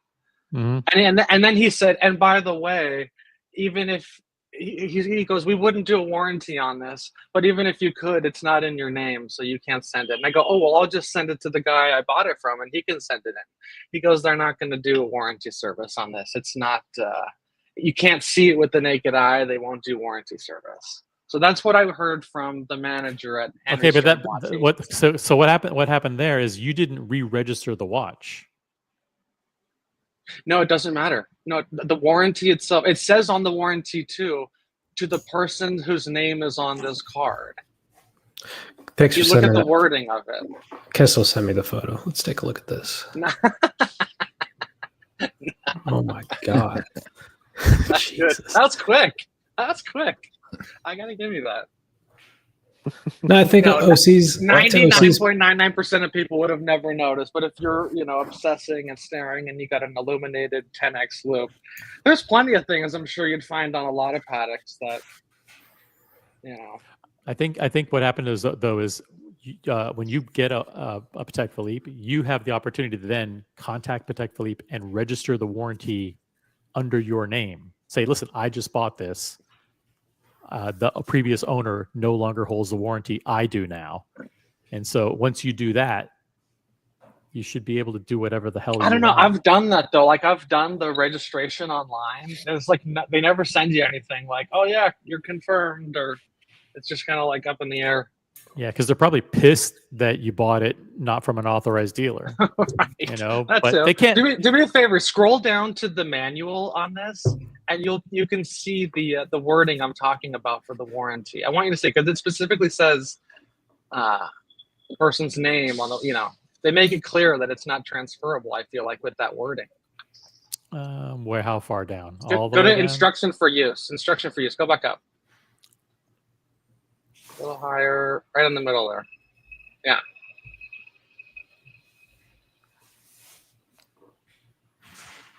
And I can do a search for warranty. Yeah, you'll have to share that tab though. Here we go. Yeah, so go to where the warranty section. Oh yeah, certificate. Yeah, look right here. Your watch is delivered with a certificate of origin that indicates the movement. Okay, yada yada yada. Okay, signed by and completed with your name. See, and completed with your name. So if it's not your name, nope. Fine. Don't read into it. It doesn't say that. It doesn't say that. Yeah, it does. And completed with your name. Signed by an authorized Patek Philippe retailer and completed with your name. Where does that say though? If you receive this warranty booklet and it's not your name, then your warranty is void. Where does it say that? It does. Yeah, they can't say that. They can't say that. So I'm telling you, I tried. He wouldn't take it in. Well, if that's true, and we have a second person confirming Rose, that's big news.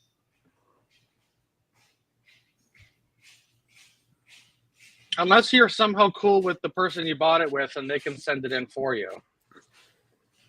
I think it would be a bigger issue in the community if people were denied warranty service who bought their watches pre-owned. You know, another thing he told me, and I don't know if, maybe people have actually called him out on this, but, they make the claim -3 +2 guaranteed, right? Well, if you're like +4 seconds, they're not going to warranty service that. It has to be way out of alignment for them to be taking it in on warranty, he told me. All right. I've got Listen, a here. Rose has ruined any credibility that he had on Patek, because now he says Rolex warranty also does not travel with the watch, and we know that that's 100% false. He's just trolling. Yeah. Let's read this really quick. So it says, it appears New York City Patek has denied warranty to owners of timepieces if they are not the original owner. Thus, if you buy a Patek from an AD and then sell it, there is zero warranty. The basic 2-year warranty does not transfer in the US. I'm curious why Patek does not have the guarantee follow the watch, blah, blah, blah. It says, update, Patek moderator. I don't know what form this is. The conclusion post, link here below, was updated with the answer I received. So has PJS from Patek Philippe headquarters customer service about the warranty. The Patek Philippe warranty concerns the watch and not the owner. The watch is then covered by the warranty during the 24 months from the first purchase date indicated on the certificate of ownership, no matter if the watch was sold afterwards, even several times within these 24 months. However, if the certificate of ownership is modified or impaired, then the warranty can be refused.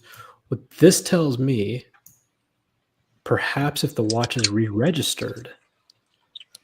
No, what it means is you can't cross off you can't put a new date on the certificate of ownership. You can't cross out the date and say, okay, now I bought it, so the date starts now. The date of the warranty starts when the first original owner buys it. And this is from January 2017, and we're just taking him at his word. Patek Philippe headquarters customer service says that it travels with the watch. Interesting. Why don't you, Buckley, call your AD tomorrow and say, hey, if I sell this watch, is it still under warranty? See what they say.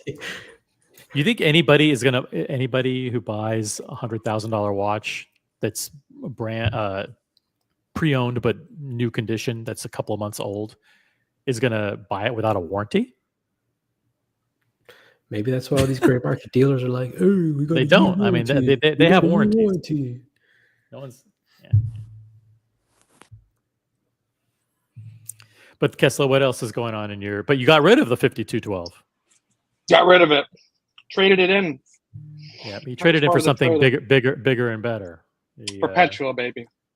Gotta go big. And you're still loving it. Oh yeah, it's great. That could be my only watch. I could be happy with that. It's kind of killed the itch, Nothing's really as good. That's a 5320P, correct? G, white gold. 5320G. Yeah. Perpetual. Beautiful watch. That's it. I got the cream dot. Yep. Cream is not a current model. We had the CQ event last weekend. It was good fun. Yeah. Tell us about it. Hollywood. Oh, it was pretty cool. He had it at this Gibson. It was like a guitar. What do you call it? Like a demo room. I get like a gallery type of thing. Yep. And they had the Ulysses Nardine guys there. They had the watchmaker there. Yeah, it was cool. It was cool to meet CQ in person. Some other watch guys. I gotta tell you, other guys wearing Patek, that's the best icebreaker, right? You just go up, instant conversation. It was one guy wearing a two-tone Nautilus. I will tell you though, talking to the Ulysses Nardine watchmaker, you know, he was outside smoking a cigarette, and we were just chatting it up. He goes, I asked him, hey, what watches do you respect? You know, you're into this. You see what's good, what's not good. What are like the brands that are, you know, bullshit that you're just paying, you're just, you know, name brand, or what's actually, you're getting something for your money.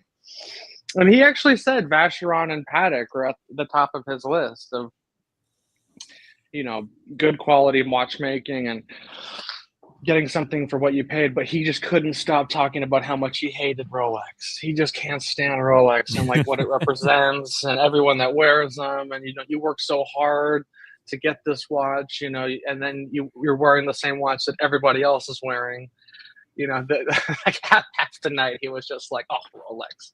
And he was just, kept bringing up like, oh, you're a target. You're making yourself a target with that watch, you know. He just had nothing but contempt for the Rolex guy. Do you have contempt for Rolex? No, I love it. I love it. But I can see why, you know, why he could say that, you know, especially for non-watch people. It's a little polarizing.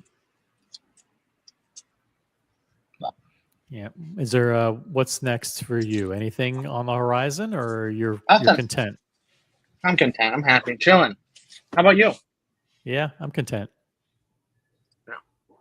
Yeah, we're in the driver's seat. As collectors, we definitely the balance of power has shifted. You know, in some regards, we don't have to buy watches we don't want. You can be very discerning about what you like and what you buy. Even if you like it, you can still not buy it. Yeah, we used to live in a world where if your sounds crazy, but if your sales associate called you and said, "Hey, the new Air King came in," you bought it, and that was them rewarding you. Now they're going to have to work to earn your business, right? Yep. It's a different world. You know, OC, you were talking about acceptance letters, right? The FB's drawing denial. Rejection. The rejection letters. Rejection. Yes. Rejection letter. Exactly. Yeah. The trauma associated with rejection. The cold and callous rejection letters. Did you had to suffer the same fate, or are you too? I got one last year. You see, so I had a couple of meetings with the manager, or I think he's the assistant director at the LA boutique here, and you know, I'm pushing him for the Havana Brown, this, that, and the other, and he sent me some email like, hey, or you know, basically what you were talking about. We're really sorry, what this isn't your year, and I, you know, responded, oh, it's, you know, love to keep in touch, you know the bullshit, and so then this year I didn't get one, bro. So I was like, oh, am I fucking in the running here? Am I, you know, is this what does this mean, you know? But then I think I know what it means, because I sent a letter. I sent a letter. I wish. I sent an email, and I go, hey, what's the deal? You know, how's it looking? Fucking no response out of the guy. I'm like, okay, they must have like fucking deleted my information or something. Like I'm just totally off the fucking books now. I was like, okay, maybe that's the update. So they ghosted you. They ghosted me. I'm like, fuck, dude. Can I get a fucking reply? No. Oh, well, last year, did you get an actual email, or did you? Was it a verb? Okay, so you should be still on the list for that same model, and you'll get a reply. You'd think, right? I think so. I mean, unless there's like they've said that everybody who's supposed to have gotten a letter has gotten a letter. So Interesting. I don't know. Who knows? Everybody wants the blue or the Havana. It's like, but everybody, you know, it could happen. Tough. It could happen. Name the movie. Yeah. I don't know. Nobody? Brian? What? It could happen. No, not this. Alex from LA says he got ghosted from FP Journe too. Oh, maybe it's LA crew is weak. It's tough. It is tough out there. You know, just to talk a little shit on this watch, one thing that was kind of disappointing, if you zoom in on their, you know, rose lathe, or you know, pseudo rose lathe finishing there in the middle, that's actually fucking stamped, which is like it's not on this one, on the Havana Brown. Okay. Oh yeah, that's a stamp dial. All their dials are stamped. Yeah, dude, that's cheapo. What the fuck? Yeah. And I Garbage. asked him, I was like, why don't they do the rose lathe, the old school method? And he goes, oh, the dial's too thin. It'll cut through Oh, get the fuck out of here. That's what he told me. He goes, yeah, we can't do the traditional rose lathe. You're talking about this Whatever. pattern here. Yeah. Yeah, it's this ugly stamp dial. Yeah, everyone knows that. Yeah. I was kind of disappointed to find out that wasn't. Yeah, there you go. They may just not have the people that know how to do it. It's not even a good stamp like the Dakota Lib 59. The Dakota Lib 59 is beautiful. That dial, and that's a machine made dial. Dude, Breguet has a ton of them that are really well done. It's like, but Breguet only has 2 guilloche machines. Is that right? It's an extremely difficult process. Right. I mean, if you look at this dial, if you were to guilloche that, how would you have to leave that pattern high, that guilloche pattern high, and then cut into it? And then what do you do when you get it to the second hand and the power reserve? I mean, that's not easy. I don't know if you could. I don't know if you could do this guilloche by hand. Just thinking logistically. Why not? Why not?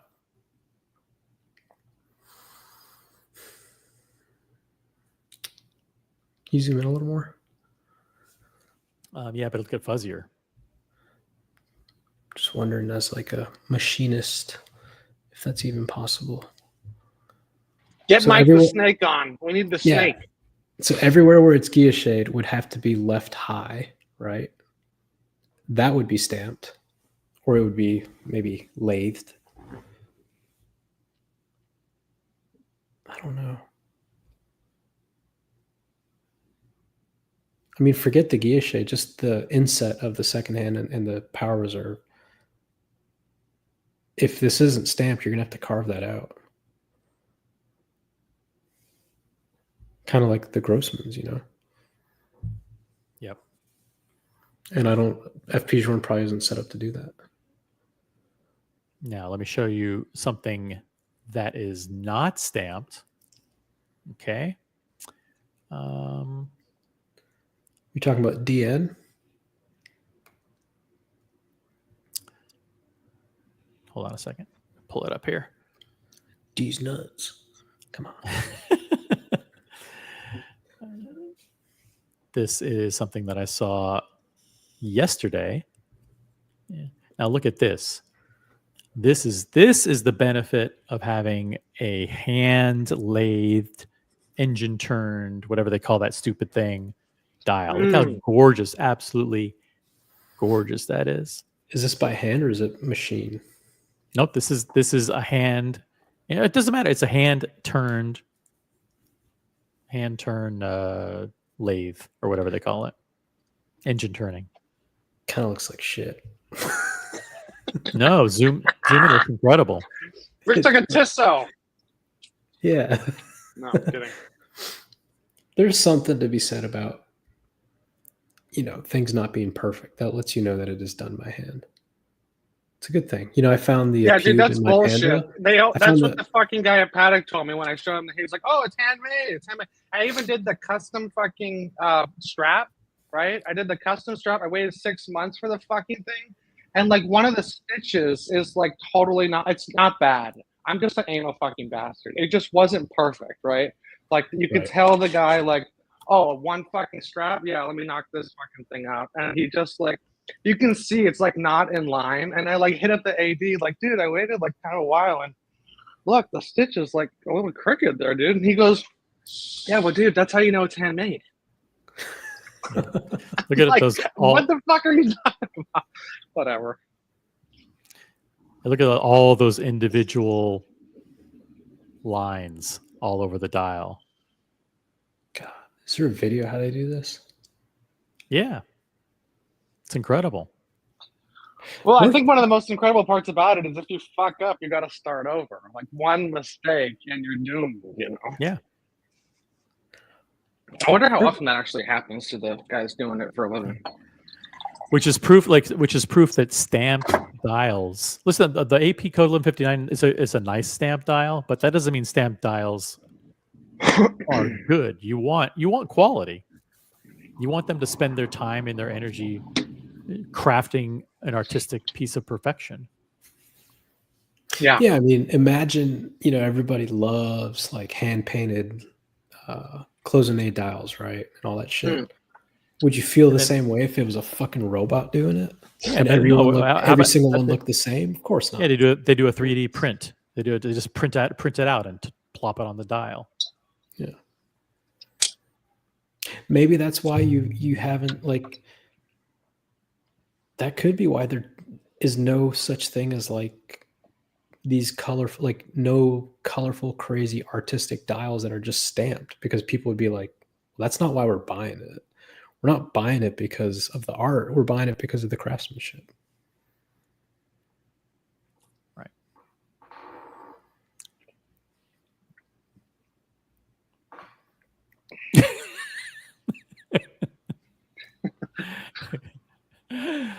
All right, that was for you, Boston.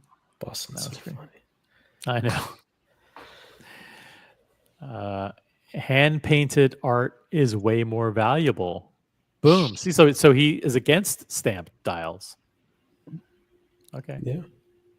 Look at Kino Pravda's comment. This goes back to, if Rolex cuts production, are they letting people go?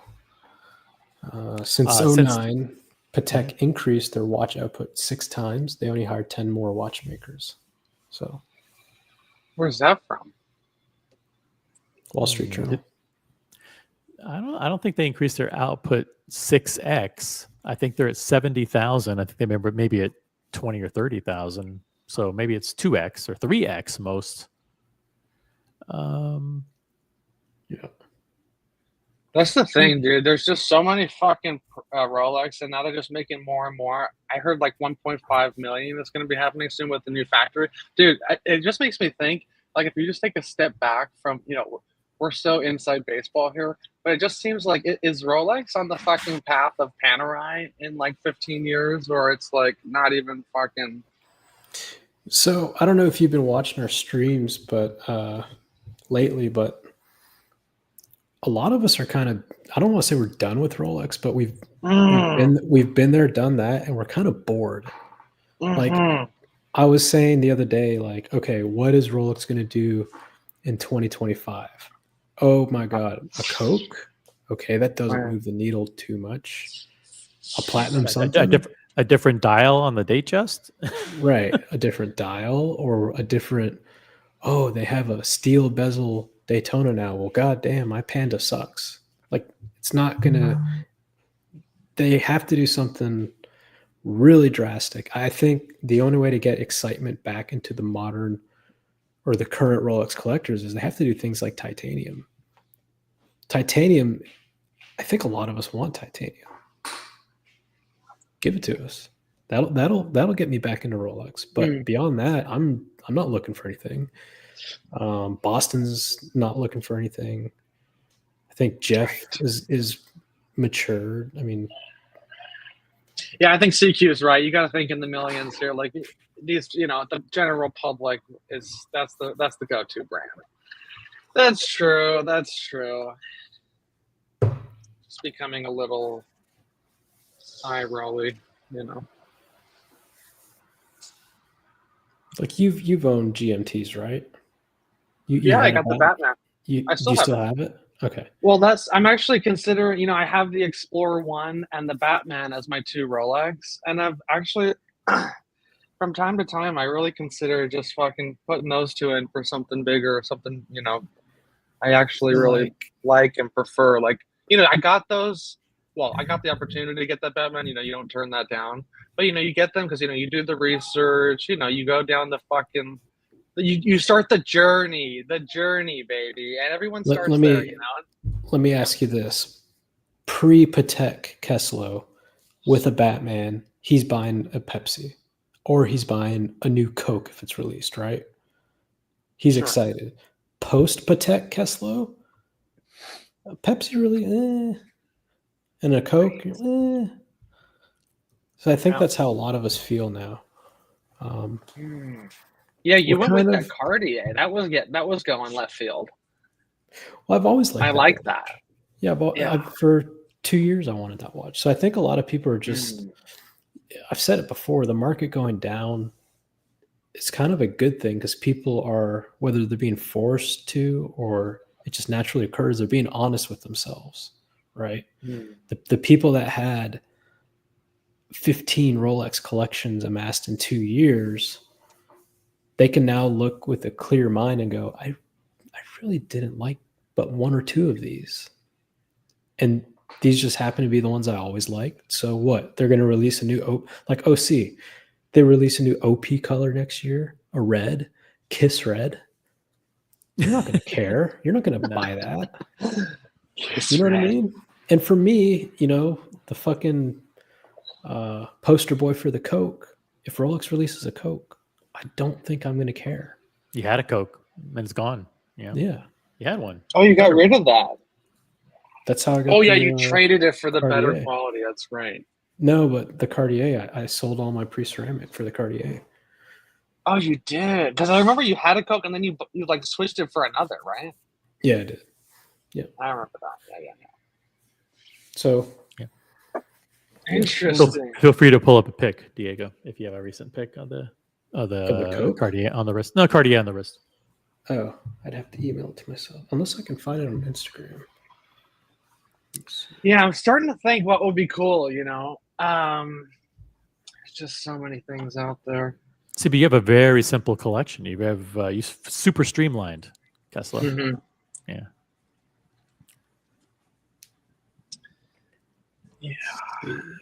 Now, what was the? I wasn't paying attention. What was it you want to get? You were thinking about trading the Batman and the Explorer for another Patek, right? See, I think I'll regret it one day. That's my thing. I think I'll regret it one day. That's what holds me back. It feels good in the moment, but it's one of those things. But then it's like you can just get these things again later if you really fucking miss it, But it's like one of those. It's like a stupid sentimental thing. Like your name's on. They don't do the name on the card. My name's on the Batman. I'm like, oh, if I sell it, I'll never fucking have that one again.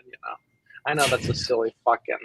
I know it's stupid, but It's not silly. There's a lot of people who feel like they don't want to buy used watches. A lot of people like buy new only. sure. They don't want to. They don't want to think about someone else wearing that watch before they got it. To me, Yeah. that was never that. I don't have that feeling. I don't have that at all. You hear people What like, about Breguet? Would you ever mess? You ever mess with the Breguets? I know you have one, Diego, right? You got that Yeah. Type 20. Mm-hmm. Yeah. The only other Breguet that I would get, there's two. One is a white gold 7027. I think it's called the Tradition, right? 37 mil. And then they did an only watch in 2021 or 2020, and then I think 2021 or two. It was a Type 20. It was amazing. Those are the only other two Breguets I would ever consider.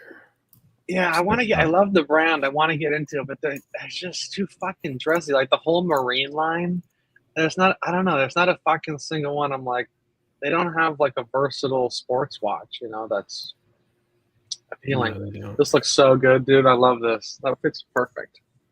Yeah. I'm still enjoying the Type 21. I'm getting some straps made from Cartier for it. Guess how much? Custom. 500. $370. Not bad. Alligator or calf? Alligator, and I think when I go back, I'm going to do a red calf, similar to this, like a really deep, like a deep red, kind of like wine.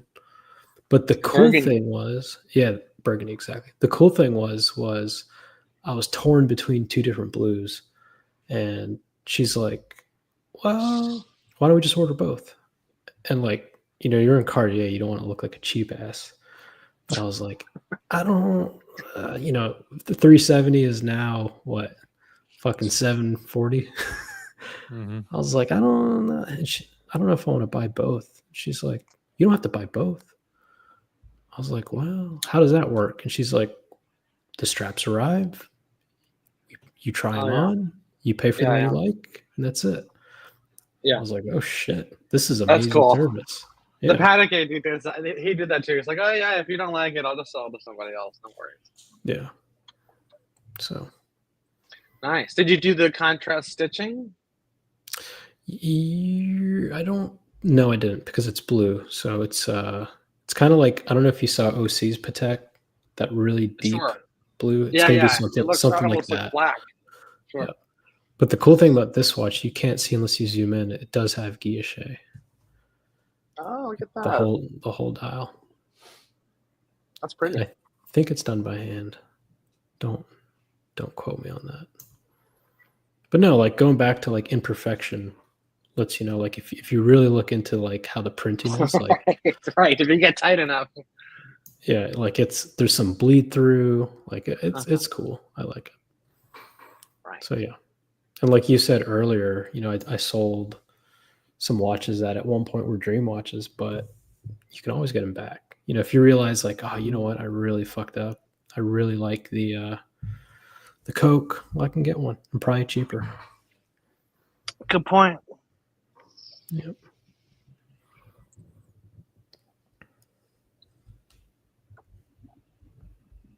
Or just go to the mainstream and just get this. Ooh. Boom. Ooh, It does look nice. It's hard to deny that. It's a brilliant. So how much more expensive is this watch going to be? You said they're raising the price on the gold? Yeah, they're raising the prices on the gold. So something that is 30. Let's go to the website just to make sure. Like, what's the stay date? What's the retail on that day date? Like 35? More 40? than that. 40? Yeah, 40. No, you're talking about the date 40? Yeah. Shit, I think it's in the 40s actually. You pay by the millimeter. Okay, hold on a second.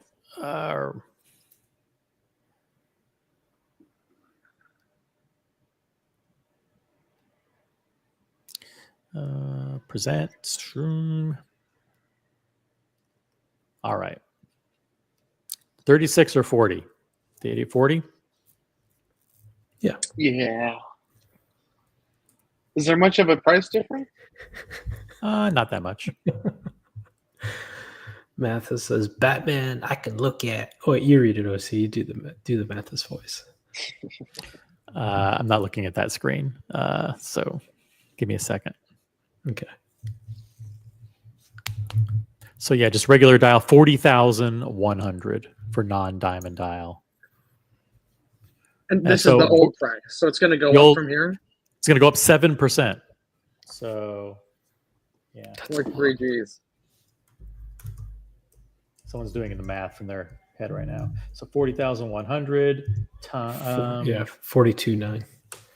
42.9. Yeah, so basically 2,800. Dude, show them the gold Daytonas though. That's where they get you. That's where they're going to get you. All right, let's look at the Daytonas. Daytona, we'll pick a rose gold one. Yep. Because that is the most expensive.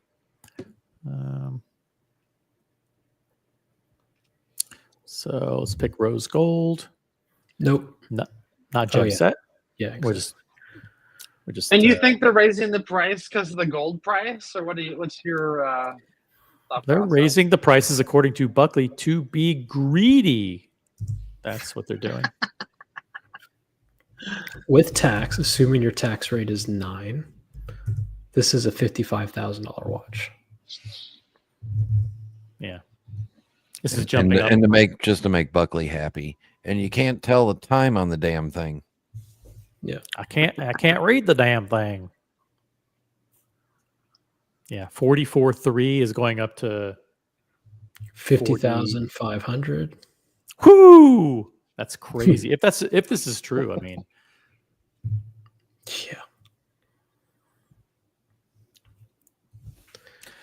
yo, Batman, I can look at, but the Pepsi is maybe the ugliest thing I've ever seen in my life. Miami Crew. Jabronis. Jabronis. Guys, 70 people still watching, which is unbelievable. Please upvote the live stream. Please like the live stream. How much longer will we go? I'm not sure. Maybe if Lolex jumps on, we'll keep going. You know, I was gonna go to sleep, but if Lolex is jumping on, I might stay. All right. Lolex, jump on. Yeah, Hey, what an Lolex, what's up? entrance. That What's was up, quick. fellas? Yo, Yo, what up, Kesselitz? What's up, what up, Brian? buddy? Yeah, put all the sexies on top. There we go. What's going on, all the guys? cool guys, the cool young guys on top. Yeah. What's up? What's up? What's What's up? going on? I'm walking on my treadmill right now. I thought, why not jump on a call? Ooh. Isn't it fun? Nice. Oh, it's the best. It's great. Yeah, it's I great. Bro, got get the a, incline up. Get the incline up. 20% No way. incline, please. This I got a. My company gave me a walking pad, like the ones you put under like your desk. Mm-hmm. So I got one of those. So yeah. Was that their way of letting you know that you need to lose some weight? Yeah, I was gonna say that. I went to the company event. They were like, "Take this with you as you leave." I'm sorry, Lolex. I thought when I ordered that for you that it would increase your height. I didn't know it was just a walking pad. Damn. Well, either way, I appreciate it, dude. This thing is pretty. Like, okay, if I want to do the incline, there's these two little pieces of plastic on both sides, and you have to twist it, and so it'll stand on like $2 pieces of plastic if I want to do incline. And I don't trust it at all, so I'm going flat. I wouldn't trust it either. Yeah, screw that. But it's pretty good. It's not bad. Hell yeah. Yeah, it lights up on the side. It looks like those race cars, when they used to put lights under them. Those Fast and Furious cars. Why do they call them race cars? I don't know. You tell me. I didn't realize that was a horrible thing to say until right now. Yeah. All right, Well, past my bedtime, boys. All See right. ya. See you, man. Bye, Brian. Later, Brian. I want to share this image really quick while let's see. Usually I'm not one to talk about my own stuff, but I thought I'd share this with Kesslo. The cool thing about Oh, shit. This is a great photo. it's not my photo. It's not my photo. Okay. But the cool thing, I mean, yeah, it's a nice movement, but I'm You guys see pretty that? sure. Oh yeah, hold on. Dude, you got like hieroglyphics on that thing. Oh, look at Pretty this. crazy, right? Dude, that's Dude, that Dude, looks that's like you bought that at a gas station. bro, Dude, Timu. That's a Timu special yeah. right there. It looks like I'm at a hookah lounge right now. How cool is that, right? Nice floors. Look at that. I see what you mean about the incline. Okay, never Yeah. mind. But I'm pretty sure. Oh, yeah. Hold on. That is the incline right there. Whoop. That's how you incline. Like, dude, how big of a problem does that look like? 1,000%, dude. I'll crack my neck on that. So, yeah. That's what I'm working with. I'm pretty sure these are all carved by hand, which is pretty cool. These are what do they call these, Lolex or OC? Oh, I don't know. Oh, is that Mark. like kind of like the Lange guys? They do the balance cock engraving. Well, like this is like the Cartier symbol, right? I don't know what they call it, Oh, you're right. Of course it is. Yeah. but I'm pretty sure they're all done by hand. So it's a nice little feature. Sick. Mm. Yep. And the other thing, my watch is, I can't remember the serial. I think it's like 680 or 679. I was watching Theo and Harris has a video on it. Our watches are one serial number apart. Oh, that's cool. That was kind of cool too. So, what years were these made? What was the range? 98 to 2009, I think. And what was like the a original 10-year retail? I've had a hard time finding it. I think some were like 15, something like that. 20. What? Maybe. That's it? Yeah, they were pretty cheap. Wow. So these have gone up a lot. Yeah. This is like truly a collector's item, dude. Holy shit. You got the little crown. That's pretty cool. Yeah, no, it's The a cool one. insignia, is that what it's called? I think those are called cartouches. Yeah, that's exactly it. I knew I was wrong. God damn it. Cartouche. Gosh darn it. And then the other thing I learned, Kessler, is they only made like 200 of them. Oh, no shit. That was one of the reasons it was so hard for me to find. Ah, makes sense.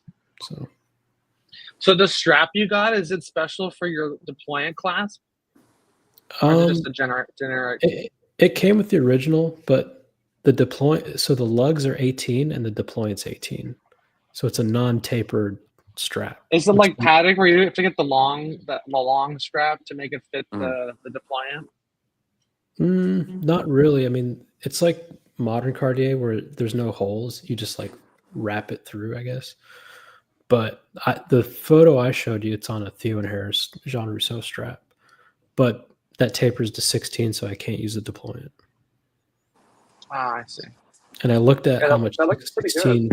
16 mil deployants, I think, are like $3,000, $4,000. So I'm not going to do that. I'll just get the Cartier straps and. Oh fuck! From Cartier, it's that much? Well, just old. I mean, this is from a 1999, so you want to buy the right generation. And on eBay, yeah, they're like $4,000. So I'm not doing that. Yeah, fuck that. Did I make a steel one? Probably The not. deployant, yeah. I just get one of those. Nah, I'll always know. What's this, Lucy? What you got? Kessler, did you see these? This great information from Hypebeast. According to Hypebeast, rare models for 2024, the Kermit and the Sprite actually had sharp price increases. What? That's not true. Oh, sure. Kessler, Hypebeast says it is. Hypebeast. You're very familiar with them, right? 2 years behind. Yeah. They've also said Kermit instead of Cermit or Starbucks. Isn't Kermit with a K the pre-ceramic green sub? Technically, yeah. Right? What about this one? The root beer, the full gold root beer, has gone up 433%. I love it. According to Hypebeast. This is now trading at $175,000 in secondary. You didn't know that. You weren't aware, were you? Yeah. Oh, see, what do the comments say? Yikes. That's the big thing we're missing. I think we'll cover the comments tomorrow. We'll go through the comments. We'll do an Colony Reacts, and we'll go through the whole comments of this post. The top comment seems to be criticism. It's talking about the Batman in general. Hold on, let me pull up the Batman one. Yeah. Why doesn't Logan like Christian? That guy's really nice. Batman experienced 10% growth in 2024. Did the price of the Batman went up by 10%? I don't think so. Who knows? It did not. Did not. These are lies that Hypebeast is telling their uneducated readers. And Buckley. Buckley is also a reader, but he's not included in that. Buckley's into this shit. Yeah. Buckley loves this. You know, speaking of the Batman, I feel like a lot of people lately have been shitting on the GMTs. They don't like them, calling them overrated. What do you guys think? You know the most annoying thing Buckley says? What? Oh, I'm a pilot. I need a GMT to tell the time. Oh, yeah. No. But a lot of people feel that same way, Diego, that it's a useless complication. Yeah, but Buckley has this like thought that unless you're a pilot, you shouldn't have this watch. You don't need to know about different time zones. Yeah, I mean, it's regardless of that, it's a cool looking watch, right? Yeah. What am I going to call Buckley to ask what the moon phase is since he's got his Patek? Why does he need that? You know what I mean? It's just a cool watch. Yeah, I agree. It's just It's more cool. people are interested in the subs. That's the thing. It's got a 24-hour hand. It's got a dual color bezel. I mean, pop a color. Yeah. It is a lot though. So I've sometimes made myself look at these watches from an outsider's perspective. There's like numbers on the bezel. That's think about like someone that doesn't know about watches and you show them this Rolex. They're going to be like, what's with all the numbers? Yeah, What what do is those it? even That's do? that's not Stupid. look. That doesn't look luxurious. That looks fucking dumb. Okay. You know what I mean? I get Like that. it kind of like look at this. Like, That looks no, I stupid. agree with you. I feel like a lot of people now are starting to realize the Pepsi is an ugly fucking watch. No offense to anyone who has the Pepsi, but it's kind of goofy looking. Yeah, I mean, Like a no date sub, in my opinion, looks 10 times better than this. like you want. I don't know. When I think of luxury, I don't think of huge numbers surrounding my dial. Yeah. No. It's You interesting. I think? mean, the biggest pain in the ass is the date function on these fucking things. That is, I Nah, mean, it's not that bad. It's kind dude, of if you haven't worn your watch in a while, and it's like on the second, and you got to set it to the 29th, that is a massive pain in the ass. you know you can Go backwards. You can go right? backwards. Oh, that's true. You go backwards, but Can you? I don't know. I just made that up. I don't know if you can or not. Yeah, you can. Yeah. you can go Can you? backwards. But isn't that bad on the movement? No. Nope. I feel like it. I feel like there's something to that, but that's probably Yeah. bullshit. These It's are not- not. it's Dude, it's funny. it's When I not like first got mine, I these are not remember it was like, single you gotta direction fucking gears. yeah, I think about this. You're right Like though. this- I've heard people say you should only go the right way with. Yeah, with exactly. But to I be will fair, say when I first got yeah. mine, it was like when I would set the fucking date, you know, it was like I would go really slow over that 12 o'clock to make Oh sure my it God. like went over. But now, dude, I've had it for so many years. fucking I was flying. Like, the shit oh out yeah, of it. Yeah. like, You pull I out. gotta You pull out the go. fucking Dremel. Oh my Dremel God! tool. Yeah, dude, my Speedmaster when not I'm the winding Dremel. it, I crank it all the way to the end. And when it's Oh. like full, I'm still like pushing on it a little. So I listen. don't give a Listen to shit. this. So like, I've had a few manual winds. The Reverso, Yeah, it lets you know when it's full. Hard Yeah. stop, right? Yeah. I have another manual wind. It tells you, like, you know when it's full. yeah, The Cartier, when I got it, it's like the more you wind it, the tighter it gets. yeah. And I think I've gotten to the limit. I didn't want to push it anymore. I wouldn't be surprised if one of these days I overwind that thing and it just explodes. Like it gets really tight. But Yeah, it's a little bit scary. Yes. You can overwind in manual wind, right? 100%. Yeah, that's what I was Oh, saying. yeah. Like, You can just break the it. you crack some. I forget what it's called. I remember fucking reading an article The about it. But you mainspring? crack something. Yeah, You you probably- crack the main screen or some bullshit like You that. probably strip the shit out of the stem and the crown. Probably. But yeah, I've done it all the way to the end and just like still was doing it hard as shit on accident. But whatever. Whatever. Watches are meant to be worn. Yeah. And with that sentiment, I say, guys, let's do a after show, a VIP after show. I will drop the link in the chat. Yeah. There are only 10 slots. So if you Only want 10. to, only 10, there may be 12, but if you want to be a part of the after show, private after show panel, click that Hop link. on. Upvote the live stream on the way out, guys. Thanks for tuning in. We'll catch you the next time. And thanks to Buckley, Brian, Diego, Keslo, Lolex, everybody who joined the panel, and everybody watching. Good night. We'll see you next time. Peace out. It was fun. See ya. VIP after show. Click it. VIP Bye. party.